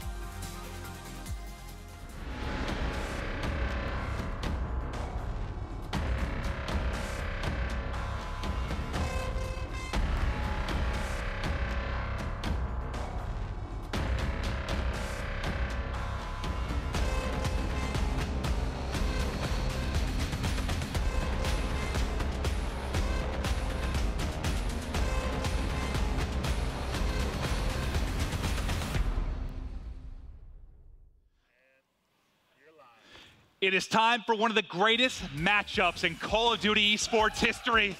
Team Envious, Optic Gaming, it's grand final time, baby. I can't believe we're here. I can't believe what this day has been, what this weekend has been, Matt. To now be in this grand final with an Envy team that plays top 24 at Anaheim, now top 2 in Stage 2. Here we go. It's one of the more unlikely teams to make a grand final with Optic Gaming, right? Nobody expected much from this Envious roster, but Envy, with this current roster, does give Optic a lot of trouble, and I think it's really Apathy. You see Apathy getting off to a tough start. You know, a good start, 2-0, but Pristini gives Optic a lot of trouble, same with a guy like Apathy. You know, I talked with Krim and the guys. They did 3 days of scrims against Envy. Krim said Envy won like 4 maps over those 3 days. They dominated them in scrims leading into this. Curious to see if that carries into the live grand final atmosphere here. Well, off the break, Envy do have this more solid start. Apathy trying to see what he can do for this team off the respawn. You see JCap, the only one with a presence in middle map, as Optic not only want to push for this hill, but they've got to begin to push for these back garage spawns. Apathy still shutting down this mid-map area. Yeah, that's the key, right? It's Envy in control of that cell box side of the map right now. Optic Gaming needs to push all the way on through. We've heard them talk about it a lot, their struggles on breakout, and it's really because they just don't play for the spawns well. They just, on those rotations, they don't get there fast enough, and they don't pick up those important kills. Well, I know at least coming out of week 4, it was a conversation amongst the team, some bonehead plays at times from Scum, from Formal, getting a little bit over-aggressive, kind of chasing the crosshair and not worrying as much about positioning. They were looking to remedy those issues. We'll see if they can do it here. But right now, Envy holding inside. JCap gets all 4 as they push in. Cap, you gotta love it. Now he's 125 off streaks. The man's had an abysmal weekend in respawns. Finally got involved in the last series they played, and now against Optic Gaming. He's looking lights out, near triple positive. 2 streaks already, and 1 kill off the 3rd. And those streaks are huge going forward in the game. You can use the Trinity over on Commissary, Graveyard. You want to rotate over to cell block a little bit earlier, and maybe later you want to just use those streaks to break. Score streaks so important on breakout, and he's only 75 off the bombardment. He should definitely play for this. An easy kill mid-map there as JCap takes out Karma as Envious is taking a big lead. Yeah, and I know they haven't been great in hardpoint this weekend, but they were in week 4. Optic was the only team actually able to beat them in hardpoint. They were stellar. I believe they had 8 wins. They were going off. Now they look to be back in form here in game 1, and JCap fully streaked out. And look, this is where the streaks come into play. Envy finding some adversity, trying to push in towards this bulldozer. JCap will call it on in, force Optic Gaming players to fall back from that cover. And now watch Apathy and John. They're going to surge forward. They're now the lead blockers as JCap watches over. A clean break from Envy. It's exactly why these streaks are so important. Well, this is why you can't give them up early, right? I mean, it's one thing to get streaks late in the game, but this early in it, you can do so much damage. You already had a big lead for Envy. They're just looking to continue pounding away. 20 seconds remaining. Envy holding.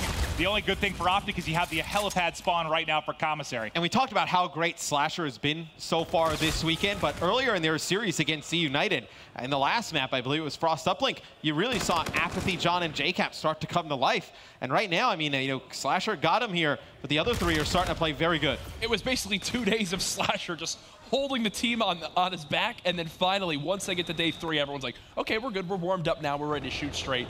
It's what they've done so far today. It's how they have been off the break of this map. Optic still down by about 50 seconds, but with all this time left on Commissary, these first 3 hills, Maven, could basically be wiped out if Optic get a full 60. Yeah, I mean, we say it all the time, but there are gigantic swings very easily and very quickly on breakout. You can sync together several. Karma trying to make plays. Now the other part of those streaks coming in for Cap, and that's going to be the break in the Commissary. So 2 early setups in Grave and in Commissary for Optic, broken by streaks. Well, you think if Envy doesn't have those streaks, Optic could potentially take the last 30 or so seconds up this hill, and we're looking at a tie game going into the second half. So you just see the effects that streaks have here on breakout. Optic setting up for middle. They're not going to charge for this last 10 seconds. No way they're going to get across that wall run. Changes you need to see Optic make here. One, you can't let people get streaks like JCap did. You got to wind up stopping them, matching that slang a little bit better. Two, win some of these kills on rotation. They lost the rotation battle towards Grave. They lost the rotation battle towards Cell Block. If they can improve that here, I think that's their chance to come back. Yeah, we've seen Envy. You know, a lot of their guys, you know, they may not have the prettiest KDs or prettiest stats, but some of those key rotational gunfights, you know, key kills, you know, I can think of so many times. Slasher, you know, 2v4 with, you know, either John or Apathy staying alive near a hill, able to wipe out the remaining other team. Just those key kills, those clutch kills, Envy has gone and all their way this weekend. I'll tell you what, right now, Optic enjoying one of their better hardpoint holds at the central rooftop. It's Karma wrapping out towards Showers, seeing if he can spot one. Oh, look at this. Hit the lower wall run. He's got one right next to him. They're running parallel through Showers. As his teammates get killed, they're like, Karma, where were you? Yeah, that was just an awful timing for both players. They neither of them spot it, but because of the scenario they were in, it actually works out better for Envy.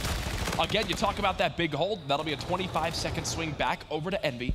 Their lead right at about 50, but this is a setup Optic Gaming didn't get the first time around, where Envy were able to establish their big 50-second lead. Yeah, JCap loses that fight to Scump, and somebody else picks up Apathy, who's coming through the middle. So that's going to allow Optic to hold this hill at the beginning. You see Scump and Formal rotating out towards the back. They're just trying to figure out where Envy's coming from right now. Envy playing this a little bit slow, but look, they spawn Karma out over on that wall run. This is where Envy can attack. Yeah, but Optic will know because of where Karma just spawned that Envy have to all be flooding from this backside or through this side door. It's why they've fully focused their attention here, Maven. Well, Formal is going to get two big ones inside as he continues trying to hold. Karma grabs the last. Optic still holding inside a cell block and bouncing right back into this game. It'll almost be an exact tie if they get the final moments going off right now. Scump starting to really heat up, 16 and 13, leading all Slayers in the game. Incredible stuff. He's just been consistent this entire weekend. I mean, he's the guy on Optic Gaming that you know is just going to put up the numbers he needs to, and it's got to be great to see, especially if you're an Optic Gaming fan, as you can't say that was the way Scump was earlier this year. Don't count them out yet. The lead has just changed. Optic Gaming now tied back up. It's two big kills for Slasher, though, as Optic's trying to get close towards that hard point. Be Scump grabbing one, Crim with another. They need to get on the pinch now. They need to go fast. You see both players from Optic Gaming on this side of the map. They need to just converge on the hill. Well, it ends up being split spawns kind of for both teams, right? They're collapsing on each other right now. Slasher, though, three kills for Envy. That was absolutely brilliant from Envy right there. They spotted that their two teammates spawned at Garage, and they knew there were two Optic Gaming players coming from Spiral. Once that happens, Envy's about to get pinched into a 4-on-2. How do you wind up keeping yourself with an opportunity to hold that hill? You have to flood out that back cave, win the 2-on-2 gunfight. They do with the help of John, and because of that, Envy will get the time. We've been talking about Slasher. He just picked up 3 kills in a row before ultimately falling. Lead back up to 20 now for Envy. And once again, just like the first time through, a lot of time here in Graveyard for Envy. Optic enjoys the spawns there at Helipad for Commissary. Can they turn this into more points with a double scare up attack? Well, this time now, Envy doesn't have the streaks, right? So Optic got there the first time on Commissary. They got broken because of the streaks from Envious, but a big win there from Slasher. How many times have we said that during an Envy match this weekend? One more kill here for Slasher. It's on a 2 streak, working in towards the hill. The guy's been a man on a mission. Look what he just did. He just winds up pushing in for those spawns by himself. He's got some help from JCap near this hill, but Envy look like they're going to outmuscle Optic Gaming. And Prim wins that one-on-one gunfight, but either way, the damage is done. Envy, with the help of Slasher fighting for those back spawns, get a clean break on Commissary. And him getting those kills in the back, the reason that they're able to collapse, hit from 2 spots there and take over Commissary. About to crack the 200-point mark is Envy. JCap still cruising, covering here. And I think the 2 players you look at for their respective teams here, JCap and Karma, you just look at those 2 players. They can't hurt you in one of these games. Right now, Karma's having a rough one, 9 and 17. He's been great in Search and Destroy. Needs to just play about even in the respawn to give Optic a chance. Let's see if JCap can get him behind. Not going to get it done from top window. Be Formal taking him out. This is where Optic started to come back in last time, right? They dominated mid-map for the central rooftop until the final 20 or so seconds. A flawless hold, exactly what they need. Maybe somebody to start going off, pick up some streaks for this team so they can answer what JCap did to him early. And you can see Optic, they're putting so much pressure on the Shower side. They're just trying to protect Formal in and around that hard point. A pinch now coming in from JCap. It's read by OG. There's 3 kills. No, Slasher just guns Scum. Slasher continues to dominate, gets all 3 inside. 4th there, Karma just lives, but it will be traded quickly by Apathy. 25 seconds remaining now, Matt. Yeah, and if you're Envy, you don't even need to worry about cell block. This is a perfect position where they can take a lot of this time, Optic Gaming is pretty much forced towards mid-map. You can just pick up one wave of kills and then just push on through, and you're golden if you're Envy. They are completely controlling the final half of this central hardpoint. As John falls, the race now over to cell block. Optic Gaming going to be set up nicely inside. We've seen so many comebacks on this map. Will this be one of the more heroic efforts we've seen throughout 2017? It sure as hell's going to have to be. Optic now down by 70. It's the biggest lead of the game for the boys in blue. I mean, Matt, if you're Envy right here, how many chances do you even give this? Because you don't want to feed Optic streaks. Well, that's the thing, right? I mean, you don't want to give up a ton of time. Obviously, the game gets very close going into Grave. More importantly, you don't want to give streaks to anyone on the side of Optic Gaming. You give up streaks, then you put yourself in a great position to get came back on. I think that's what's important for Envy. I think you look, you maybe 30 seconds left, you get maybe 2 more cracks at this at best, but looks like Envy, so Envy actually invests the camo into that. And Slasher camo is a team kill. Oh my God, is that the chance Optic Gaming need here? They'll be just over 220. What a disastrous play for Envy. I want to make sure everyone understands and recognizes what just happened. They camoed the wall run. They were going to use that to break on into that hard point. As now Formal's trying to stay alive, gets both. And Optic are on rotation. They've got 2 bodies here. JCap, though, seems to have slipped. No, there's a pinch. The call to command. He's in from behind. JCap is gone. Optic Gaming can do this. 236 to 216. No camo. No more streaks. Optic just have to hold 2 waves of Envy pushes to win this map. Well, it depends. I mean, with the way Envy's going right now, it's going to be a very long flank here. It may only need to be 1 as JCap and Slasher, 2 huge kills. But it's going to be Scump and Karma trying to hold on here for OG. Scump pops a reactive armor. Karma, Scump, they kill all 4. 1 more push now for Team Envious. Can they break in? Formal finds 2, but come back alive and well. The clutch factor from Optic Gaming is still here. The lead now gone. The hopes of Envy disappearing. What a collapse! Optic Gaming take map number 1.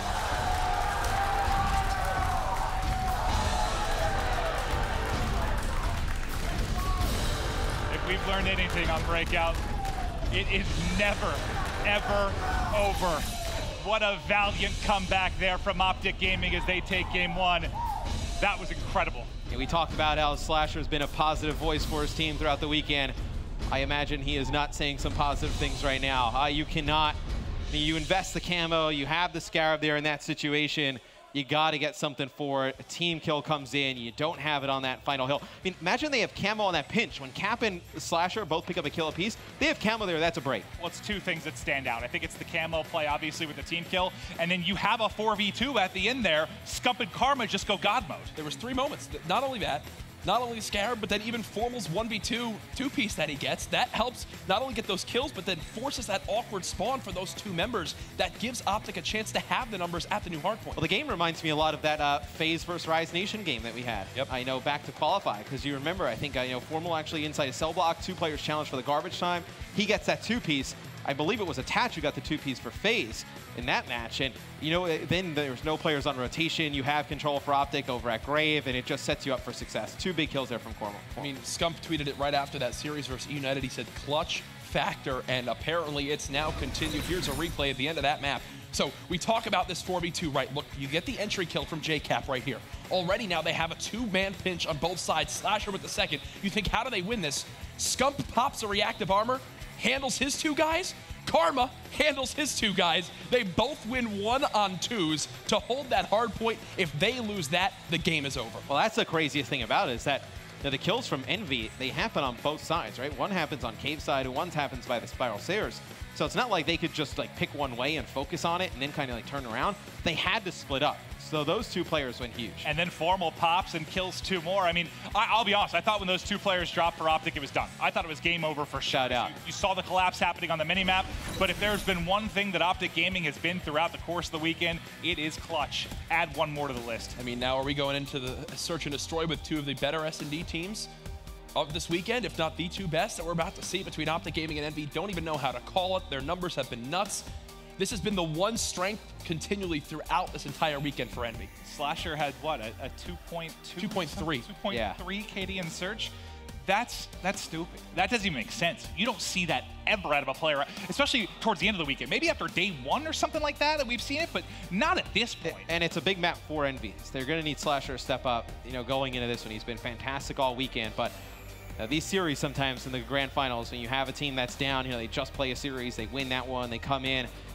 those first series go by pretty quick sometimes. I think if you see Optic Gaming take map number 2, would not be shocked if they take map number 3 and we go right into a second best of 5. Not sure if Envy wound up watching that last series, but this is the map that Optic Gaming just won against United in Game 5. Retaliation, Search and Destroy. Don't know if Envy will be able to kind of pick any things that they can note from that map, but either way, we know OG can clutch up here. Can they keep this momentum in their favor? And remember, we talked about the fact this is the same matchup. If you're talking about the event before Champs in 2016, it was Optic versus MD at Orlando, but it was a different scenario, right? Last time it was MD battling out of the losers bracket. They pushed it to a second best of 5. Now it's Optic Gaming's turn to return the favor. It's incredible to see these same 8 players matching up at this spot in the year, a full year later. I will say, you know, Optic has gone clutch all day long, but you don't want it to consistently come down and making those clutch plays. I mean, sometimes they're just not going to go in your favor. Here we go. Game number 2. As Optic somehow win map 1 after being down by 70 seconds. Crim6 has found an open hole. Unfortunately, gives away his position without getting first blood. Oh, Formal connecting there with the snipe for the first blood. Cap tag, position given away. Karma, I think, only gets a bullet in him there. Cap some nice shots on the scump up top as well. It is a 3 versus 3. Well, now they have the information. They know 2 players in their market. They had no idea where Krim was coming from. So now they know where all 3 players on Optic Gaming are. Apathy trying to locate Krim. How is Krim still alive? One underneath. I have no clue. How is Krim alive? And he got a kill. Apathy just spazzed out right there. Looked so frantic and panicked. Slasher should be dead here momentarily. Krim just shook him out of their shoes, man. Lives through it all and gets the final 2 kills. That was special, man. Just playing with his food. Krim ends up getting, what, 3 in the round. Phenomenal plays. This has just been insane. This whole weekend has just been nuts. Between what yesterday was with the four underdog series stories that we talked about, what today has been Envy is somehow in a grand final, which surprised everybody. Now to be at this, I'm just smiling. I love Call of Duty. I love you. I love it. I love both of you. He is all right. Sums it up. This is shaping up to be one phenomenal grand final. If the rest of the maps are anything like that first one, another advantage here for Optic Gaming. 3 versus 2. It's going to be just Cap and Apathy available for Team Envious. Look at this. No hesitation from Karma. Yeah. They know the final 2 players are in bike path. He sprints right towards that A-bomb, plants it for the safe side, and now they can play off. I was going to say, planting it for the safe side. We've seen so many people just go to the opposite side over by Cathedral and try and get it down. Not cleared out. Apathy. Is Apathy good? Another fight against Apathy at close range. Krim is just destroying Apathy right now in game 2. That was MV4, right? Yep. Apathy needs to regain for a second here. That's 2 gunfights that he should have won. I think Envy as a whole times. Yeah. Needs to regain a little bit. Tell you what, I don't know who is winning this series, but I definitely think we're winning the grand final, but I definitely think we're seeing 2 best of 5s tonight. Yeah, we said that right at the start of the Yeah, it's just, I don't know who's taking it at the end. When you've got Optic and LG in your losers bracket, we know once either of those teams gets firing, no matter who made it on through, they would probably put up a great fight in the finals to force a second best of 5. First blood for JCap. He's traded out instantly. Back and forth we go until it's just Formal by himself. He's in a 1 versus 3. We know he makes these series, or these positions very winnable for himself. Gets Apathy to 1 shot. Oh my God, you can't let him do this to you. But how many times this weekend we've seen him in 1v2s, 1v3s. Even if he doesn't win them, he turns into a 1v1 all the time. For a second, I thought Apathy was going to jump in the window, maybe try and challenge there with Slasher. Would have hated that play, but backs down, plays his life. Now we'll see if Envy can try and go down, get bombed down. They don't need to. Apathy able to take out Formal inside of the hotel, get Envy on the board. I actually really like that positioning. All you had was Apathy basically just spinning around this column. How many times this weekend have we seen a player with that fast movement, sliding around, dashing? All he's trying to do there is spot Formal and just stay alive. He can dash behind that column, play his life. His teammate Slasher was just jumping up and down on plat, bobbing his head out, peeking the bomb. There was no opportunity where, unless Formal hit the 4 greatest shots of his life, where either of them would have died without a chance for a teammate to react. All right, well, Envy getting around on the board. Watching Karma, your bomb carrier, will swap over to Crim6 out at the bridge, watching if anyone pushes through on the long flank. He spots one and tags him up for now. I think he backed up both players there from Envy. It's going to be a quick plant now for Optic. Oh, timing works out perfect before John peeks from top bedroom. 2 players challenging Formal, make it 3 players. They push him out. Karma answers back with a 2-piece of his own, but suddenly it's Krim by his lonesome, turns it into a 1v1. Catches Slasher, float mid-map, spots JCap.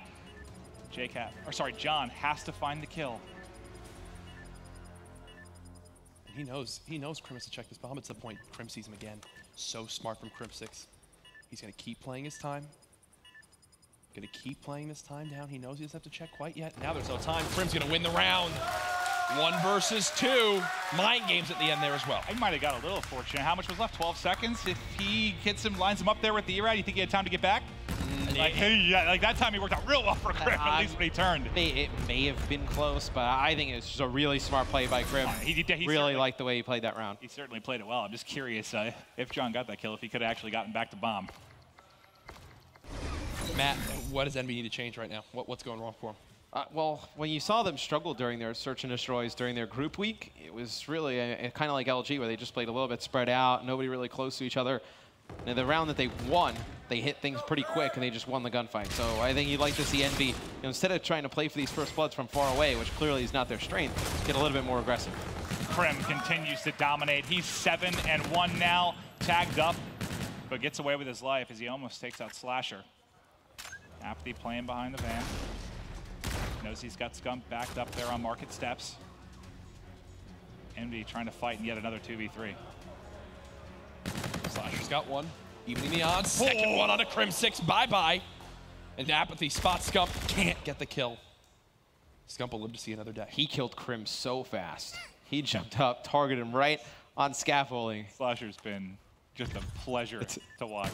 If you were to define Slasher's weekend in one play, that would be it. But now it's going to be Scump making it a 1v1. Oh my God. Okay. A little nervous for a second. From some of the rounds we saw earlier from Apathy, that was unnecessarily stressful. Here it is again, lands right behind this cover. Beautiful movement. No shot there for Scump. Envy will keep this within 1 round.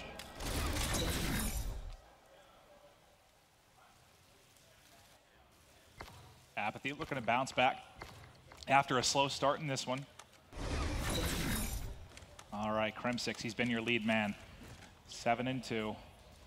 And we talked about him being kind of the catalyst, the guy that has to play well if Optic Gaming is going to have a chance this weekend. Look at how little health he has. Was that a sniper? Yes, it was. I was like, that is a powerful NV4.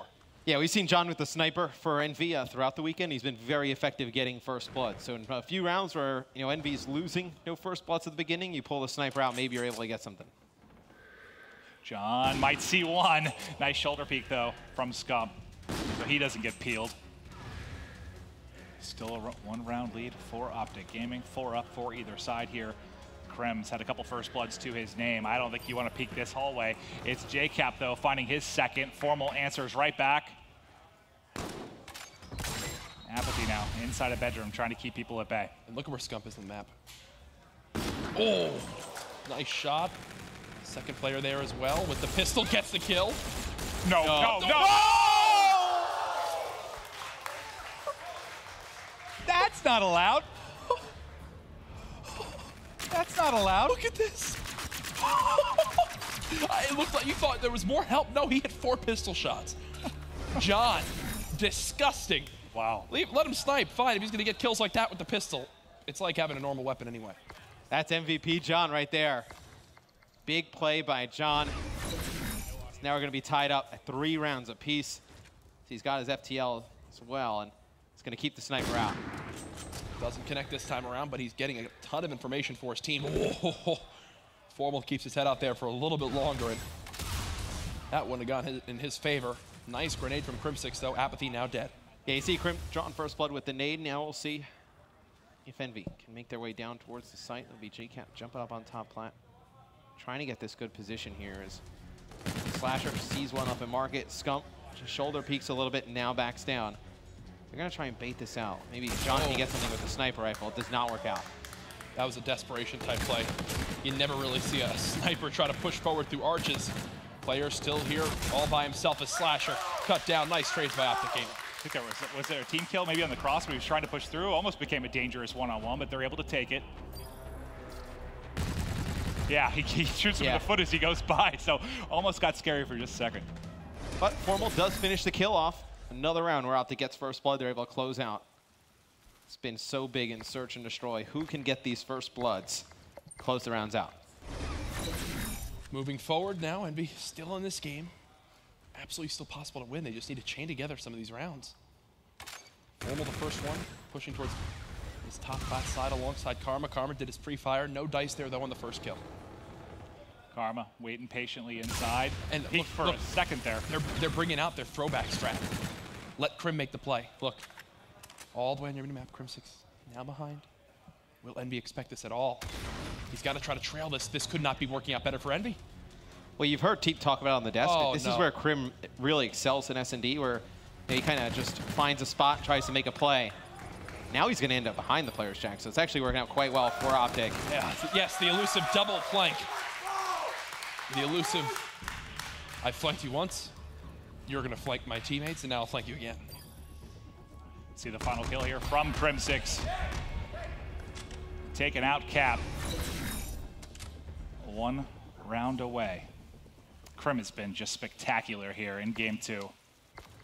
What stood out the most for you, Matt, though, about Crim just overall this weekend? I think he's been stellar. Well, I think he's been pretty good towards the second half of the year. It's just the team hasn't had success. It just seems like, you know, when Crim starts to play good, and maybe you get an off game from Formal or Scump, and you're dropping some hard points you shouldn't have. But I actually think I've been pretty impressed with Crim's gameplay throughout the entire year. As you see, John gets 2 kills here for Envy.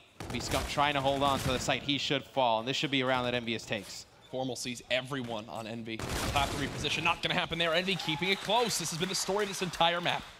Back and forth we go. Looking eerily similar to that game 1. All we can hope is that the entire series plays out this tight. Nice shots there from Slasher. He combines with Cap to get the final kill. What type of payloads are we going to be working with in this next round? I know Crim has a Centurion. Is there camo yet for either team? I'll have to check Slasher and Karma. So Slasher does have camo. You think with this being game point for Optic, you invest the camo into this round if you're NV? Obviously, you need to win this round, unless you get first blood. I think it's going to happen right now. Scump knows one's close. John now dead. They've got to use something to swing this round if you're Envy. Apathy gets caught mantling. Scump knows it, wins the gunfight. Slasher all by himself. Had to pop the camo.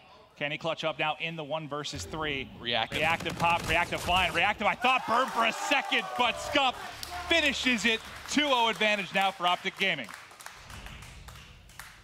That round was weird from Envy. I mean, I thought Slasher would use it early on.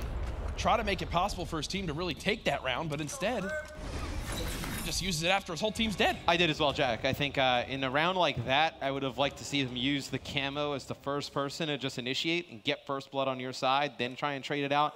But I believe 2 players dropped before they even had a chance to use the camo. Apathy really did help there. On that outer wall run, you could see Scump had all the time in the day to keep re-peeking, keep challenging. I guess at that moment, it's tough to tell for Slasher, but if you see that many people at bridge from Optic, you've just got to make a play. Yeah. Yeah, I don't know. I mean, when you take a look at this, like, do you think Optic, do they need a 3-0? Is this similar to an open bracket in the sense you played so many matches you might burn out towards the end? Or seeing that this is just the 8th best team, you've only had to win a couple, you feel pretty good about it, Matt? No, not at all. They don't need a 3-0 here. It's been a short day. They should be fine, just overall energy-wise. All right, well, Uplink coming up next. Optic looking to push this to another 5-game series. We'll be right back.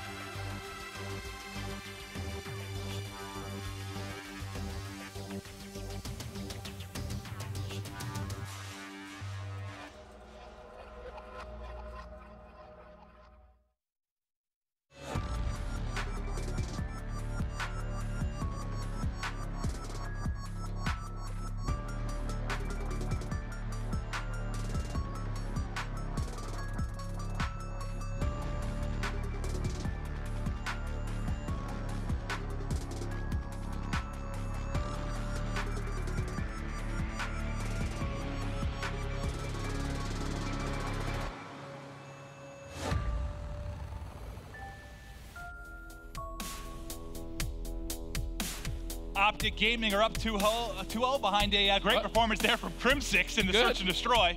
He always just struggling with words. Yeah, typical. We should be good, though. Uplink Precinct next, and woo, this is a good map draw for Optic Gaming now. Yeah, I think Optic, this is a great uplink map for them. You look on a series like this, the way it's going, they're rolling right now. I think Envy, they need to win. I thought they needed to win in the Search and Destroy, to be honest, to stop a 3-0. I think when you have this first series, you need to just draw it out as long as possible. You need to get your guns firing hot, because it's hard for Envy, because they've just been sitting in the back, probably warm up, shooting bots. Not the same as coming out here and playing. What, Precinct, right? Yep. So this is, I think you could argue it's the best map and mode for Optic Gaming out of the entire map pool. They are very, very good here. They've only lost it a handful of times since Dallas. I expect them to close this first series out here. Extremely important to bring up Optic Gaming, coming into this one, this is a team that you're confident in, but they also only need to win one more map to force a second best of 5. Envy need just to, well, hopefully win one best of 5. Optic, though, on the verge of resetting the bracket. That's a tough thing coming from that loser's side. They're about to make it happen if they can take this uplink here. About to hop into it. And this would be, God, I mean, I just love the going back to last year and thinking about how many times we've seen this actual matchup. Envy, the bane of Optic's existence kind of last year, even at the beginning of this year, giving them struggles as well. I know through the middle of this year, Optic Gaming got to that dominant form, won 22 series in a row at one point? Or 22 maps in a row. 22 series would be real good. But 22 maps in a row. Now looking to be back into that form. As we're a week and a half away from champs. It's also interesting that these are two rosters, the only two off the top of my head, that stick it out from last champs. Come all the way here through the year. FaZe was the only other one until recently, right? Right, until recently. They make the change, but seen everybody else shuffle around players, make new rosters, and we are in the same exact spot we were last year before champs. All right, let's see, Envy. Can you fight back and get the reverse sweep to close out Stage 2 right now, or will we reset the bracket and start all over with another best of 5? What would be crazier, Optic, taking this series and then taking the next series, or Envy reverse sweeping them here? Envy reverse sweeping Optic in this series would, for me, that would just be mind-blowing with the way it's gone so far. Yeah, right. Up to this point, I can't believe that. But this weekend has been mind-blowing as a whole. I just do with the form Optic is in, the hype coming out of that last series where they won in the game 5. I just feel like if they 3-0 here, they may 6-0. And but when else have we seen that? What, Epsilon over Splice? I don't know if that was 3-0-3-1. Cole, 3-0-3-0. Cole, Envy, UMG, Niagara, Ghost was a double 3-0. It's kind of rare. Well, Prim tosses a nade right in the Scump's back pocket. That's a typical break on this map. If you're spawning from that side, Envy were on, 2 players are going to try to hit through ATM, so you pre-nade it and pre-fire it. That time it works out for Apathy, and because of that, they get quick lobby control. Let's see if they can turn this control into points. It's going to be J-Cap at the back with the drone. John snapping out front. He's gotten 2. Third lined up but not finished. Doesn't want the 1-point toss. He relies on Apathy and Slasher to back him up. Early dunk for Envy. Wow, couple shots into Formal. The nade lands right at his feet, and now Envy, they're going for the relay. They have a player already here. Yeah, this may be more points for Envy. Apathy in the Optic base. He gets a pass, gets it up and in for 2. Envy has come out, put 4 points on the board early. That's unbelievable. I mean, I know they had a start like this on a Frost we casted in week 4, but this is ridiculous. 4-0 in 60 seconds. Can Optic Gaming start to answer back a little bit and kind of slow the tide that is Envy right now? Yeah, that was basically a minute straight of Optic just reeling, trying to hold on to their base. Finally, they gain back some momentum. They can fight for some control of Envy's base now, looking to match these dunks. They've got the drone into Ticket. Krem just trying to get drone down and find some kills here so he can make a play. Gets one, he's got help from Scump. Now they decide to go, gets the 1-pointer away, and Scump still clearing house here outside the base. Finally, John off spawn, back alley. We'll kind of get a reset. It's a big 1v1 win there by John. He doesn't win that against Scump. The rest of his teammates coming up the spawn, they have to rotate back, clear out their base. It allows them, once John wins the 1v1, to go out towards gas, now get back towards mid-map. John will fall. J-Cap trying to hold the back line, though. See drone down right in front of him. Scare about as well to maybe soften somebody up a little bit for Cap, but he can't take out Krim there, set up by Statue. And inside a lobby is going to be Scump. He's grabbed the drone. They're starting to wrap it out. John trying to get the flank in from behind and does just that. And he's thinking someone might still be pinching. But no, everyone's still on this back park side. 3 straight kills for OG, make it 4. JCap only able to trade one. Karma, Scump, and Formal now on the offensive. They've got some lead blockers. Fortunately, an awful timing, but the one still does go through. Yeah, they're able to get a one-point play there. They just don't have enough players up to really try and spawn trap and, you know, get that good relay going. But Krim, off spawn, gets drone. How is he alive? Construction. Don't really know. Apathy with some shots there, and Krim's back. Finally takes him out, but 3 kills for Envy. Let's see what they decide to do with the drone. See, Scump picks up 1, and okay, for a second there, I was sure they were going to wrap it all the way back out because they didn't think they have the man advantage, but they throw it down. Trying to push it forward does not work out. Hey, and Optic, they're able to just grab it and move it towards Statue. And there's a light setup here for Envy. They have not had players in the position they want quite yet. Look at how active OG are with the drone on the map. They just keep trying to throw Envy off. You can even tell Karma doesn't even know where he wants to go. Well, this is how FaZe played the other day on Precinct Uplink. They just moved the drone around, got the defensive side just so spread out, they were able to get some nice scores. COG trying to do a similar strategy as now they have the drone in a position mid-street to make a play. If they can take out John here, you've got a nice opening up mid-street. Karma able to win the gunfight, but 2 teammates dropping at the same time. A lot of pressure still on Karma, but he is up to the order. 3 for him. Can't get the slide away in time. Scump gets there maybe a second late. Otherwise, they can get together and put some more points on the board. Yeah. But either way, the drone had already reset, but look at the scoreboard. This is important we bring this up. Look where Slasher is currently, Matt. What's going wrong for him so far? Yeah, he's had tough 2 respawns. He did not get off to the greatest of start in the hard point, and he brings it back to like a respectable score, but so far here, 3 and 8. Talked about it, though. John, Apathy, and Cap have really stepped up today in the respawns. yeah, and you wouldn't, if you look at the scoreboard, you don't think it's Formal dominated. I mean, he's only 7 and 10 right now. You wouldn't think that it's like Karma and Krim and Scump kind of getting into the back line because none of them are exactly going off outside of Karma. Interesting. See thus far the struggles from Slasher, but we'll see if he can pick it up over the course of this game. Nice throw. 5-2 lead, about to be 6-2. No, just falls a tad short. I thought he had that high enough. Looked like too much of an arch, actually now. Optic, they've already pushed so far up, so as long as Scump's able to get this flank, nice job. He kills John, which now gives the rest of the team the momentum they need to push forward. Slasher with some beautiful shots, gets all 3. And that's a one-man defense from Slasher to stop this Optic Gaming play. It's funny, you just call him out for maybe starting a little bit slow. And then he does that. Yeah, he's going to close out the half strong. Maybe another 1-point opportunity for Envy if they can find some intros. JCap able to take out Krem 6. Now they're playing behind this. About to be 10 seconds now on the clock. Apathy leading the way. Scump trying to hold on defense, but Apathy should have a chance for a 1-point toss. Gets it out in time, just a little bit short. So 2 1-point misses from Envy, a 3-point lead, and I think both those 1-point tosses were tough. They were tough. Yeah. They were tough throws. They were just a little bit short. Don't think either of them got the distance they wanted in regards to their movement. But in that half, I mean, all things considered, outside of that first 45 seconds, I think it's a very even side. Yeah, it definitely is. You know, Optic got some decent opportunities to put some offense up, but it was, you know, guys like Slasher, you know, with that 3-piece on the defensive end there, was able to stop any scores going in for OG. The opening break here is huge for Optic. You know, the opening break in the last one, Envy was able to get, you know, a dunk out of it. Let's see how Optic plays it this time. Again, they're just going to push forward. Karma gets caught sprinting towards Statue, and everyone's there from Envy. Thankfully, they've got Formal to do exactly what Slasher did earlier, picking up 3. Well, Slasher, we'll get a couple here, but Formal's 3-piece at top ticket is enough to slow down the early aggression from Team Envious. Oh my gosh. Slasher snapping still as he's holding one of these power positions on the map. That duel between him and Formal. Slasher from this position, Formal in that top ticket. We're going to see throughout a lot of this. It's actually Krim 6 that picks him off, though.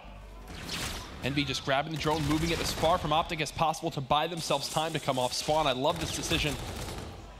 Thankfully, Formal still watching over. He started to heat up now as he's brought things back to even. Karma wins one just outside of lobby. It's going to be a 3-on-3 as they push back Cat Statue. Nice shots from Karma yet again. Another one in the back. It's Slasher that gets the better of him, but Krim there to trade it out. Scoring opportunity for Optic Gaming. FTL available for Formal. He tries to pass it forward. Do you just go for the 1-pointer there? Yeah, I think you got to go for 1. I mean, you know kind of generally how much time you have in that situation. Yep. You knew players were coming off spawn for Envy. You knew they were going to be back towards their base. You settle for the 1-point play there. We talk about how this is one of Optic's better maps. Envy are just shutting them down right now with the kills they're getting. I think Envy are being outslayed by a couple so far, and you would have no idea with Envy being up by 3. Well, Well, Scump almost picks up 3 mid-streak. Karma's still there, though. Slasher, the last man to hold it. Cherry Blossom, and he'll get cut down. You've got 3 people surging forward from Optic, 3 now coming off a spawn for Team Envious. Formal manual pass indoors as him and Scump connect there to take out JCap. It's just been Envy on the defensive end, time after time. You talk to Jack about Envy getting outslayed in a game like this, but all the kills are coming on the defensive side of things. They figured out a way at the beginning of these games. They put some points on the board, and now all they have to do is hold serve on defense. And every time Optic goes on a push, you see 2 kills from John, a kill from Apathy. Wow. They're just able to shut it down. Apathy just melted Scump with the hip fire right there. Slasher now with the drone. He's got John with him as well. This should be at least a 1. Nope, it's going to be a dunk. Envy have taken full command of this map now with their largest lead of the game. And John's still here doing damage. In top ticket, finally he will get cut down, and now maybe a sigh of relief as Optic can reset and try to get something going here offensively. They've had only really, what, 2 attacks throughout this entire game. They've just gotten so stalled out. You can see time after time when they go on the attack, they throw the drone down, and they're trying to slay, and they just get nothing to go in their favor. Yep. They haven't had a moment yet where they've been able to just swing it, where they've just gotten that 2 or 3 piece to give them all the map positioning they want. And because of it, now Envy can be... I love this from Envy. They're grabbing the drone, they're moving it towards this bottom side of your minimap, bringing it right towards Cherry Blossom and Gas. If they can bring it into back alley, it'll take at least 25 seconds to even have a chance for Optic to score.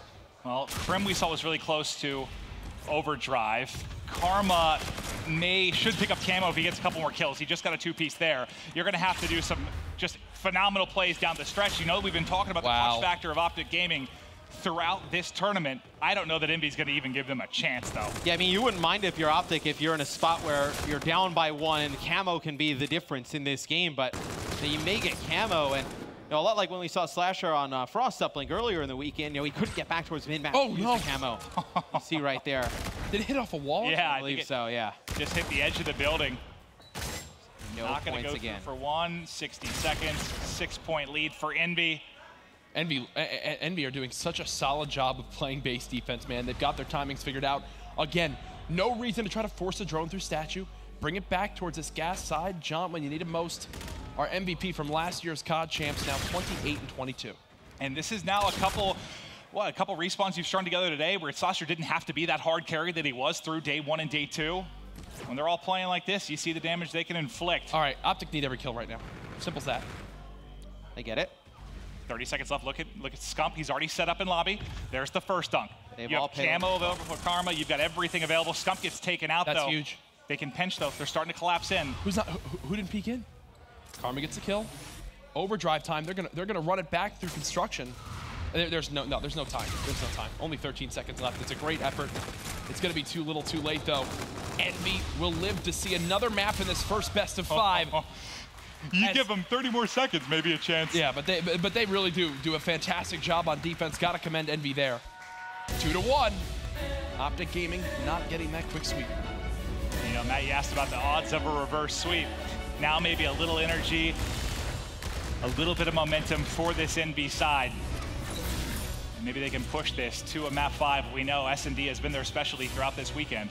Well, the one map, the reason I thought the reverse sweep would be so rare is I did not expect Envy to win that map. I expected that to be one that Optic's been very strong on throughout Infinite Warfare. But you look, I mean, game 1, Envy had that. I mean, they were up by, what, 50, 60 points there, and Optic makes a tremendous comeback. They played it perfectly. But now going into a hard point where Envy's been pretty good on, you got John, Apathy, and JCap playing pretty good. It's going to be a scary game 4. And you need to keep in mind, again, we can't stress this enough. Envy just need to win 1 best of 5 in this grand finals. Optic Gaming need to win 2 if you're just tuning into competitive Call of Duty for the first time. This is because of that double elimination bracket setup. Envy have yet to lose a series this weekend.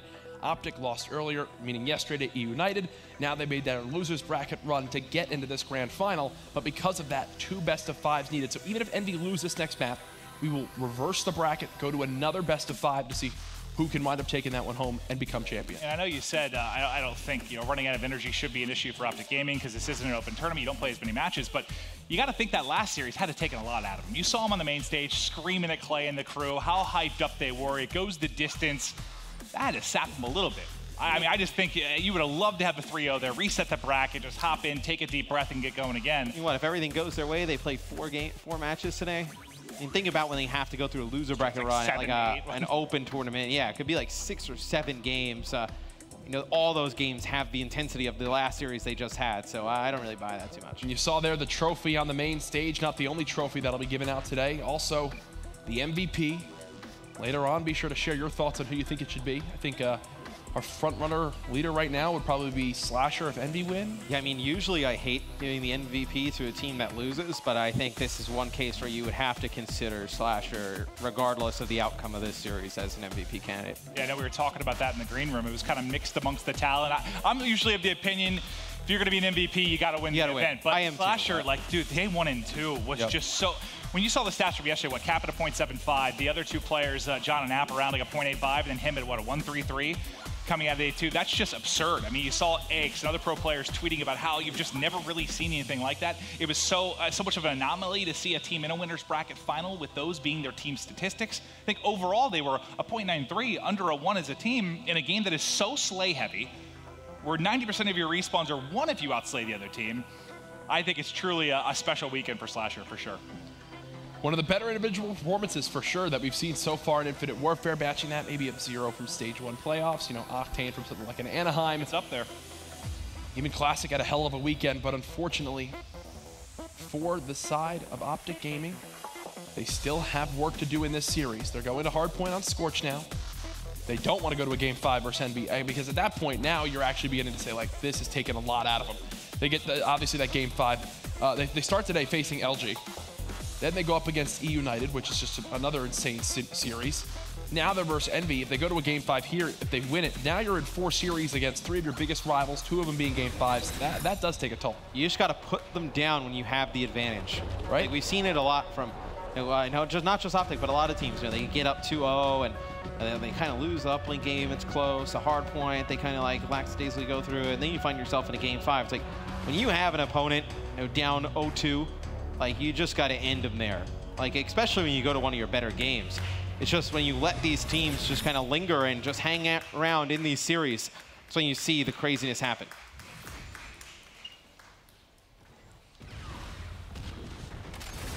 All right, here we go. On board with John. Nades out as they're trying to back up Optic Gaming. They're going to have to wait for them to push on through. Trying to snap back towards tunnel, but Karma with the flank. And, you know, I've talked about this with multiple teams that you rarely ever see that full push through and flank, but Karma was talking about it. He's like, I did it in scrims a couple times, actually ended up getting 3 kills. There you go. Pushes all the way and wraps in from behind. Why would you ever expect that? It's like not the spawn you want, not the route you typically want to take. You normally want to have people with guns ready near this middle hard point. Karma, it's Karma things, just Karma things, man. It happens all the time, it seems. OG, while they do get an early lead, looks like Envy will take it over in just a few brief moments. It's Optic set up for the Turbine Hill. Yeah, Turbine's so important to hold down. You're not going to see Optic come back towards that mid-map, but where it gets dangerous is if you lose some of these kills towards the end of this hardpoint time, that's going to spawn you out. Then that's when OG could get in trouble. Well, let's see if Envy is able to break through. You've still got 2 men on defense for Optic Gaming, 2 pushing. Karma's gonna be the lone guy. There's gonna be a collapse coming through. Can he go clutch for the team? The slide, the melee does not connect, and Envy is busted through very quickly in the opening 10 seconds there at Turbine. And you saw Karma's goal was to at least try to isolate one player, get a kill, try to stay alive inside Warehouse. Unfortunately, everyone from the boys in blue ready to go. Full now on the retake, gets 2 kills. Optic Gaming hitting that catwalk. They've got a pinch 2 from Scump. He gets the entry. JCap not gonna work. Optic Gaming break on through as they're gonna try to keep this game close. Back and forth at Turbine. Scump now up to 3 kills in a row, close to earning the Scarab. There was once a point in Infinite Warfare where Scump refused to use the ERAD. Yeah, that's kind of crazy. Vegas, and even probably, what, a month or 2 after that, I think. Yep. Scump still hunting. See if he can extend this streak out even more. Formal heating up as well. Scump somehow survives 1 shot as he's getting flanked. I think Karma picks up the player that was pushing him. And now, can they break through? And look at where John spawns, number 4 on the mini-map. Optic picks up some kills all the way in the back. They spawn John out. Apathy, though, goes huge for Envy. Picks up 2 kills inside of the hard point. Him and Slasher just hang on long enough. Should be able to hold this down. Karma's still here. I mean, he's still got bodies with him. I think they should be able to break out through. But that took way longer than I thought. Yeah. Optic had the perfect pinch with a 4v3 number advantage, but because Apathy's 2-piece happened, he was able to stay alive just long enough to maybe have a second chance for Envy to hold, but In the end, it's Optic Gaming overwhelming. Scump watching middle with the help of Karma. They now take the lead. And you're just getting a little bit staggered here if you're NB. It was kind of a two-man hit. They drop, two more fly in and fall. You're not going to get another chance at this. You're going to need to set up for the next hard point as Slasher is trying to get in position on the cutoffs here as Optic Gaming rotate out of hangar. A lot of pressure on him to go big as two players going to be pushing through rocks. I believe that's going to be Karma and Formal. Slasher here now with the K-bar. Scarab now out. Don't know if it'll scout him on this high wall run. It's now Optic Gaming are here. They're going to try to just muscle right through this one side. Typically, there's some sort of pinch middle map, and you can see John's expecting it, but now he'll get a call out. No, they're all here. Come help, please. J-Cap can't get the three-piece. It's a 2 versus 1. It's going to be John here to deal with it. Can he come up clutch? I think a teammate might have come in over the back from one of his spawners. John, though, the slide, he connects. No one really able to get a great hold here. Nice shots. Optic Gaming now in the lead, which will disappear in just a matter of seconds. And be able to break on in.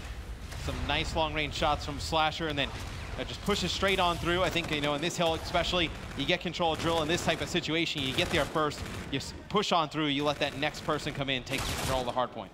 Slasher had a quieter start to this map, began to turn it up right there on that hard point.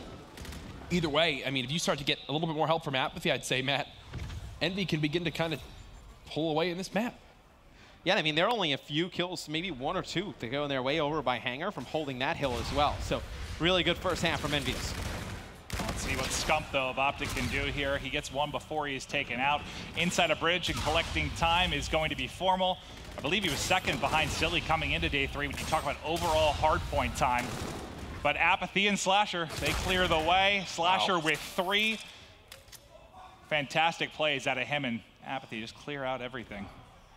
And now another lead change, 116, 115 in. Bodies are still flying towards this hard point. Prim and Scump, both with a couple kills apiece. This time around, though, Envy will be the first team at Turbine. We saw last time they broke it pretty easily on the side of Envious. This time they will be set up. What can Optic Gaming do? They like to favor pushing in towards Warehouse. And yeah, you'll see everyone from OG now trying to stack this. They're much bigger fans of hitting this and going from that catwalk side. Formal gets 2 huge ones to try and break in. Apathy, though, 2. Not a third. Scump gets it. The break is in. And in 5 seconds, they've got it. Yeah, but they spawn Optic all the way out. Really? So the pinch comes in from Envy. They get all wiped off the map, but they spawn just close enough that they should be able to get back towards the hill with 40 seconds left on it. And that break winds up even being easier because John kills Formal at that top warehouse side. Once that happened, Scump has to not only worry about his flank, but the impending push coming from that catwalk side. No gunfight wins there. Optic get wiped out. But as Crimsix got that first kill, you had a 4v3 here for a moment. The spawner that popped, that's John for Envy. He's going to go ahead and rotate to the next hard point as his teammates popping in rocks with him.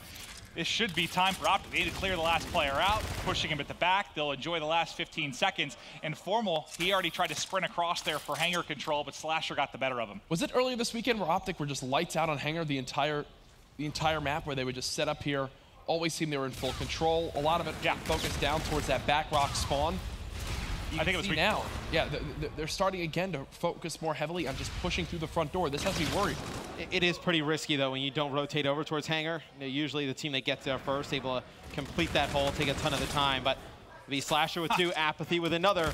Envy holding on here. It'll be John getting back in towards the hill as Envy cleaning up OG. Still a lot of time in this hard point. We talk about Karma as one of the better players of running over that doorway and surprising people. Slasher actually gets him there. He gets 2 kills and holds on, but Optic still flooding in the close spawn here, though, for Envy. And not even does he do that. Optic already had 2 players in the hard point that knew that side was covered. There was only one spot he could have been, and that's hitting that high wall. No one checked it. Yeah, but still, somehow they let Slasher get 2 kills. 169 to 152 the score. Optic wipe out Envy. They'll get the scrap time at a 30-second lead. Formal now 19 and 14 with nearly a minute and a half to go in the hard point. On Scump's POV now as he's trying to push back the spawners up. Team Envious able to get a first pick on Slasher to take him out of the mix, at least for a push into the drill hard point. J-Cap and John doing their best to hold on, but now Formal's here. He's gotten 2. The third's inside drill control, and as Crim picks it up, he wraps back into observation deck and 1 bullet away there from gunning Slasher inside. Envy, they're rotating early. They're just not able to pick up the kills to hold. They get over to hangar early. They get over to turbine early. Now drill. They're not able to take a ton of time. And We'll see if they can take the last 30 or so seconds here. These are crucial seconds here, Jack, for Envy to make the comeback. Here's the thing, is this not reminding you a little bit more of what we saw earlier this weekend from Envy and Hardpoint? I mean, you've got JCap now at double negative. Yes, he's got a lot of time in the hill, but, you know, Slasher is obviously the one positive. John's trying his best. Apathy a little bit sluggish so far on this map. They're keeping it close, but the worry is, as this game goes on, especially with how Optic Gaming are beginning to shoot better and better as the map goes on, you've now got 3 of their players positive, if they're just going to be able to run away with this game. Well, and that's the big thing, because we always talk about, Scup and Formal pretty much consistently leading the way in the slaying department, but when you have Crim and Karma going even, going positive, that's when they can really take over. I mean, I'm actually surprised the game is as close as it is right now, but it's not over yet. It was a come-from-behind victory for Optic Gaming in Game 1. Envy looking to do the same in this first best of 5. That top hanger spawn just saved Envy on that middle hill. There was a pinch coming in. They were about to have players from Optic flooding from Warehouse. Instead, Envy keep bodies on it, and I love this setup they have. They've got players set up in hangar, 1 in middle map, 2 pushing towards blue. They're pushing every single spot they want to. Yeah, they're pushing all the way through. So they're going to get Turbine spawn for the next hill. 27 seconds left on this center hardpoint. Envy takes the lead. You will have Slasher with Camo. On the other side of things, you'll have Camo for Karma of Optic Gaming. But look at that left-hand side of the minimap. JCap needs to go big here, needs to pick up some kills as players push across that bridge. Once again, I talked about how Optic love to hit towards that Warehouse side. JCap trying to go big, gets 1, plays his life. The second, not going to happen, but look at the time he bought. He slowed down that push for a second, and his teammates flooded in from that observation deck to keep control of the hill. If you're Optic, you have a 4v3, but just for a moment. It's JCap racing back in. Karma pops the camo behind 1, sees the second at the back box, is trying to get the best angle he can. Karma makes a huge play. Can his teammates now back him up? It's reactive armor from Scup, and he gets melted, but Formal still here holding. Has a gunfight, 1-on-2. It's going to be JCap and company pushing forward. They take him. And that is huge for Envy. You invest the active camo and reactive armor there for Optic Gaming, and you don't get the break. JCap waits for a teammate, then slides in and takes out Formal. It's a huge play from Envious, but Optic Gaming gets back in towards the hill. Also, pay attention, going in that next hangar, Slasher does have camo. They're going to need that ability. So confused, Slasher just pushed down Catwalk. I don't know if anyone caught that, but that's the reason Optic are able to break. Well, they break, but they can't win it here. They can get darn close, but like you said, you have one solid hold opportunity for Envy. If Optic were to break you here, you have the camo to retake if you're Slasher. Part of me wonders if maybe he used to just make a play in transition. So Karma just told his teammates that there's 2 at Rocks. Formal and Crim try to flood the front door, knowing it's a 2-on-2. They get shut down. Well, I mean, this is a dangerous position from Envy too, because if Slasher dies, you don't know if you're actually even going to get back towards the hill to get camo. Because this is going to Game 5. It probably will. I mean, with the way Envy is holding this down right now, Optic leading with the Scarab, this is their best chance. You've got reactive, you've got camo for Envy. There's the reactive pop, only gets 1 before dropping. John loses 1, but Slasher now back in with the camo. Crim, though, last man up. Crim kills both! Crim kills both, and he gets the spawn close for Karma. Optic can still do this. The 240 mark hit, 25 seconds left as Crim has gone massive. Centurion out, and there is 1 more flood here from Envy. Can Optic hold on? Formal with a 3-piece! Formal with all 4!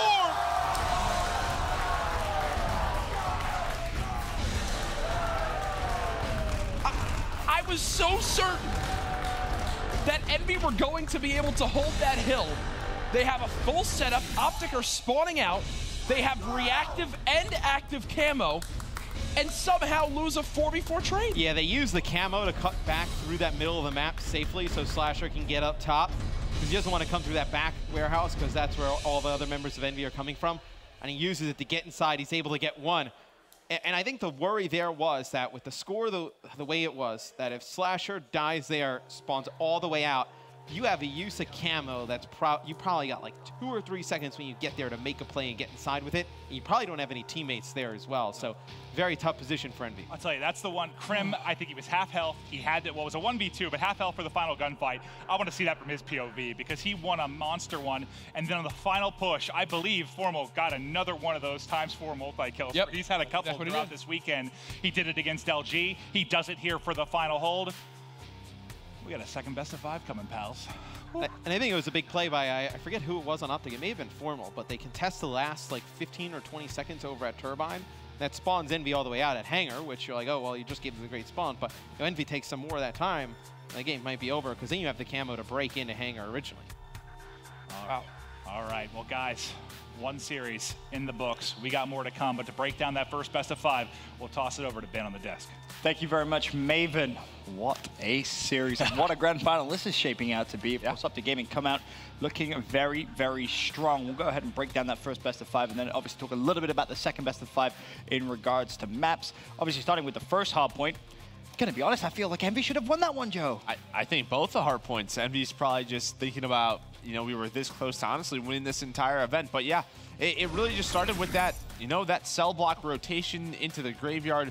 Karma Scump, they're able to 4v2. Scump pops his reactive, and really you could see that cell block kill was really the big factor for Optic Gaming. And you know, I mean, they were just able to clutch up. I mean, it was like 237 to 166. I'm not exactly sure, but it was a great clutch by Optic Gaming as a whole. I mean, you talk about that final hold, Momo. It really was sensational going from Cellblock, of course, into that final hill. Optic Gaming, just such composure. Optic Gaming clutching up once again, you know, kind of coming down to those, you know, last second moments, those kills that really count. And it gets to that moment where it's like, we're all looking at each other and thinking, this wave of kills determines the game. Right. And that kill feed, green, green, green, green.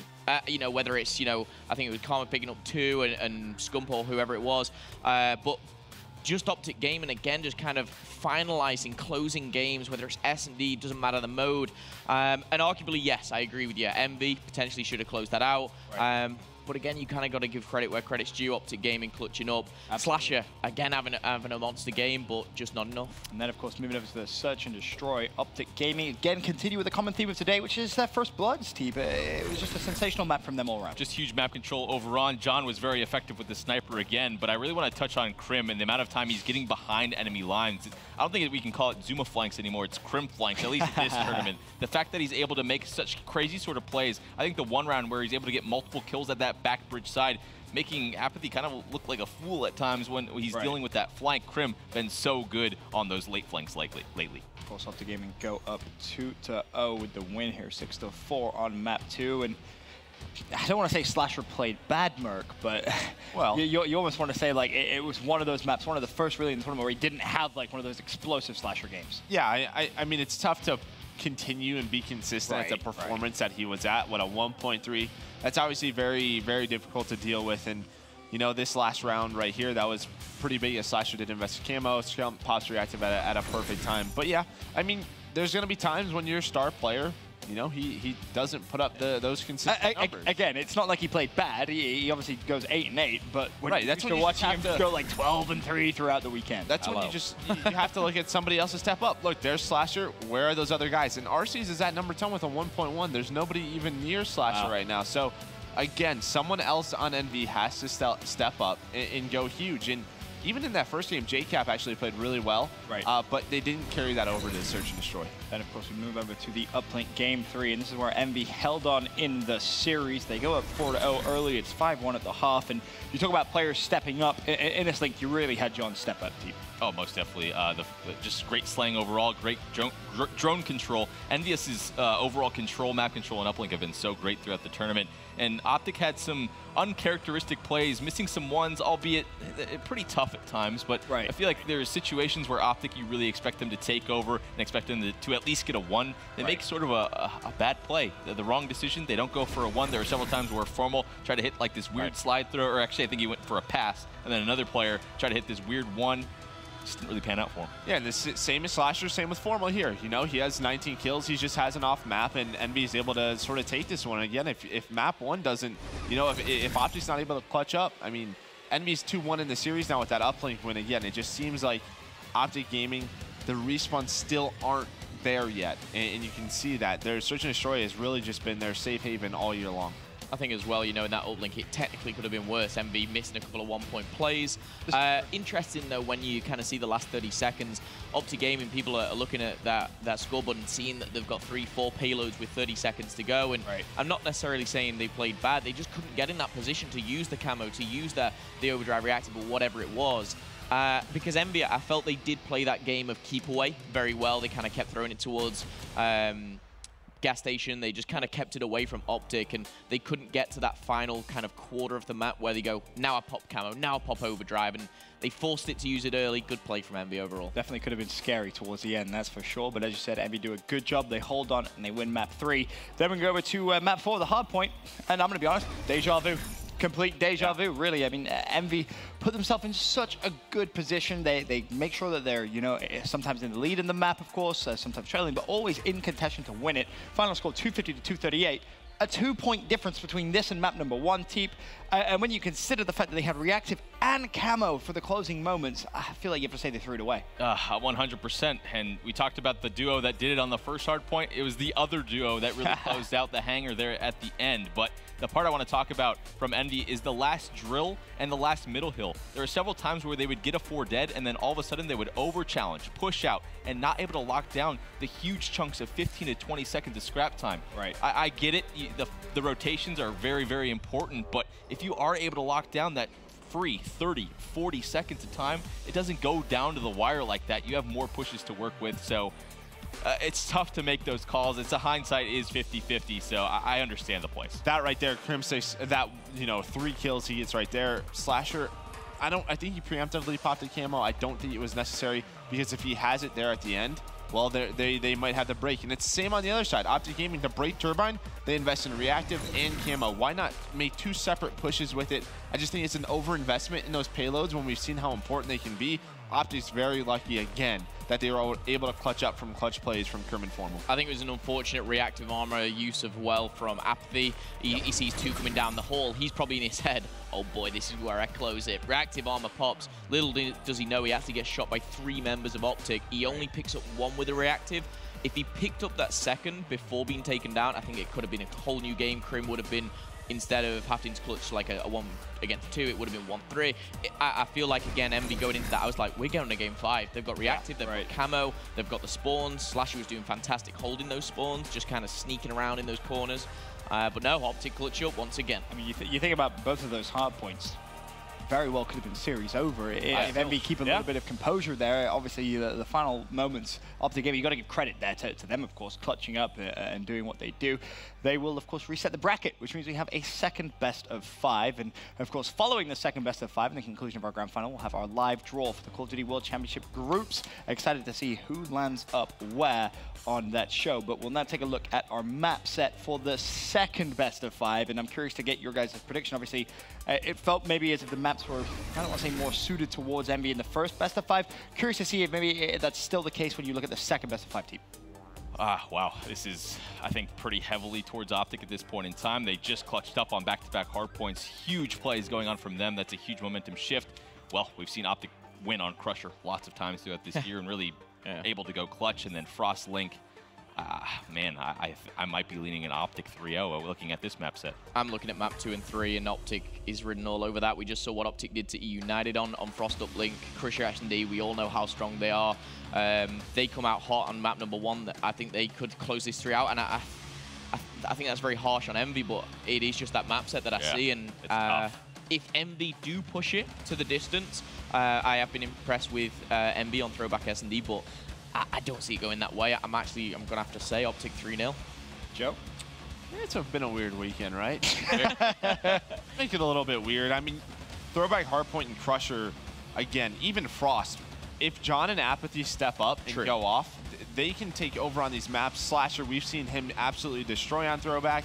If someone helps him out, who knows what can happen. That retail Hardpoint, that's been one of Envy's best. If they can get to game number 4, and then throwback search and destroy, that's where we saw, you know, Envy clutch up against FaZe down 5-2. So to me, it's 2 and 3. If they can get it to the back half, who knows what can happen. Very agree. Very true.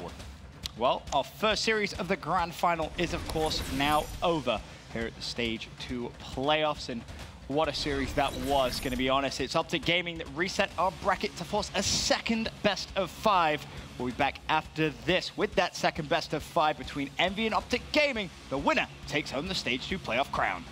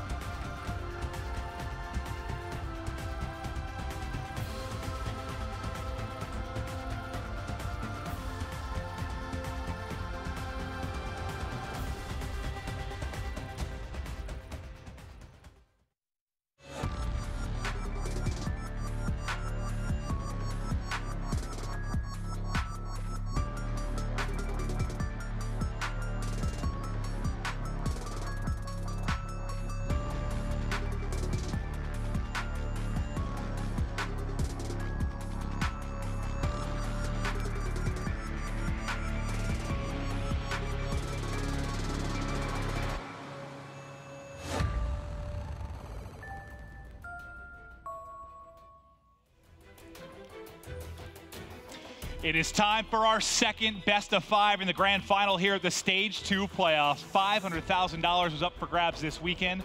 The winner here taking home 200 big ones. This is where you see the true test of champions. These guys have been on a stage like this before. Who will clutch up in our second best of 5 to take home the title? Forget everything that's happened. One series remains to take home that trophy and the majority of the $500,000 prize. And we've seen Optic Gaming make these crazy loser bracket runs before, but they just usually fall a little bit short here. And I think, with this format where they don't have to play a ton of matches today, they have a lot of energy going in this second series.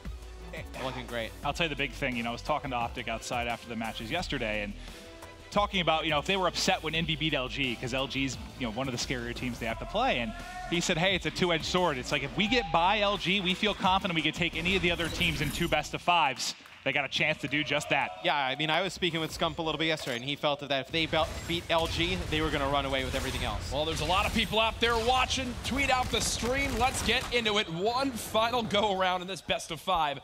Optic Gaming versus Envy.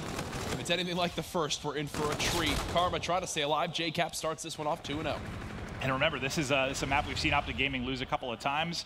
Hardpoint on throwback. We saw Envy have that miraculous comeback against Luminosity, just even when getting outslayed massively the other day. So maybe this is something that favors Envy a little bit? Yeah, I was going to say, this is a map where we've seen Envy beat one of the top teams in the world in Luminosity, and they don't outslay. They get outslayed by 16 in that one, but they're able to win it. If Optic win this map, they're going to need to dominate the baseball hardpoint. Simple as that for me. They're going to need to get Formal in that position. If they can do that, they typically get 40 plus of the seconds on that hill. And it's the map and part that really kind of swings the momentum in their favor. This is fine. Middle map's even. Formal doing a great job of falling back for these spawns. You see everyone on OG popping up next to him, as now Optic will look to hold this barn hill. Well, the Flood going to be coming in quickly for Envy. 3 hitting up through the mid-alley. Formal's nade almost tags on everybody. Got the first. Almost beamed Apathy off a cover, but not able to finish it. Slasher now trying to make plays around the back. He's hunting for Karma. He's found his prey.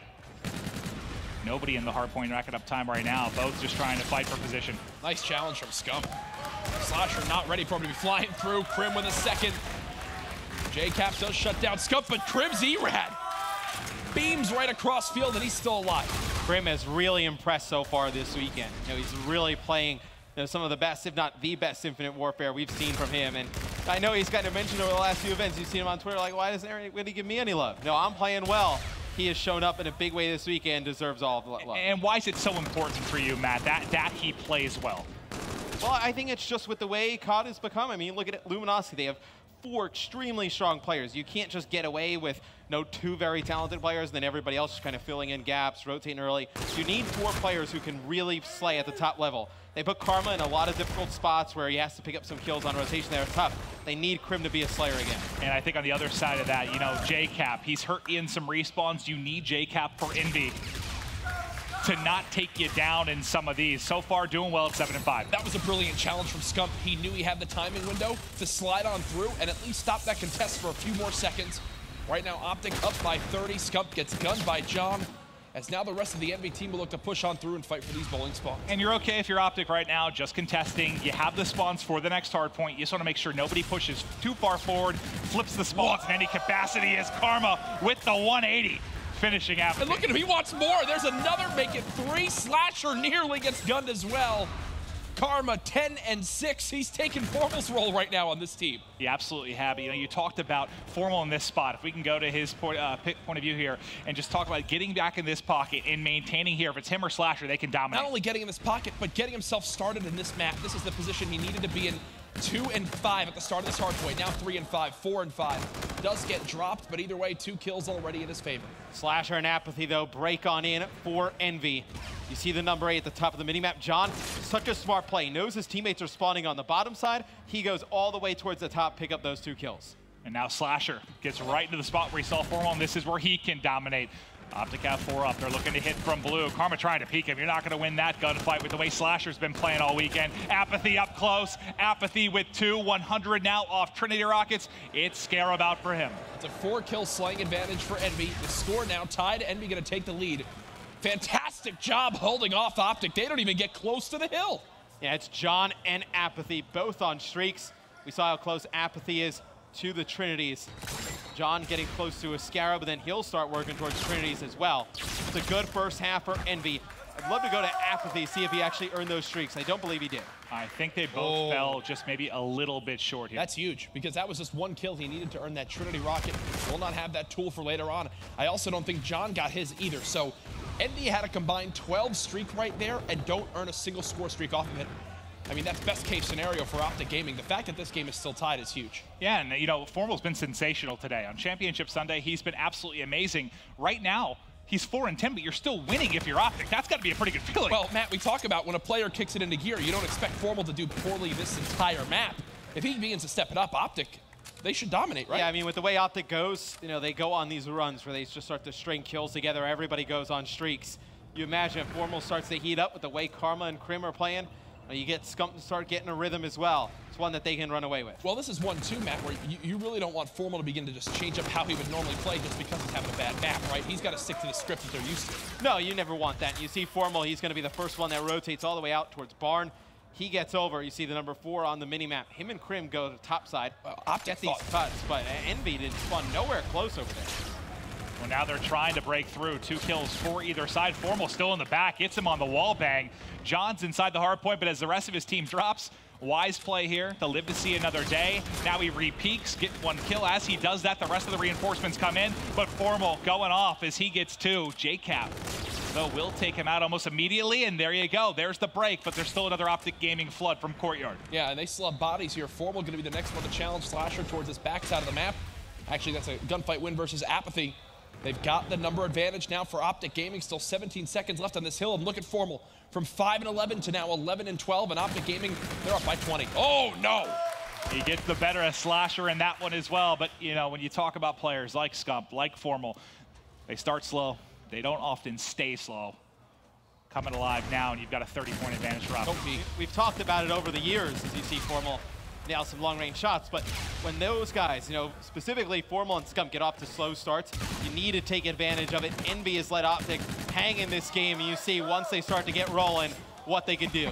Listen, man, he's ready now. He's ready now! Oh, my God! Formal plugs in the controller, a 7-streak, full streaks, earned the FTLs there. John, stop peeking the man. Give yourself a chance. And he's ready. No! Ready for the flank. Finally drops an explosion from Optic's Formal as he is now 18-13. 13-2. In this second rotation, the man has come to life. Envy, though, still in this game. I mean, it's only a 20-point game for how, you know, that big of a burst that was from Formal. And Envy's going to take the rest of this time. You know, they'll get within 14 here. You get a break here on baseball, you're right back in it. Oh, I mean, they're already in it. And the big thing, I mean, they've already proved that they can win this map when getting outslayed. Throwback in general, a map you'll see it on more often than many of the others. Envy looking to bust on 3. Oh. John hitting from one side, Apathy on the other. Apathy does get shut down. Now John has to do a whole lot of work. Can't make a play. JCap still in the back of the map. Scump cuts down 1, and now the streak. There was about to be a flood from Envy where they would have had a 2-on-2 opportunity to go for the break. Formal realizes this, calls in the streak, which forces them back into cover. That'll now help the rest of this team get back there off spawn. Crimsix tries to hold the line, but the shots from Apathy are crispy. Apathy and John cruise on through, so the streak provides a whole heck of a lot of nothing, at least that comes out of Formal. Still a lead, though, for Optic Gaming. You still got Scump in the back, and he wins 2. Krim involved in the action now as well. Everybody wiped. It was a clean wipe for Envy. Optic answer right back with a clean wipe of their own. Matt, biggest difference between the first rotation and second rotation is, does it just come down to kills from Formal? Yeah, I mean, Formal steps up in a big way, and you're still having Karma play at a high level. 24-20, has his camo. So if you're Optic, you can use that camo over on Bar, and you can save it unless Envy makes the comeback, you know, more towards baseball or even bike path. Well, Scump now into the hard point. He's getting close to streaks, has the reactive to work with as well. Can John play spoiler to the streaks? He is able to pick up Karma, but Formal does answer right back. Formal with 2 before dropping. Can we see Scump real quick? He's now on a 5-streak, 50 off. There's the kill, but not able to locate it. John takes him out. That's one of those where I don't know if John realizes how important that kill just was, but either way, Scump's streaks will not be earned. Optic up by 35, but no lead is safe from what we've seen so far versus NBT. Yeah, I believe the Envy comeback was what, Matt? It was 230 for Luminosity to 175? About 60 points made up on bike path and baseball. So you've seen Envy do it before against LG. They get a few down here. Let's see what they decide to do. So they're not going to push through right away. It seems like Slasher's just going to go on forward. See how Envy try and break this. Not going well. All the kills going in favor of Optic. And I'll tell you what, it's a couple times now that 3 have been taken out by Optic. There's been 1 person at least remaining to hold the spawns for Barn. I believe it was Formal the first time through. Crim6 now is going to get it done. But Envy behind Apathy. Cruise right on through. You still have Karma. Maybe able to play spoiler in the back. No. JCap gives him the gunny. And this is a scary thing now. Optic have really outplayed Envy for a lot of these hard points, especially in the second rotation to now. But look at the score. I mean, if Envy hold this 28 seconds, which is absolutely possible with Apathy's reactive armor, they will tie up this game. It's a scrappy game on throwback. It pretty much always is when you have 2 top teams going against each other. The FTL is in from behind. You get nothing out of that reactive armor, and it's 3 kills for Optic Gaming. Scump pops his reactive. Scump drops with his out as well. What is happening here? Apathy pops reactive. He doesn't have many bullets left in his clip, fires him, then has to reload. So did Scump. You see, though, Karma still with that camo. That'll be the one that can make the play. The Centurion comes down for JCap and Envy here on bike path. Look at this play from Crim. Look at this play from Crim. They're not going to be ready for this. This is his new play style on throwback. He's always a thorn in the side of his opponent. He doesn't even know to shoot at. Slasher dead. JCap dead. The break now for Optic, but they just flip sides. They just wind up flipping sides. Well, Crim actually ends up spawning them out there. They don't pick up any kills on the other side. And because he's all the way over here, pushed over on sidewalk, he influences so much. You completely rely on your teammates not to die in that scenario. If they drop, you're in trouble. It's exactly what I mentioned the first time we were here when Optic was holding bowling. They just have to hold it. No one can push forward and flip the spawns. There it ends up, I think, being an unlucky circumstance with players dying, plus Crim hitting him from behind. Worst case scenario, but now when you get 3 down, Optic has to push through. They're trying to fly in. John still trying to hold it, but you have a chance to break in behind this Scarab. Optic trying to flood towards this back baseball side. This will be the first time in rotation that they don't have the initial setup. Can Scump gun JCap? Not going to happen. 3 players here from Optic Gaming. Formal gets the kill. Optic get the wins on rotation. They have the setup they want. They want to close the door here. Formal now 31 and 22 on a 3 streak. Some streaks are being called in right now.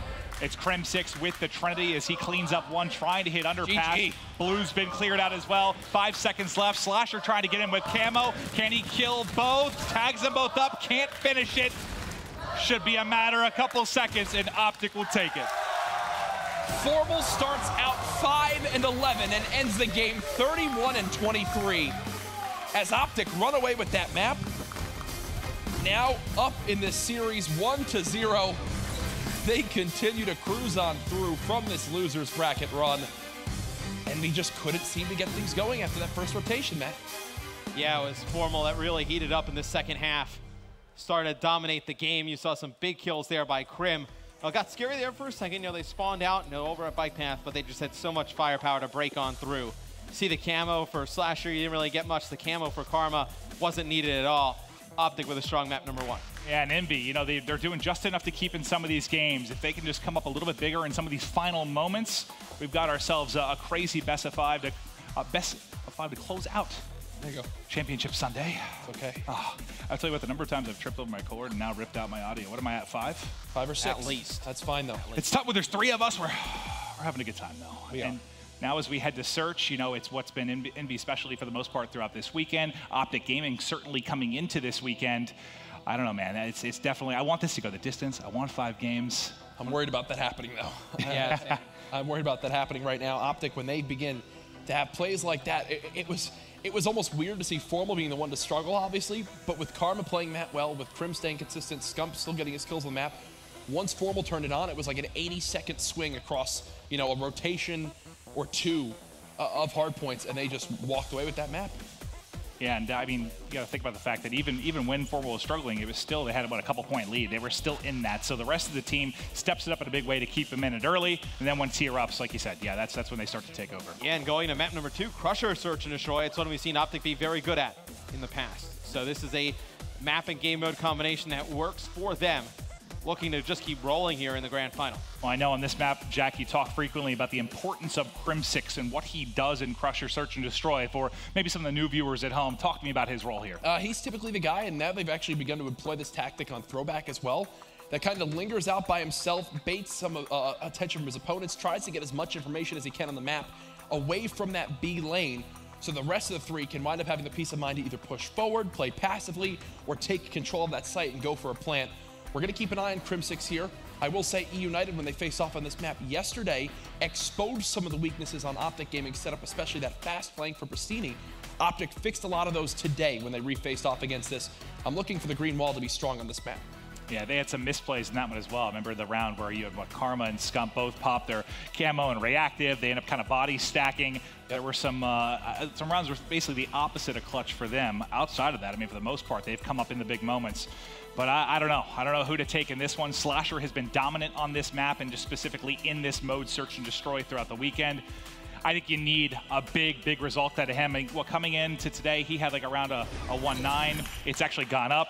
And then JCap's been spectacular as well. But here we go. Game 2 of our second best of 5 in the grand final, the Stage 2 playoffs. Let's get it. So look, that one in your minimap is going to be Krim. He's the only one that's not focused on this B lane. Once he spots nothing, he'll give the call out to his teammates. It's time to push up. And look, no hesitation from Optic. I think Karma's going to get this bomb down. Gets it planted quickly. Checking the back rock is going to be formal. Spots one with the sniper for just a moment. Can he get the opening pick? Not able to snap on. They pick him off. 2 kills go the way of Envy. 1 left now. All wiped out. First round goes the boys in blue. It's such a hard spot to play with the sniper rifle, to be that aggressive, pushed up.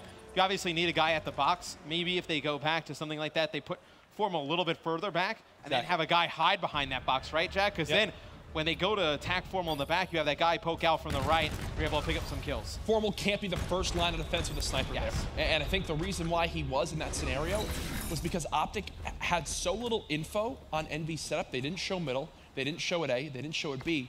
That they didn't know if they were getting pinched by 2 players. They can't have Formal now watching their flank with a sniper. So I guess it's the lesser of 2 evils, and Envy exposed it right there. Well, he puts it away for the next round. Let's see if Envy can get a win on offense. Taking the first one. Slasher, again, has been spectacular, and he has 2 kills to start off this game. All the more important because he's going to be your camo player. And look, Envy wind up seeing nothing at A. They spot 4 players surging forward at B. So what do? They say, oh, apathy, a little bit of panic there. No more rear guard for Slasher in this round. That's grand final nerves for you. Yeah, right? Oh, sees a shadow and awkward timing for Slasher, at least gets out with 1. 3v2 now for Envy, 2v2 with Formal with the trade. John on the pinch, though, should swing this round. It's Scump versus John. Scump's got to make a play. He's 1 shot. Health regenning now. 30 seconds on the clock. 1 versus 1 versus John. They're going to meet. Scump sees him for just a moment. Hasn't challenged yet. Shoulder peeking and flies, but John going vertical gets the better of him for the 1-on-1 victory. I love the way John played that. Just kind of hung out in the doorway, went vertical. It's such a hard fight for Scump to take. And the fact you fade away, right? You know Scump has an E-Rad. You have an MV4 in that spot. Nice movement by John to get the victory there. Well, just at such an awkward angle to fight, right? I mean, you go through a doorway and have to kind of look up above you. You don't know whether it's right or left or how high. With the ability to kind of run on the wall and then get even higher. So it's a nice spot from John. Gives him a lot of advantage in that fight. So again, look. Crim6, the Lone Ranger. Did he spot anybody here from him? Oh my goodness. Crim's ready to eat. There's 2, maybe 3. Crim6! Give him all 4! No! What did I say at the start of this map? Krim is going to be that guy that is always by himself to make a play. He's either going to get info, he's going to make something happen like that, or for sometimes he'll get first blooded. This time it works out for Optic. Like you said, Krim eating early. Now Apathy by himself as he's going to have to take on 3 members of Optic Gaming. Played it slow around the edge, gets him behind 1, saw the second at the box, loses him over his head, ring around the rosy we go. Suddenly a 1v1, over the top is gonna be Scump. Scump finishes the kill. It got scary for a moment though. Yeah, again, when players start darting around this cover, crouching up and down, sliding, look at this. He just tried to go vertical, the hip fire doesn't connect either, so at that point, Scump's probably freaking out himself, but again, gotta commend Crim6, the trigger discipline, the 3-piece there. Imagine if you lost that round, Krim would have been raging. Oh, he would have went nuts. Like, come on, guys. For a second there, I thought Apathy was just gonna like kind of stall behind the box and make Scump come towards him. Maybe you get a few shots in a melee and you're able to turn that in your favor. But I know tremendous start from Krim. Nice effort from Apathy. Sasha's dead. Around. Oh, I can't believe he got away. You saw one was hitting through you. Aggressive push through mid map as well. I think Envy lucks out there that they don't get first blooded again. I don't know what you call Krim, so that's like triple blooded. Rough thing right now for OG. Karma, the camo player, 0 kills. He's nowhere near earning this. Formal first blood, get the timing window out of John. Just like that, it's Slasher all by himself. Slasher, maybe an opportunity to collect, but no, Scump shuts it down. And we've had some tight rounds down the stretch here. Yeah, some really quick rounds, and Jack brought up a great point. Karma, I believe he gets 1 kill during the round. The Slasher's well on his way towards Camo. Karma, I mean, with the way he's playing, may not get it. Definitely got to look at that later in the game. With it being 2-2 as well, Slasher has a big round here. This is another one of those times on Crusher that would be the second time this weekend where he'd have a chance to go for double camo. He's about 60% of the way. Maybe he gets a couple kills in this one. We'll have to see. Again, what do we spot? Crim6 by himself. Optic moving towards a site all alone. And the big thing, he's done something different each time though, right? He's by himself, but the positioning has been different. This time, almost gets behind another NV player. 2v2. It's going to be Crim and Formal going up against Apathy and John. Formal guns a second. And that's huge. Apathy by himself now dead. John tries to FTL to keep up to Formal. Formal still ready for it, gets that kill. No more FTL jump to use to maybe retake that B site. One thing I have to say is, like, you know Crim6 is going to do this if you're Envy. You know it's him by himself distracting in A. I mean, Matt, what do you do? If you know that that's how it's going to be, do you try to just flood out B? Do you try to just 4-man hit him and get a kill? I can't even tell. Well, we've seen Optic, on this map and a lot of other maps in Search and Destroy do a lot of nice misdirection. So you really don't know. I mean, you see Crim, you don't know if he's trying to bait you to kind of push it in and go all the way out, and then Optic is just there kind of ready to pick you up. It's a difficult spot to be in, as Crim has been very good when he's aggressive in S&D. Now, the site controlled for NV. Optic just layering all around. Look like sharks ready to attack. And you're all watching the same thing. So how do they get 3 kills? All on Crim. Crim tags 1. Crim challenges a second, but the combination, I believe JCap and John there, able to finish him. You got your hands in the air. What didn't you like about that, Jack? Envy were all watching the same side. They were all watching this kind of A pinch and U. They weren't watching that back door, thankfully. There's like 3 players jumping up and down, so they get one. Another Optic member's not able to snap to the second. That round could have been going south very quickly for Envy. Yeah, they got pretty fortunate there. Yeah. Had to be some kind of miscommunication with Envy on who was watching what. Yeah, you saw his body stacked up in front of Scump there. But now, 3 versus 3. Add another close game to the list here in our grand final. Formal does have FTL readily available. He should be able to get into a strong position here as the transition on defense coming in from Envy now. They're going to push out the back rock. They push through. Apathy able to get the first kill. I thought the timing was going to work out well for Optic Gaming. Formal's got shots onto a couple, but not able to finish anything. Crim caught underpass. Formal doing his best to put it back into their favor. FTL's away. The slide not enough. Another round for Envy. Why? Why does it always wind up being those scenarios where it's like, oh, this is not winnable? And it seems the round always ends us going, oh, whenever it's Formal by himself. That's what I mentioned earlier. Like, I swear, anytime he's in a 1v3, I assume that it will be a 1v1 at some point. So I actually agree with what you said there, Maven, that, the timing, it looked like it was going to work out for Optic, and that was because Envy didn't have anybody watching the cross. They didn't have people seeing, oh, here comes Optic going to rocks. It just so happened that, like, the first challenge just immediately went in their favor. I don't know if there was a team nade or a nade that came into play to swing the tide, but I thought Optic were going to win that. Or Apathy just beamed somebody with E-Ray. Yeah, no, we talked about camo players. Look how close Slasher is to camo as opposed to Karma. So, Slasher, if you're Envy, you win this round, you most likely get camo for this next round. I think you use it to try and put the game away. Crim holding the close angle. Apathy can't get across. Put some shots into Slasher. Lines up for Scump to finish it. 1v1 quickly. Trade, win. The hell was that? That's how some of these Crusher rounds go, right? But, like, again, great Optic win that round, but what just stinks for OG is that the one player that doesn't get a kill is Karma. He gets an assist. Yep. And they bait for Slasher at the beginning of the round, so Slasher does get a kill, does earn the camo going into the next round. And Karma has been good in Search throughout this week. Oh, without doubt. Oh, this is a rough map right here. Yeah, I heard Scump talking about the interview, how great he's been, especially in the clutch moments. But yeah, tough map certainly for him right now. But you do have Scump with reactive armor. That's available. And as they're going to be pushing this bomb towards the B side, once again, you see the one on the minimap, Crim6 constantly switching up position as he tries to get info on mid-map and the A site. My goodness, he's been so annoying. Oh, Slasher spots him. They know he's here. Crim, he's made it all the way pushed up. Optic now should just go for this plant. Optic should 100% plant this bomb. That's such a risky play, but such a good play. Oh, but the Trinity's coming in. If this gets nobody, oh my goodness. Okay, he gets one. He does get one. They're trying to answer back. It's just on Karma now. This would be a good time to get some kills. They know where he is. Gets one, gets away with his life, challenges the back, but he is dropped. 5th round for Envy. We'll have to go into the next round. I don't know. I think Scump may have used his reactive during that as well. Did Slasher use camo? We'll have to take a look. I was so focused on the Trinity rocks when they were going off. I think both of them may have been used during that round. It might have been a reactionary thing. Like Scump pops reactive, Slasher pops his camo. We'll see exactly how it plays.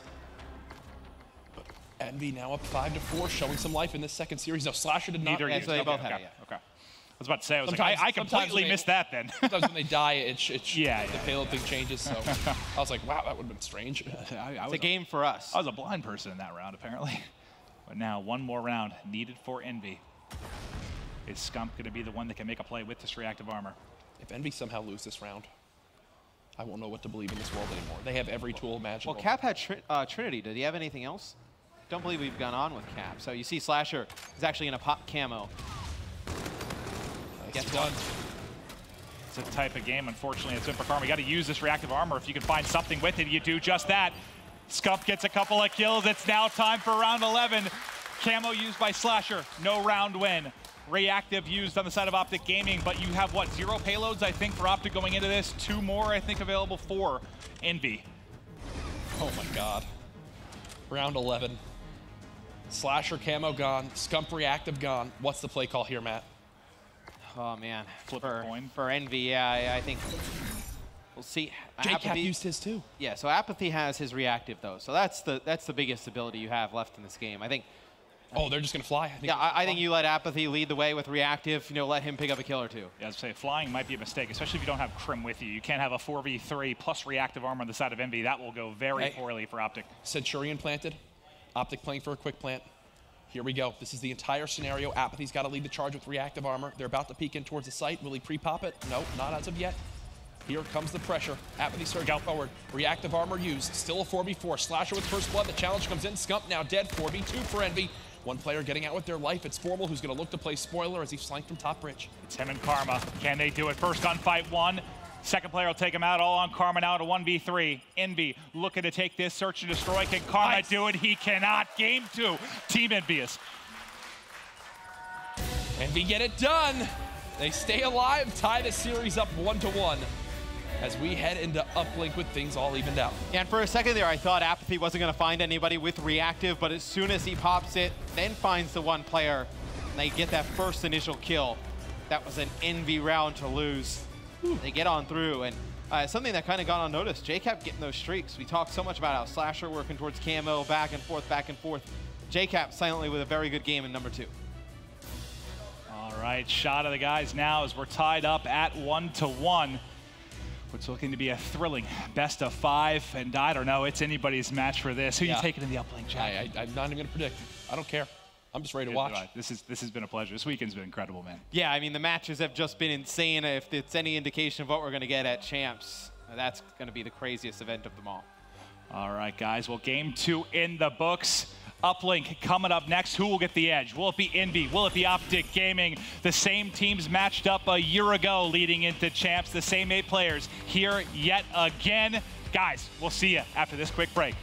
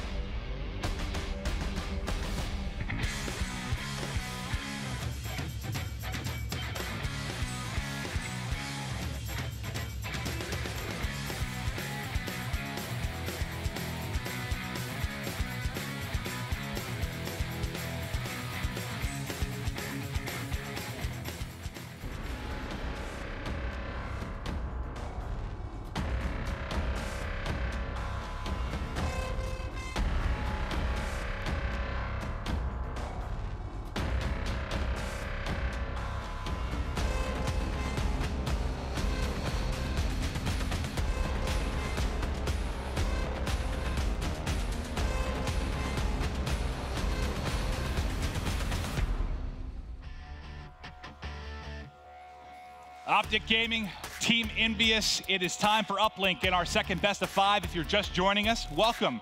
Tweet the stream. Enjoy the broadcast. Series is tied at 1 apiece, and this is going to be fun. Yeah, Frost Uplink coming up next.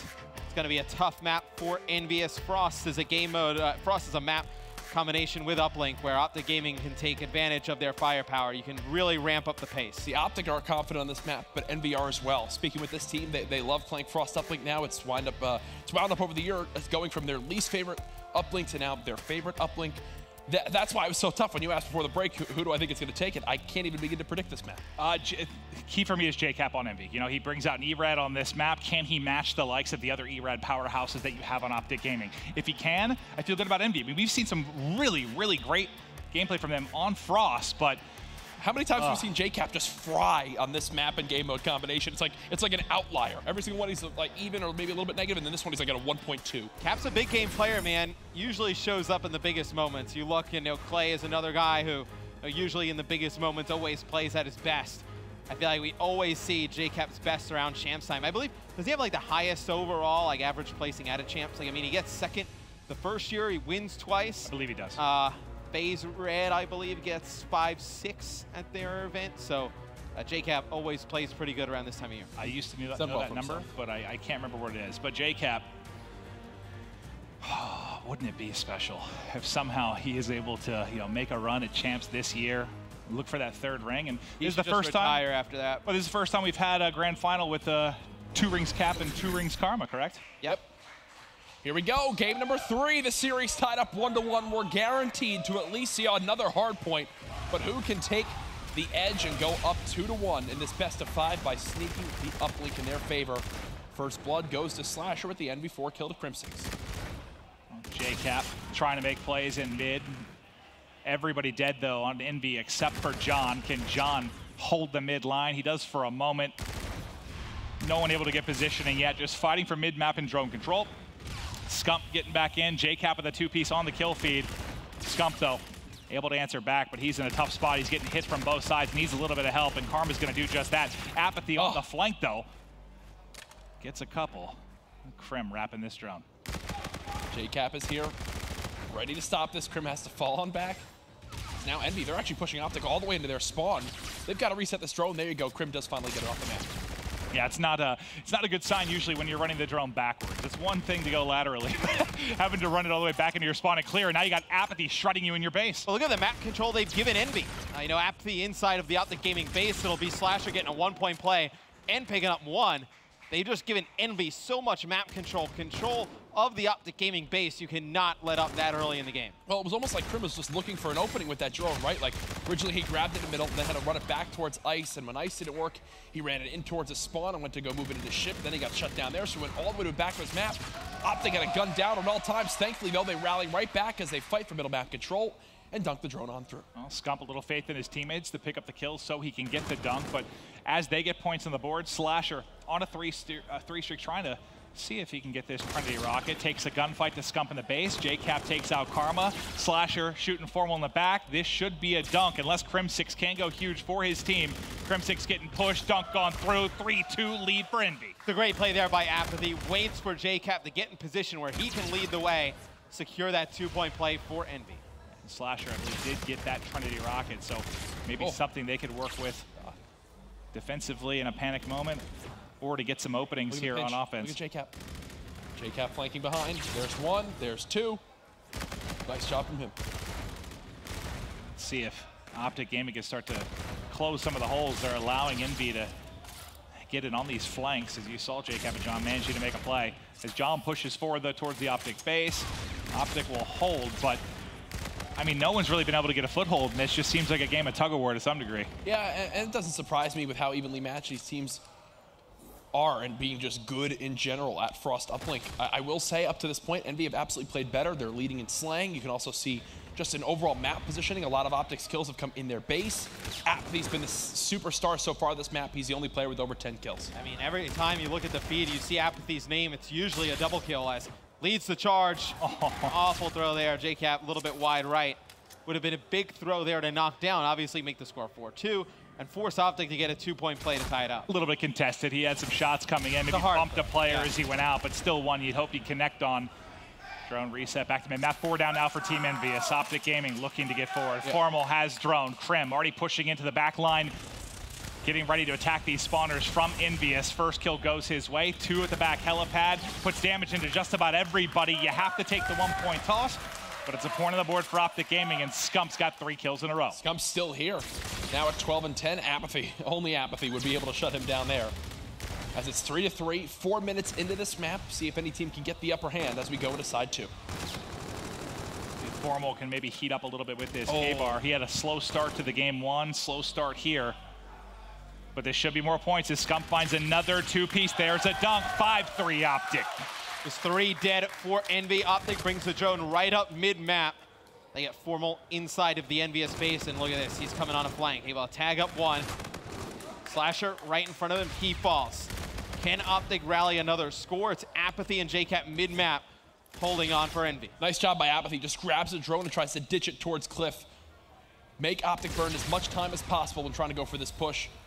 Scump, with Karma being dead, calls out that they are everywhere inside this ship bay side, so he'll wrap it again towards this outside cliff area. 25 seconds left, OG with the lead. I was going to say, Wisely gets drone down and gets gun up, but Slasher just hits a perfect 4 shots as he comes flying around the edge. Very little time left. Can anyone get a last moment score? 1 coming off respawn for each side. Karma makes a big play, but the drone is pushed up outside research. Apathy, better of Scump and still on the map. But it appears the final couple seconds are going to tip away with no more scores. We talked a lot about JCap prior to this one, how Frost Uplink seems to be a map he's excelled at so far this year. Right now, the quietest on his team. They're going to need more from him inside, too, if Envy want to take this map. Well, they do have Slasher with the Trinity Rocket in the second half. Maybe you're able to use it in that back helipad area, force the drone on through. So you still have that streak at your disposal if you're Envy. It's just when they elect to use it. Yeah, I think you expected Apathy to go off for Envy. You expect Scump to have a good game on a map like this. For me, it's kind of who's going to be that secondary guy that really starts to explode. And at times, you know, we were talking about with an Erad, Krim has had some truly special moments. He's 12 and 12 right now. We'll see if he can put together a strong second half. JCap was super ready for that push from Crimsix on that lower wall run. Not sure if he expected JCap to be flying that high up in the air.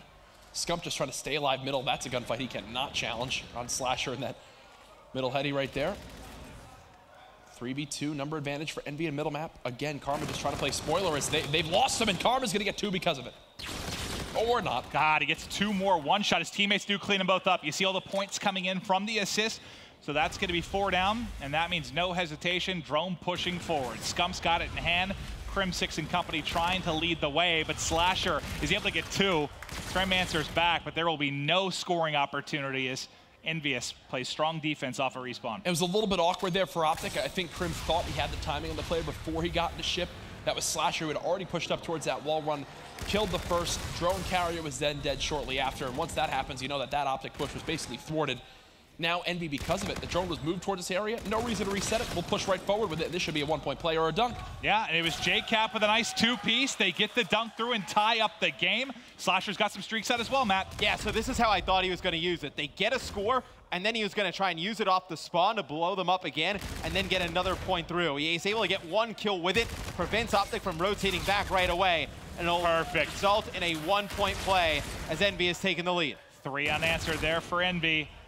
3 kills, though, for Optic Gaming on the kill feed as they look to rally back after collapsing for a moment under the pressure from Team Envious. Krim has overdrive available. They're taking this back into sub-bay. Slasher and John, though, doing what they can on defense. So because of this angle, you can overdrive here and you can overdrive here and still force a 1. Krim elects to save it. I guess with this much time left, he didn't need to try to force a play. All right, I like that, I like that. Yeah, with a lot of time left and you only have 1 more teammate up, I think you save the overdrive. Maybe you get a 1-point play out there, but I think you save the overdrive where you can get a 2. You can get a guaranteed point on the board. It would have been pretty risky. Well, 2.5 to go now in the second half. On board with Scump as he gets a sliding hipfire kill onto Slasher. They've got Envy push back onto their back foot, but yet again, 2 kills come in from Envy. It's like every time they get in this situation, they end up clutching up. Still Scump to deal with, but you wipe everybody from Optic Gaming off the board. How many times have we seen Envy go big on a defensive position similar to that? Oh, 3 or 4 times now, this side alone. The slaying so even between these 2 teams. The only difference is a +2 for Envy. And honestly, that might be the 1-point difference we see in the scoreboard realistically at this point. Well, Envy was great on the defensive end and uplink in the first series. Wow. So you expect them to kind of keep continuing the trend. JCap able to get one, not going to be able to finish off the second. It's be Scump and Crim dominating the feed for Optic. Now they get the drone. Let's see if they can get a score. They've got to kill this first player who challenges in towards ship. You've got Scump all the way pushed up. Look, nothing. But Crim, he's now took the drone the other angle. He has overdrive, but I don't think he's going to use it. Can he hit the one to tie the game? Yes, he does. All tied up, 90 seconds now. Formal still in a position to be a nuisance to the NV side. He's got FTL too to maybe make a play. See on X-Ray, everybody kind of hitting towards research and mid-map for Envy. Oh my but goodness. Formal is still here, finishes one. Scump as well, gets past the nade with the slide, and the FTL to make a play, but JCap gets the better of him. May not matter except the flank from Slasher. He cuts down 2. No points yet. Everybody wiped out. What a defensive play from Slasher and Envy. Slasher goes huge there for Envy. They get drone control with a minute to go. And look at how close he is to active camo. Him and Karma, so close to that payload ability. I think whoever unlocks that first jack, gets the drone in their hand, wins the game. Oh gosh, Crimson just killed Karma with a Scarab. Envy have the number advantage. They're going to push on up. They've got a lead blocker. Slasher gets the kill. Give him the drone for the dunk, or no, Abney's going to do it himself. Oh, what? It gets dropped. He tries to pick it up with Camo. Can he get through for the dunk? He doesn't. Slasher making the plays. Karma still a couple kills away from getting this Camo, but Scump and Formal trying to lead the way through. There's a team kill now onto Apathy. Karma finishes the next in drone in the hands of Optic Gaming. They're pushing in. There's the Camo. That's the kill that he needed. Let them lead out. Use the Camo here. Guarantee yourselves a dunk. Wraps it around the back and flushes it all through with the melee. 8-8, 20 seconds left here, and Karma somehow still fighting. Oh my God! Here. Karma gets all 3, but the drone being pushed up the opposite side of the map. Envy still have bodies here. JCap with overdrive for the last second heroics. He tries to pass it. It won't happen. JCap sneaks past him, and he... Oh! It goes high! JCap chokes the shot. Of all the people. JCap chokes the... Oh no, as it flies over the portal. I thought he had it. I thought he had it for sure. Wow. It was a great individual play by Cap to make it happen. Gets the overdrive, slides by one guy. 3 seconds left in the window. Look at it, look at this. Yeah! Just too high. Overtime. Let's get to OT. What a final 90 seconds that was. So now remember, you use the overdrive there from Cap. Crim6 comes into All this dead. On a big 3, and he has the overdrive to work with. Here we go. There could be a very early strike. Karma with the Trinity up top, floating it in, making sure they can get a dunk. The beatdown is there. The dunk should be there. 33 seconds, the time to beat from Envy. Karma again, when you need the man most. A 7 streak between the end of side 2 and now OT. 33 seconds to the time to beat, and Optic have a ton of utility to use. It's going to be very tough to beat this time. We'll see what Envy has at the beginning of the half. I mean, they use overdrive, they use camo. Yeah. If you're Optic, you literally just have to avoid like a 4 down. I mean, Crim's going to try and use overdrive, get in a position where maybe he can pick up 1 kill here, get the drone, end the game. But 2 kills for Envy. John with another. They do have drone in their hands. This is still possible. Slasher team kills John. He's their only hope. This is it. Slasher somehow needs to juke all of Optic Gaming. It's not going to happen, I don't think. Drone's still here. Nope, that is it. Grab the drone, run on that lower wall run. Optic Gaming take a 2-1 series lead.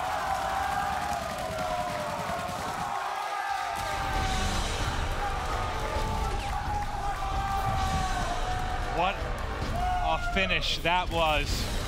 And man, I'll tell you what, if you lose this series, JCap's gonna be having nightmares about that 1-point toss tonight. Not that it was an easy play, but in the position he was, you gotta sink it. Does it look like Scump's aged like 3 to 4 years today alone? I would love to see the replay of Cap missing the throw again, Because the only thing I can think of is that when he's sliding, well, maybe he thinks he's going to end up a little bit closer to the left of the window, because you see his aimer goes like high and right. And I think that's where we can go to it again. And look at this. See, maybe he thinks he's going to end up all the way a little bit further to the right. I mean, maybe that's like all the way hugging like the left side of the window there. Look at Scott. I think he actually has aged, yes, approximately a decade throughout the course of this. He's now that's the only kind of thing I can think of there, because just a little high there for Cat. It was a great play to even get in that position, but just misses the throw. What a grand final we have, guys. This has been a pleasure to cast. We hope at home you guys are having fun too. We're about to go to our 8th map now? I don't know where we are. 8th map of this grand final. We're at a point now where we've seen almost every single map and game mode combination we have here in competitive Call of Duty. If Envy want to force the game 5, S&D, they've got to win this hard point. Do I think it's possible? 100%, right? Optic haven't looked untouchable in hard point at any point in stage 2. And we just need to clutch up, simple as that. I think he can do this. I think it has to be a game 5, but I'll tell you what, with retaliation, it's on Slasher. Slasher has to get the better of Formal and this Optic Gaming team. We know what he did to Enable and FaZe earlier this weekend. Just complete, what was he, 22-9, something like that, just took over and they won by a huge margin. He's got to do it again here. It's not just him, but Slasher has to be big. And that is an uplink that, you know, I mean, they're that one cap throw away from, you know, taking that one. I agree. Slasher needs to be the guy here in retaliation. Hardpoint coming up next. I think you need Cap to bounce back with a big game. You know, a lot of times those plays, it's hard to get over them. But you're going right back into a hardpoint, which the retaliation, it's punishing. I mean, you can get beat pretty bad on this map if you don't come out hot early. And I think if there's any team in the world that can rebound after a devastating loss like that in uplink, it's got to be Envy, right? They've been together for so long. They've won a world championship together. If there's anyone that can shake it off, Cap's got to be that guy, but it has to be hard, man. I mean, Slasher's been their shining jewel in Respawn throughout the weekend. Right now, he has his toughest test, beat Formal on a map like Retaliation Hardpoint. Show how good you truly are here, Slasher. If they are going to win on this map, I think Slasher not only needs streaks, this man needs to have the game of his life, and he's going to have to really put this Envy team on his back to go to game 5. And on the other side, I mean, you need a big game from Formal if you're going to close it out for Optic. Think about this. He had to go through Octane, had to go through Clayster, now has to go through Slasher, playing some of the best COD of his life. The NV4 matchups have been so crucial. What was the stat from JP the other day when you know your NV4 goes positive? When your NV4 gets out slayed, you are 14 and 46. That was as of 2 days ago, so obviously that number's probably changed. But well, one NV4 is dead.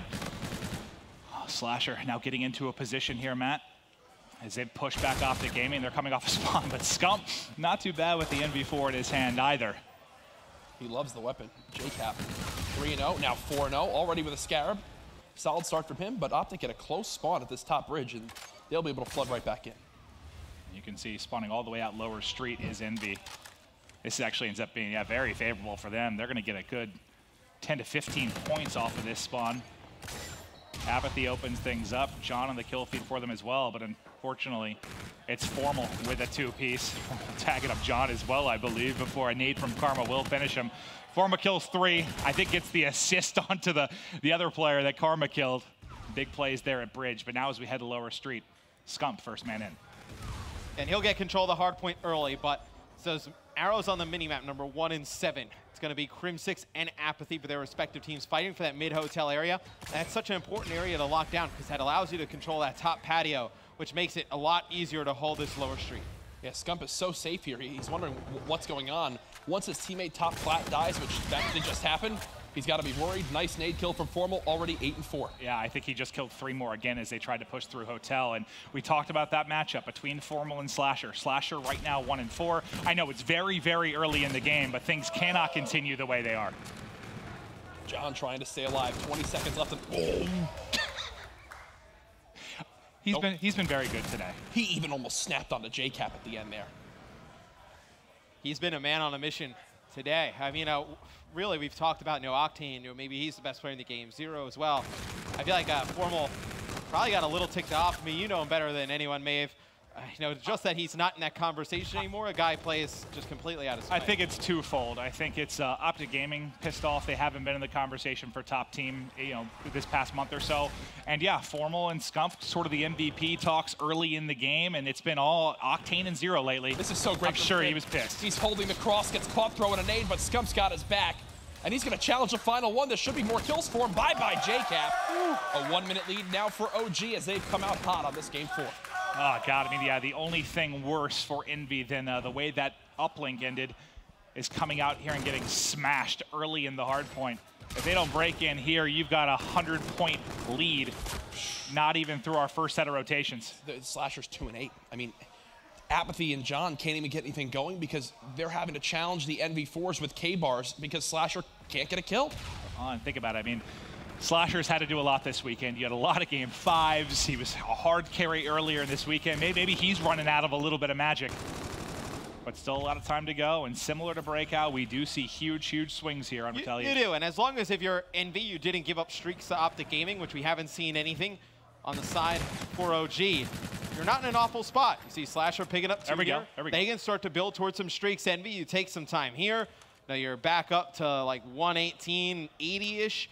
And then you can get some time at Hotel Hallway. You can make this a game. And think this is the first time Slasher's had a chance now to actually set up in a position he wants to be in this map, right? Sure. Every other time, they got out-rotated at Lower Street. They got out-rotated at Cathedral. Finally, it's Envy in command of the positioning, and now look at the score because of it. Yeah, I mean, that's crucial for NV4 players, right? When you can get set up in power positions, it makes your job very easy. When you are not able to do that, it becomes much, much more difficult as you have kind of your frontline players in your face at all times. Maybe Slasher can get a little bit more comfortable as this game goes on. But 10 seconds left here on the broken building. That's going to go to Envious, and they're right back in this due to a perfect hold and due to Slasher now heating up. They got all of it. They got the entire destroyed building hill. A huge turn of events here for Envy. As that, if they come back in this game, that is the sole reason why you're able to get all of that time there. Slasher now on a 4 streak. He's probably just thinking about score streaks. Going into the second half, you'll take being down 30-40 if you get those Trinities in the bombardment. And he's getting darn close. Out of ammo. Darn close, but no ammo, just trying to punch the sky eventually. So he didn't have a backup weapon. He was actually one more kill and just a hop in the hard point to earn streaks. But because he runs out of ammo, you see him just punching the air. No way to defend himself. Well, Formal was able to slide in to secure some of those points, so he's getting close to a Scarab here. Also 3 kills to go in a row. Gets a call out. There's a player at curb. Has the angle on it. JCap slides in. You don't have a chance in that one. Can't snap on more players that are coming in from the outside scaffolding. It's a hold. It certainly is. 150 now broken. 70-point advantage here for Optic Gaming. Envy, right as they seem to get back into it, Optic blows up this lead again. I mean, Matt, they're not doing anything special, really. This is just textbook retail hardpoint, right? Yeah, without a doubt. Formal has played great. Same with Crim here. Oh, Formal not able to win that engagement against Apathy. But here's where Envy, you can make a little bit of a run. You take some time here on Bridge, and maybe you earn some streaks. You can split some time at Lower Market. It's really about Cathedral coming up next. They didn't get there early. Optic took the entire time. If Envy can take some time on Cathedral, they can come back. Remember, we got some new viewers joining us. Optic already took 1 best of 5 to push it to the second. This map victory would be a win for the Stage 2 playoffs. And they are getting ever closer now as they are locking down Bridge. 20 seconds remaining. Karma looking over the top with an NV4 as he finds 2. Crim as he peeks. Slasher peels him and gets 3. That'll give Envy control. Okay, they get the last few seconds. They've got to get a body towards bike path, though. They need JCap to pick up the pace. Yeah, and he starts falling back as he's worried about Karma pushing. Envy, again, getting out-rotated towards this new hill every single time. It's like those 3 kills from Slasher. They're nice, but it just kind of it lets Optic get set up, if anything, for the next hard point, right? You can see Apathy just can't breathe inside Hotel. Optic keeping them so far away from this hard point. You've got nothing to worry about right now if you're Formal. He's just chilling out. Yeah, I mean, right now, it's very difficult for Envy to even get close to the hill. See Apathy pick up 1 on that top plat, but Lower Street, it's been controlled by OG, only 50 points away from taking this series. So you see they have control for Cathedral as well. If you're Karma and Optic, you don't need to push all the way down here. You don't need a lot of this time. Just force Envy to just run at you and beat you gun on gun. You'll take your chances if you're Optic. Exactly. Just don't give up any map positioning. I was going to say, don't get, 3-4 down. A couple drop, they back it up. One does spawn out. So Formal actually spawns the entire way across the map. So it's going to be on the 3 other Optic Gaming members to hold off here inside a Cathedral. Oh, Krim. But Krim is doing it by himself, at least from behind, until John is able to take him out. You have a 3v2, you gotta go if you're Envy. It's a timing window right now. I don't think they have any clue that Formal's behind him. John now dead. Formal gets the kill. Karma with the shutdown on Slasher. J-Cap's all alone. Optic 35 seconds from taking this series. And they can win it here. J-Cap takes a one-on-one against Crim6 inside Hotel. Envy has to break behind this Scarab. Who can Apathy tag up? I believe it connects with Scump actually kills Scump there. John then gets in the back. Can he go huge for his team? The FDL from behind, he completely loses him. Formal 2, tries to get the third, but not enough in the clip. Optic set up for this hill. This will put them at 248. I think this is done. Envy is forced to kind of go at this hill. I mean, I think they're kind of forced, but they're going to rotate out, and it's going to be very difficult, Maeve. They're going to give up the last 8 or so seconds here. Optic will be 2 seconds away from closing this game out. And look at how this is shaping up. They don't know Crim's in this position. Just got one gunfight to win. Surprise. Takes out one, can't slide and snap onto the second, but like you said, Optic Gaming, they just need 1 break and 2 points to secure 2 best-of-5s over Envy in the grand final and take home $200,000. Here it is. They get the kills. Everyone dead. Optic Gaming, your CWL Stage 2 Global Pro League champions.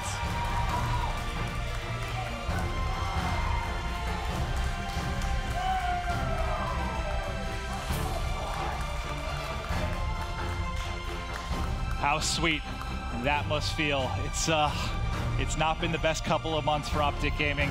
They had a lot to prove. They were frustrated. There were doubters from all across the globe that they were still the top team in the world. But at the end of the gauntlet that was this weekend, who's sitting at the top? It's Optic Gaming. I think once they get by Luminosity this morning, I think they just have so much confidence and momentum going in these next few series that they just roll through the rest of the day. There you have it, folks. Your champions. Give it up for them, Optic Gaming. Excellent, excellent stuff. Let me get in here with the team. Optic Gaming, what a road. Krim, we got to start with you, my friend. Yesterday, a small slip up to E United, but today, you run through everybody. You take down LG. You get your revenge against E United. You beat Envy twice. How does the team feel right now? Are you guys back? Are you the best team in the world? Yeah, we are. 100%. 100%. 100%. COD Champs, the big one, is coming up next, but you guys just banked another $200,000, Seth. What was the secret for the squad? How do you bounce back after an 8th place back in Anaheim? I always thought we were the best team in the game, even in Anaheim. We dropped 2 series, and in both of those series, we lost both hard points. In that grand finals, we won all 4 of them. So it's really crazy how we turned it around. We've been scrimming a lot, putting a ton of time in as a team, and it's just great that it showed off. I'm proud of every single one of these guys. Every single one of them stepped up when they needed to. And we got the fans back involved here in Columbus, Ohio. Anything you guys want to say to the people that were out here watching you now and the crew that will be watching you guys down in Orlando? Just thank you to all you guys. You guys make our jobs so much easier with all of your support.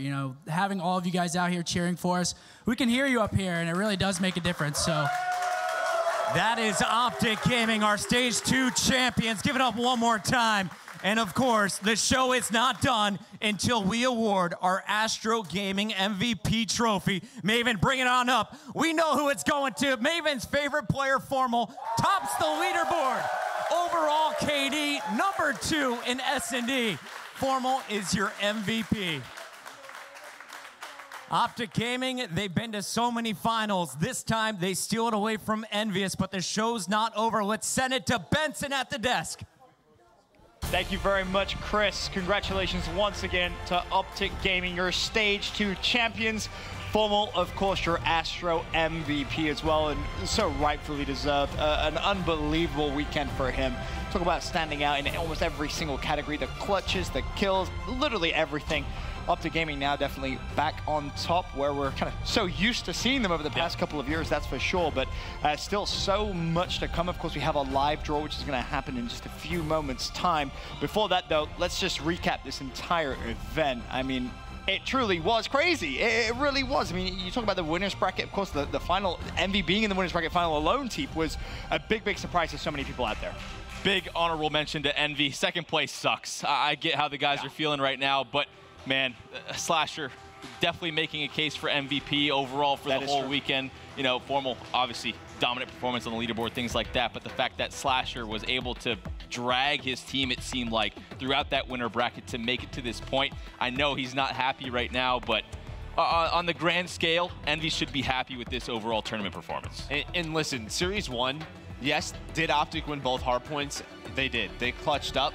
But Envy, they're going to go back and watch those and be like, this should have been ours. It should have been it. When you look at Series 2, I just felt like Optic controlled both Scorch and Retaliation much better.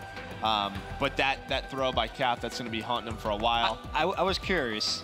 Have any of you three in your playing career had a moment like that, which even now you kind of look back and think, I wish I'd done that maybe a little differently? Yeah, absolutely. I think we all have. You know, you put yourself in that situation. I remember I missed a one in uplink, and I practiced that one probably 1,000 times after that, right? And it never happened again. It's just, it happens. It is what it is. My moment is definitely 2013 champs when I looked away from Big T, put about 3 bullets in him, not able to finish that kill on that Aftermath Search and Destroy back in Black Ops 2.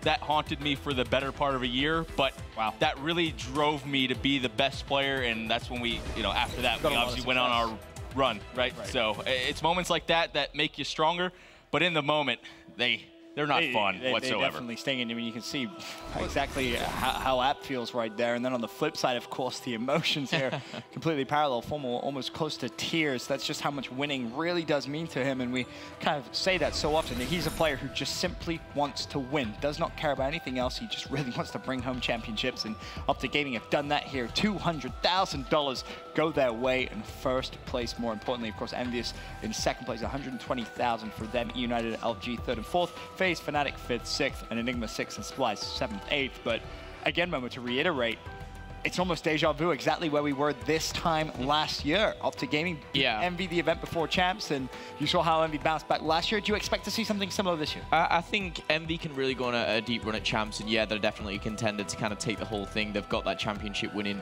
mentality, that team. They definitely have the skill. And I think the thing to note here is you rewind 4 weeks ago, and we were sat thinking about the groups, and we were thinking, to be honest, do Envy even make playoffs? 90–80% of people were saying no, they don't even make it to playoffs.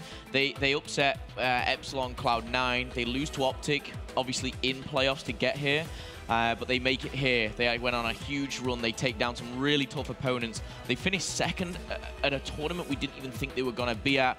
Of course, you're going to get that reaction from Slasher. For they're going to be really upset for a long time over this. But the good thing is, time for redemption isn't far away. It's a couple of weeks. They've got to make these next couple of weeks count. And if they bounce back, if they take champs, this will be forgotten about. And it's one of those things, right? If they get to the grand final and just get absolutely destroyed, you take it a little bit differently, It's, okay, we improved. We're the second, we got second place. Right. The reason these guys, like, look at Apathy right now, the reason he looks this way is because they felt they should have continued this series. They felt like that second series should have won Game 5. They felt like they should have won that Game 1 breakout hardpoint. These guys are just ticked off because there were so many little mistakes where they could be Stage 2 playoff champions. I mean, 1,000%. They could have won the first series 3-1. This could have been going to a Game 5 if that uplink throw goes a millimeter lower.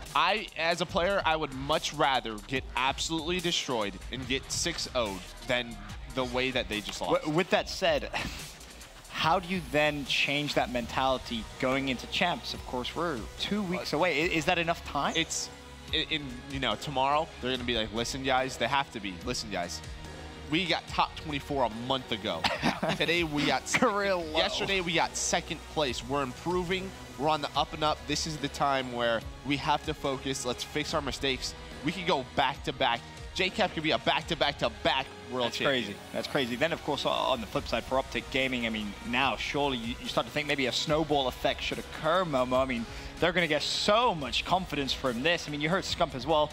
feels like he's the best player and this is the best team in the game. Yeah, I mean, confidence is key going into a tournament like Champs. Even a tournament like this, you know, we've got to put this. This is a tournament, what, second to anything like Champs, obviously. Yeah, it's a big deal. It's $500,000 at the end of the day. Fantastic stuff. But right now, they're on top of the world. One thing that they can't do, and I know they won't do, is they're not going to slack off the next 2 weeks. When you're the best, you've got to just keep riding that wave. You've got to put every single hour of every single day, just play as much as you can.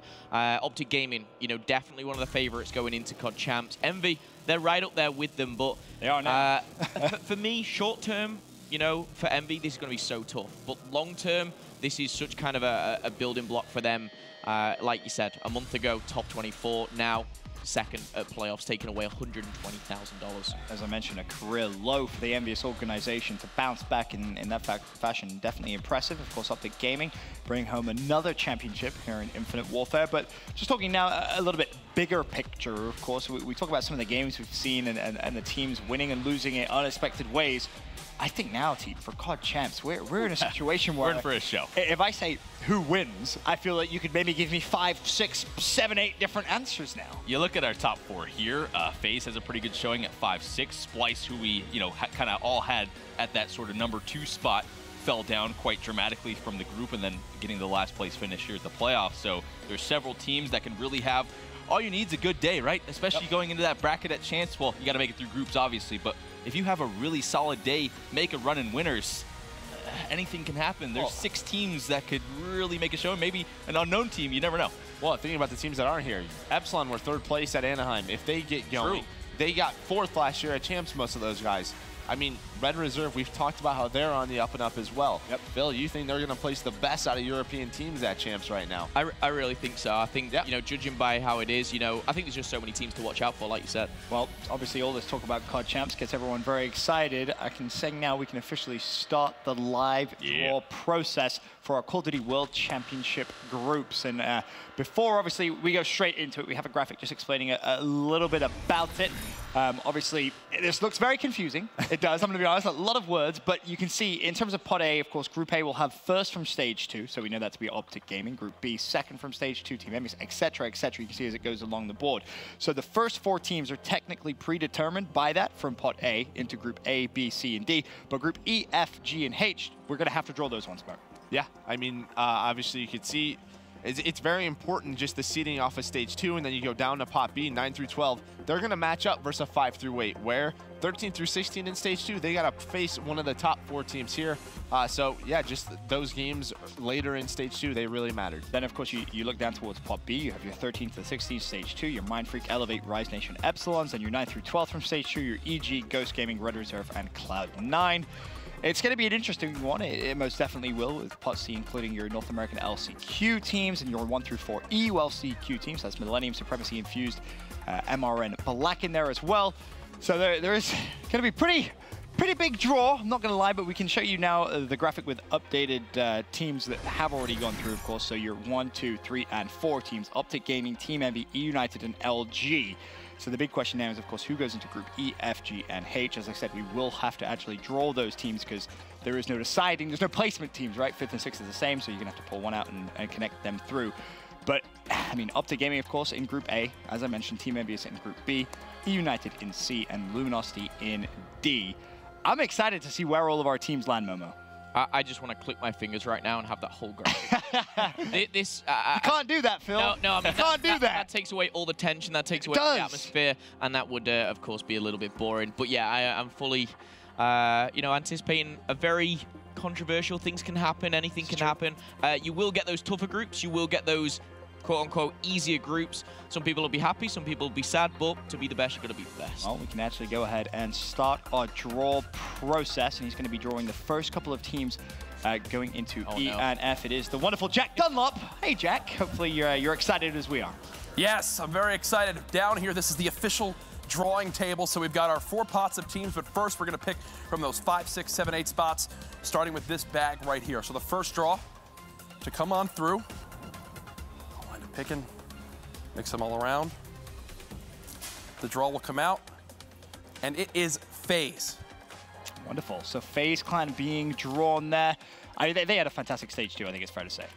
You think so? Yeah, I think you look at their uplink. I think their uplink is probably one of the best in the game right now. I think you need to go home and maybe work on what? Search and destroys. They do that with the addition of Gunless. I think they could have a fantastic champs. I'm going the other way with it. I think it's a bad stage 2 for them overall. A roster change comes in, Clay outplaces you. You're definitely not happy about that. How does Gunless feel with that sort of placing? How does he feel? Is he vibing with this new roster? True. That's not the momentum you really want going into champs, but regardless, a quality team for sure. Very true. Now we can draw the other 5th, 6th team. Fnatic. And of course, it is going to be Fnatic. Fnatic actually outplacing Splice here. A big surprise. A lot of people had them pegged as 7th through 8th. So Fnatic will slot into Group F. Yeah, and Fnatic was a team who early on in the year was always improving every event. Once we got to stage 1, you didn't see that as much. They obviously didn't make stage 1 playoffs. Stage 2 playoffs comes around. They're getting better and better, just what you want for COD champs. Well, now, of course, Jack drawing our 7th through 8th place teams here at the stage 2 playoffs. Splice is, of course, in this bag. Do bear that in mind. And look at that. Like magic. He draws out Splice from the bag. Splice, of course, they will go into Group G. And Splice team, I think everyone will agree with a poor week in terms of group play and a poor showing here at the Stage 2 finals. I'm not sure what these guys need to do mentally to sort of bounce back from that. It's going to be interesting to see how they do at champs. I did like how they responded, though. They were here scrimming. After they were knocked out, what you want to see, they understand champs is the bigger picture. Enigma 6. True. And Enigma 6, of course, pulled out the other team that finished 7th through 8th. Jack doing a phenomenal job pulling them out. He's having a good job, there, Jack. isn't He is having a jolly old time, that's for sure. So now, of course, we can see our first teams in each group come the Call of Duty World Championship. Obviously, those final teams being pulled now. Jack can move over to Pot B, where he is going to be pulling a few more teams out and obviously placing them into the groups. Yeah, I'm pretty sure these will be the 9 through 12 teams, so we'll see how they are placed. Cloud9. Ooh, okay, so that's going straight into Optic. No, I don't have it goes into Enigma 6. Sorry, my mistake. It will go to reverse snake reverse draft. snake order. Yeah, you Americans and your crazy drafts. Yeah.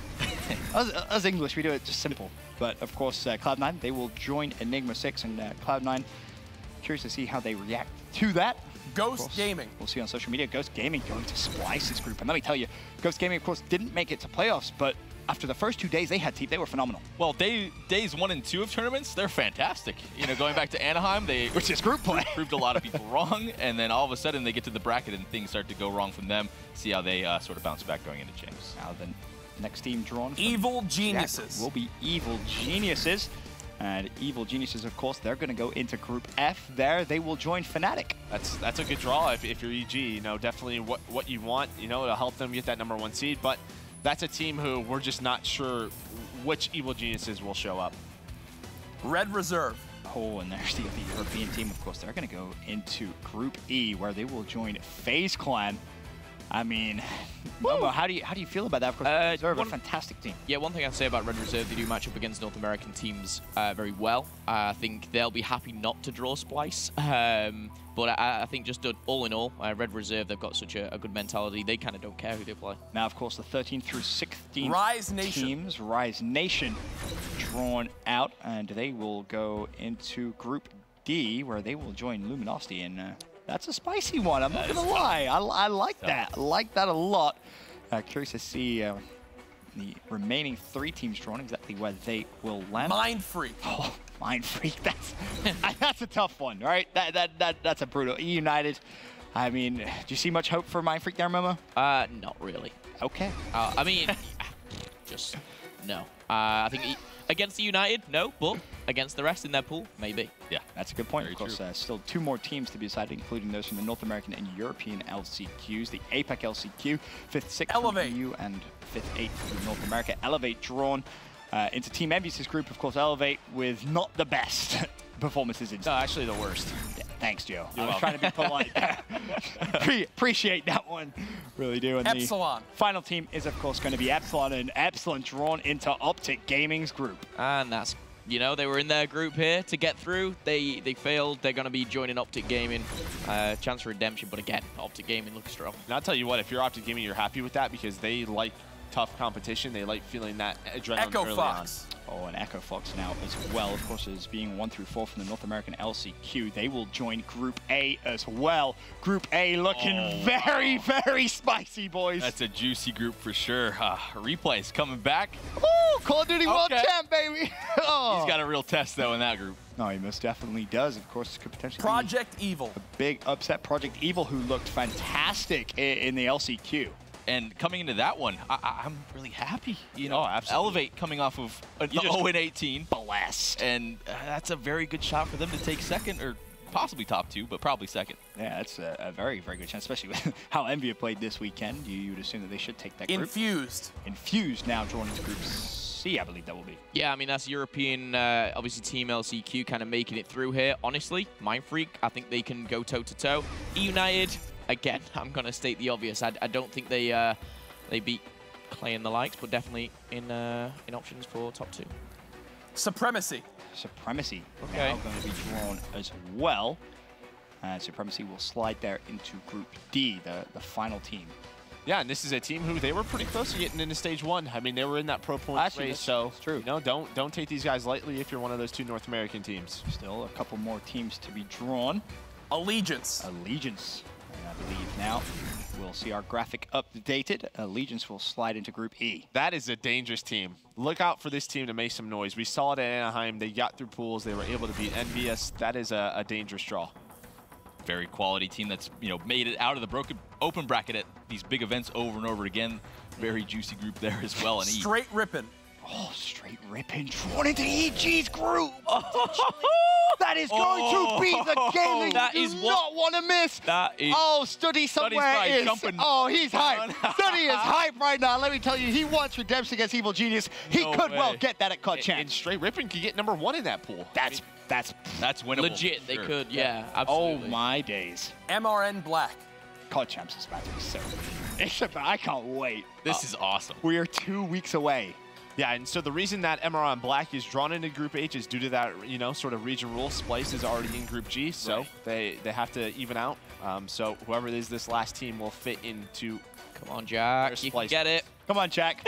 Put the ball in the hole, Jack. Come on. Come on, Jack. Hey, there you go, Jack. By the way, he goes round and round instead of just getting. Yeah, right. Could just pull it out. There is only one more ball. Millennium.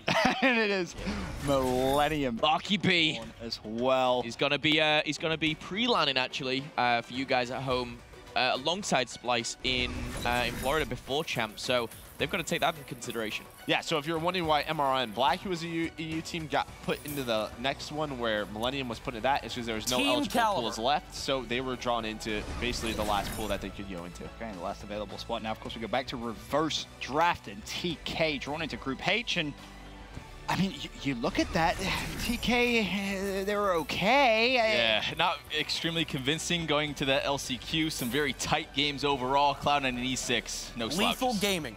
Could maybe potentially somehow steal something, but Lethal Gaming now, of course, drawn. They will go into Group G, where they join Millennium, Ghost Gaming, and Splice. So that's a tough group. Group's definitely starting to take full shape now, but it is this Group F, which I think currently is the one where you're like, all right, so far anyone could potentially take this. Rogue. Wow. Join him. Okay. Wow. Rogue. Okay, Rogue. We see you. And we'll see where they're drawn again. We're looking for the next eligible pool for those guys. In fact, so yeah. Yes. Because Group F and Group E and Group D, they already have 2 North American teams, where Group C does not have 2 North American teams. So Rogue is drawn into Group C. I think Rogue have a really good shot yeah. too. I really do. I'm extremely happy. They actually just, yeah, wow. They look good in the LCQ. They looked fantastic in the LCQ at times, that's for sure. You have what, Infused, Mind Freak, and E-United in that group. Again, we assume United is going to take first place, but Tainted Minds. Mind Freak and Infused come through. Now, of course, Tainted Minds are going to be drawn. We'll take a moment to figure out exactly where they should fall again. Yep, it's going to be Group F, so... dude, if I'm straight ripping, I have the biggest grin on my face right now. 100%. Yeah, I think they could literally take first. Yeah, I don't think Fnatic as well will be too disappointed with that group. That's a great group for them. Yeah, I just want to point that one out. Era Eternity. Era Eternity now drawn. Of course, only a few teams left in our COD Champs draw, and Era will go into Group E. Yeah, European team, obviously Red Reserve, far superior, but that's a very hard group for them to be drawn in. Very difficult indeed. Obviously, we talked about Allegiance's capabilities. They looked very, very good in the LCQ. Vitality. Vitality now drawn. Shane. That's good. Wow, Vitality versus Supremacy. Okay. I mean, they have matched up a lot of times online. They'll know each other well, but again, I think I'm looking at those North American squads. You've got to really. I think one thing you have to note as well, Rise hasn't looked the best lately as well. That's true. I don't think they necessarily lose to one of those two teams, but you know, I'm trying to give the benefit of the doubt. I respect that. 2 teams left, of course, still to be drawn. Mind Freak Black. Mind Freak Black. But are they? Oh no, sorry. I was thinking they were with Mind Freak for a second, but no. Okay. Imagine that. Mind Freak and Mind Freak Black in the same pool of champs. That would have been silly. But now, of course, just 1 team left to be drawn. Go on, Jack. Oh, he does it first time. He's got good at that. Like a charm. 3's up. Wow, that first wow. You are not happy if you're 3's up because that is a very tough group. You know, Project Evil, they get Mind Freak Black and Elevate. You're happy if you're them because they were a team who, you know, very well could have been in stage 1. They were that old Panda team, but I believe Jack's happy. Around on stage. Nice job, Jack. Thanks, Jack. You did a great job spinning the balls around. Thank you, Jack. Bravo. Bravo. Great job.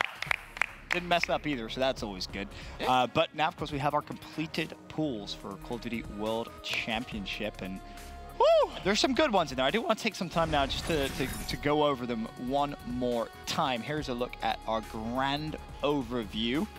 And, I mean, at first glance, obviously we talked a little bit about Project Evil with a great chance of coming through in Group B. Echo Fox, if they can potentially steal a series maybe against Epsilon, could come out of Group A. I mean, Merc, what catches your eye? I got to go with Group E. I think FaZe, Red Reserve, and Allegiance is good. And then sort of Group G, Splice, Ghost Gaming, Millennium. I think there's a few groups in here where you have 3 teams who can definitely try to steal a spot. Well, once again, going through each group individually. Group A, Optic Gaming, your Stage 2 champions. Joining them will be Epsilon. Obviously, we saw them in the regular season of Stage 2 play off against each other. Echo Fox joins as well as 3's up. Excited to see how that group does unveil. Then, of course, moving forward to Group B, Team Envious, who just finished 2nd here at the Stage 2 playoffs, go up against Team Elevate, Project Evil, Mind Freak Black. I feel if you are Project Evil, that's one of the best case scenarios you could possibly ask for, team. Definitely one of the weakest groups you could probably get put into. I think Project Evil, they're very, very happy about that one. And Envy, I don't think there's really much competition for them, to be honest. Very true. Now, moving forward, we'll take a look at Group C. United will be drawn in there, as will Mind Freak, Infused, and Rogue. I mean, for Rogue, again, they did have times that impressed Rogue. Yeah, and I was going to ask Phil, how good do you think this Infused roster is? Not good enough to beat United, stating the obvious. Mind Freak, I was actually really impressed with Mind Freak in Stage 1. Then they made this whole change. Mind Freak have had a lot of time, to actually kind of change things, improve. I am going to favor the Australian boys on this one. I think Infused, they're a good team.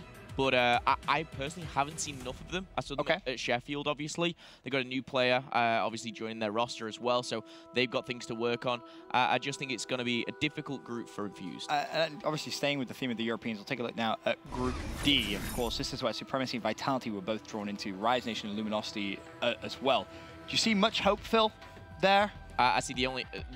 they've got upset against Rise. Teep touched on Rise not being the best at their current state at the moment. They should have this. But I do, I do kind of, I'd be mind blown if LG and Rise weren't the 2 teams. They obviously no disrespect to the others, but Teep, I mean. So would I. Yeah, 100%. I mean, obviously, LG top 4 here. Right. A favorite to win champs, to be quite honest. Rise not having, the best of years. Things really, they've been very fortunate in series, though. They've gone down to the wire so many times. They won a championship, albeit the meta was quite different back towards Vegas at the beginning of the year. But I got to give them respect. LG Rise, I'm taking them. I would have to agree, if I'm honest. But moving forward, we'll take a look now at Group E. FaZe Clan, Red Reserve, Allegiance, and Era. And I think a lot of people may actually sleep on Allegiance, Merc, and I don't think they should. Oh, not at all. I think Red Reserve as well. In terms of Search and Destroy, FaZe Clan did not have a good showing in that this weekend. Red Reserve, they can upset this FaZe Clan. Dude, imagine a world where FaZe didn't finish top 2 in that group. You never know. You never know. I think they finished top 2, but I actually think Red Reserve come out on top on that one. Bit of a bold statement. I could be completely wrong, but I've got a lot of faith in these guys. Could be completely wrong, yes, Phil. They could be. Then, of course, Group F. And for me, I think this is the one group that excites me the most. Yeah, absolutely. Fnatic, Evil Geniuses, Straight Rippin', and Tainted Minds. you only have to have a conversation with Study for a couple of minutes, and you know he's how dancing right now. much. He's on his stream just having a good Oh, he's time. freaking out, dude. Yeah. He's probably listening to some music. He's good vibes right now. Yeah, but I'll tell you what, there was too much pressure on Temp and Dashy to perform well at LCQ. Study and Ricky have to step up big time if they want to get top 2 in that pool. As we saw, Fnatic was getting better and better. Evil Geniuses, man, I just don't know what to expect from those guys. That's like a group that you see a 3-way tie. I think that's a group where it really don't say that. The guys in the back will freak out.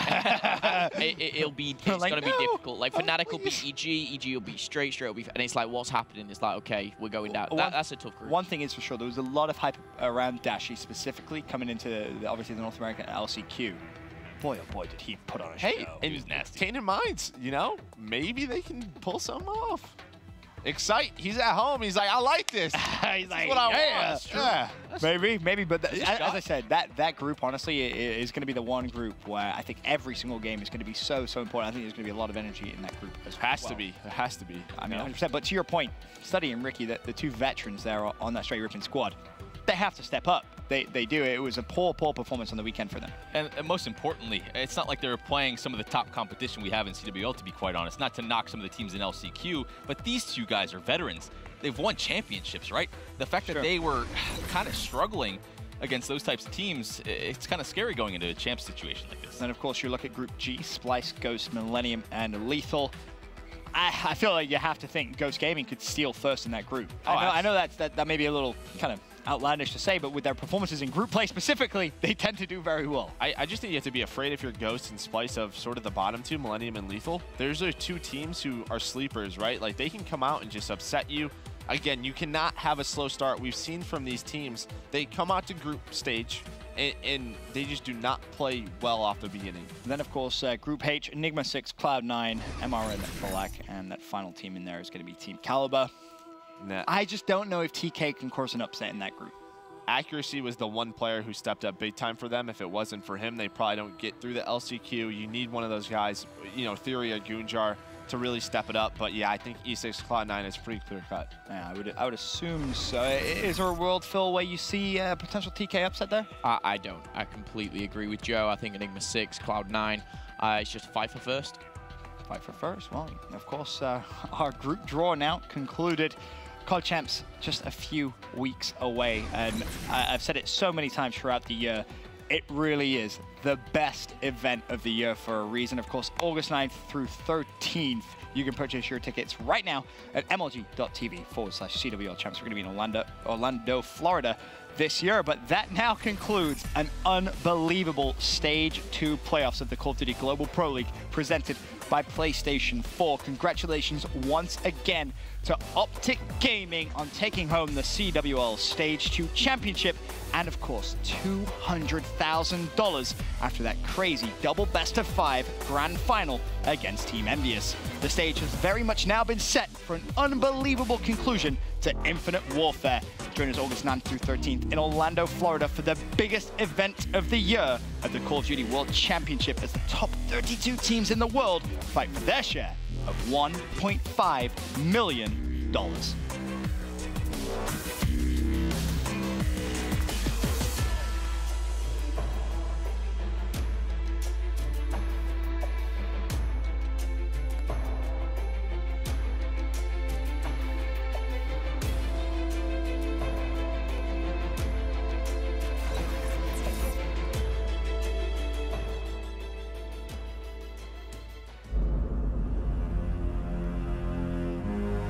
Those rings on combo.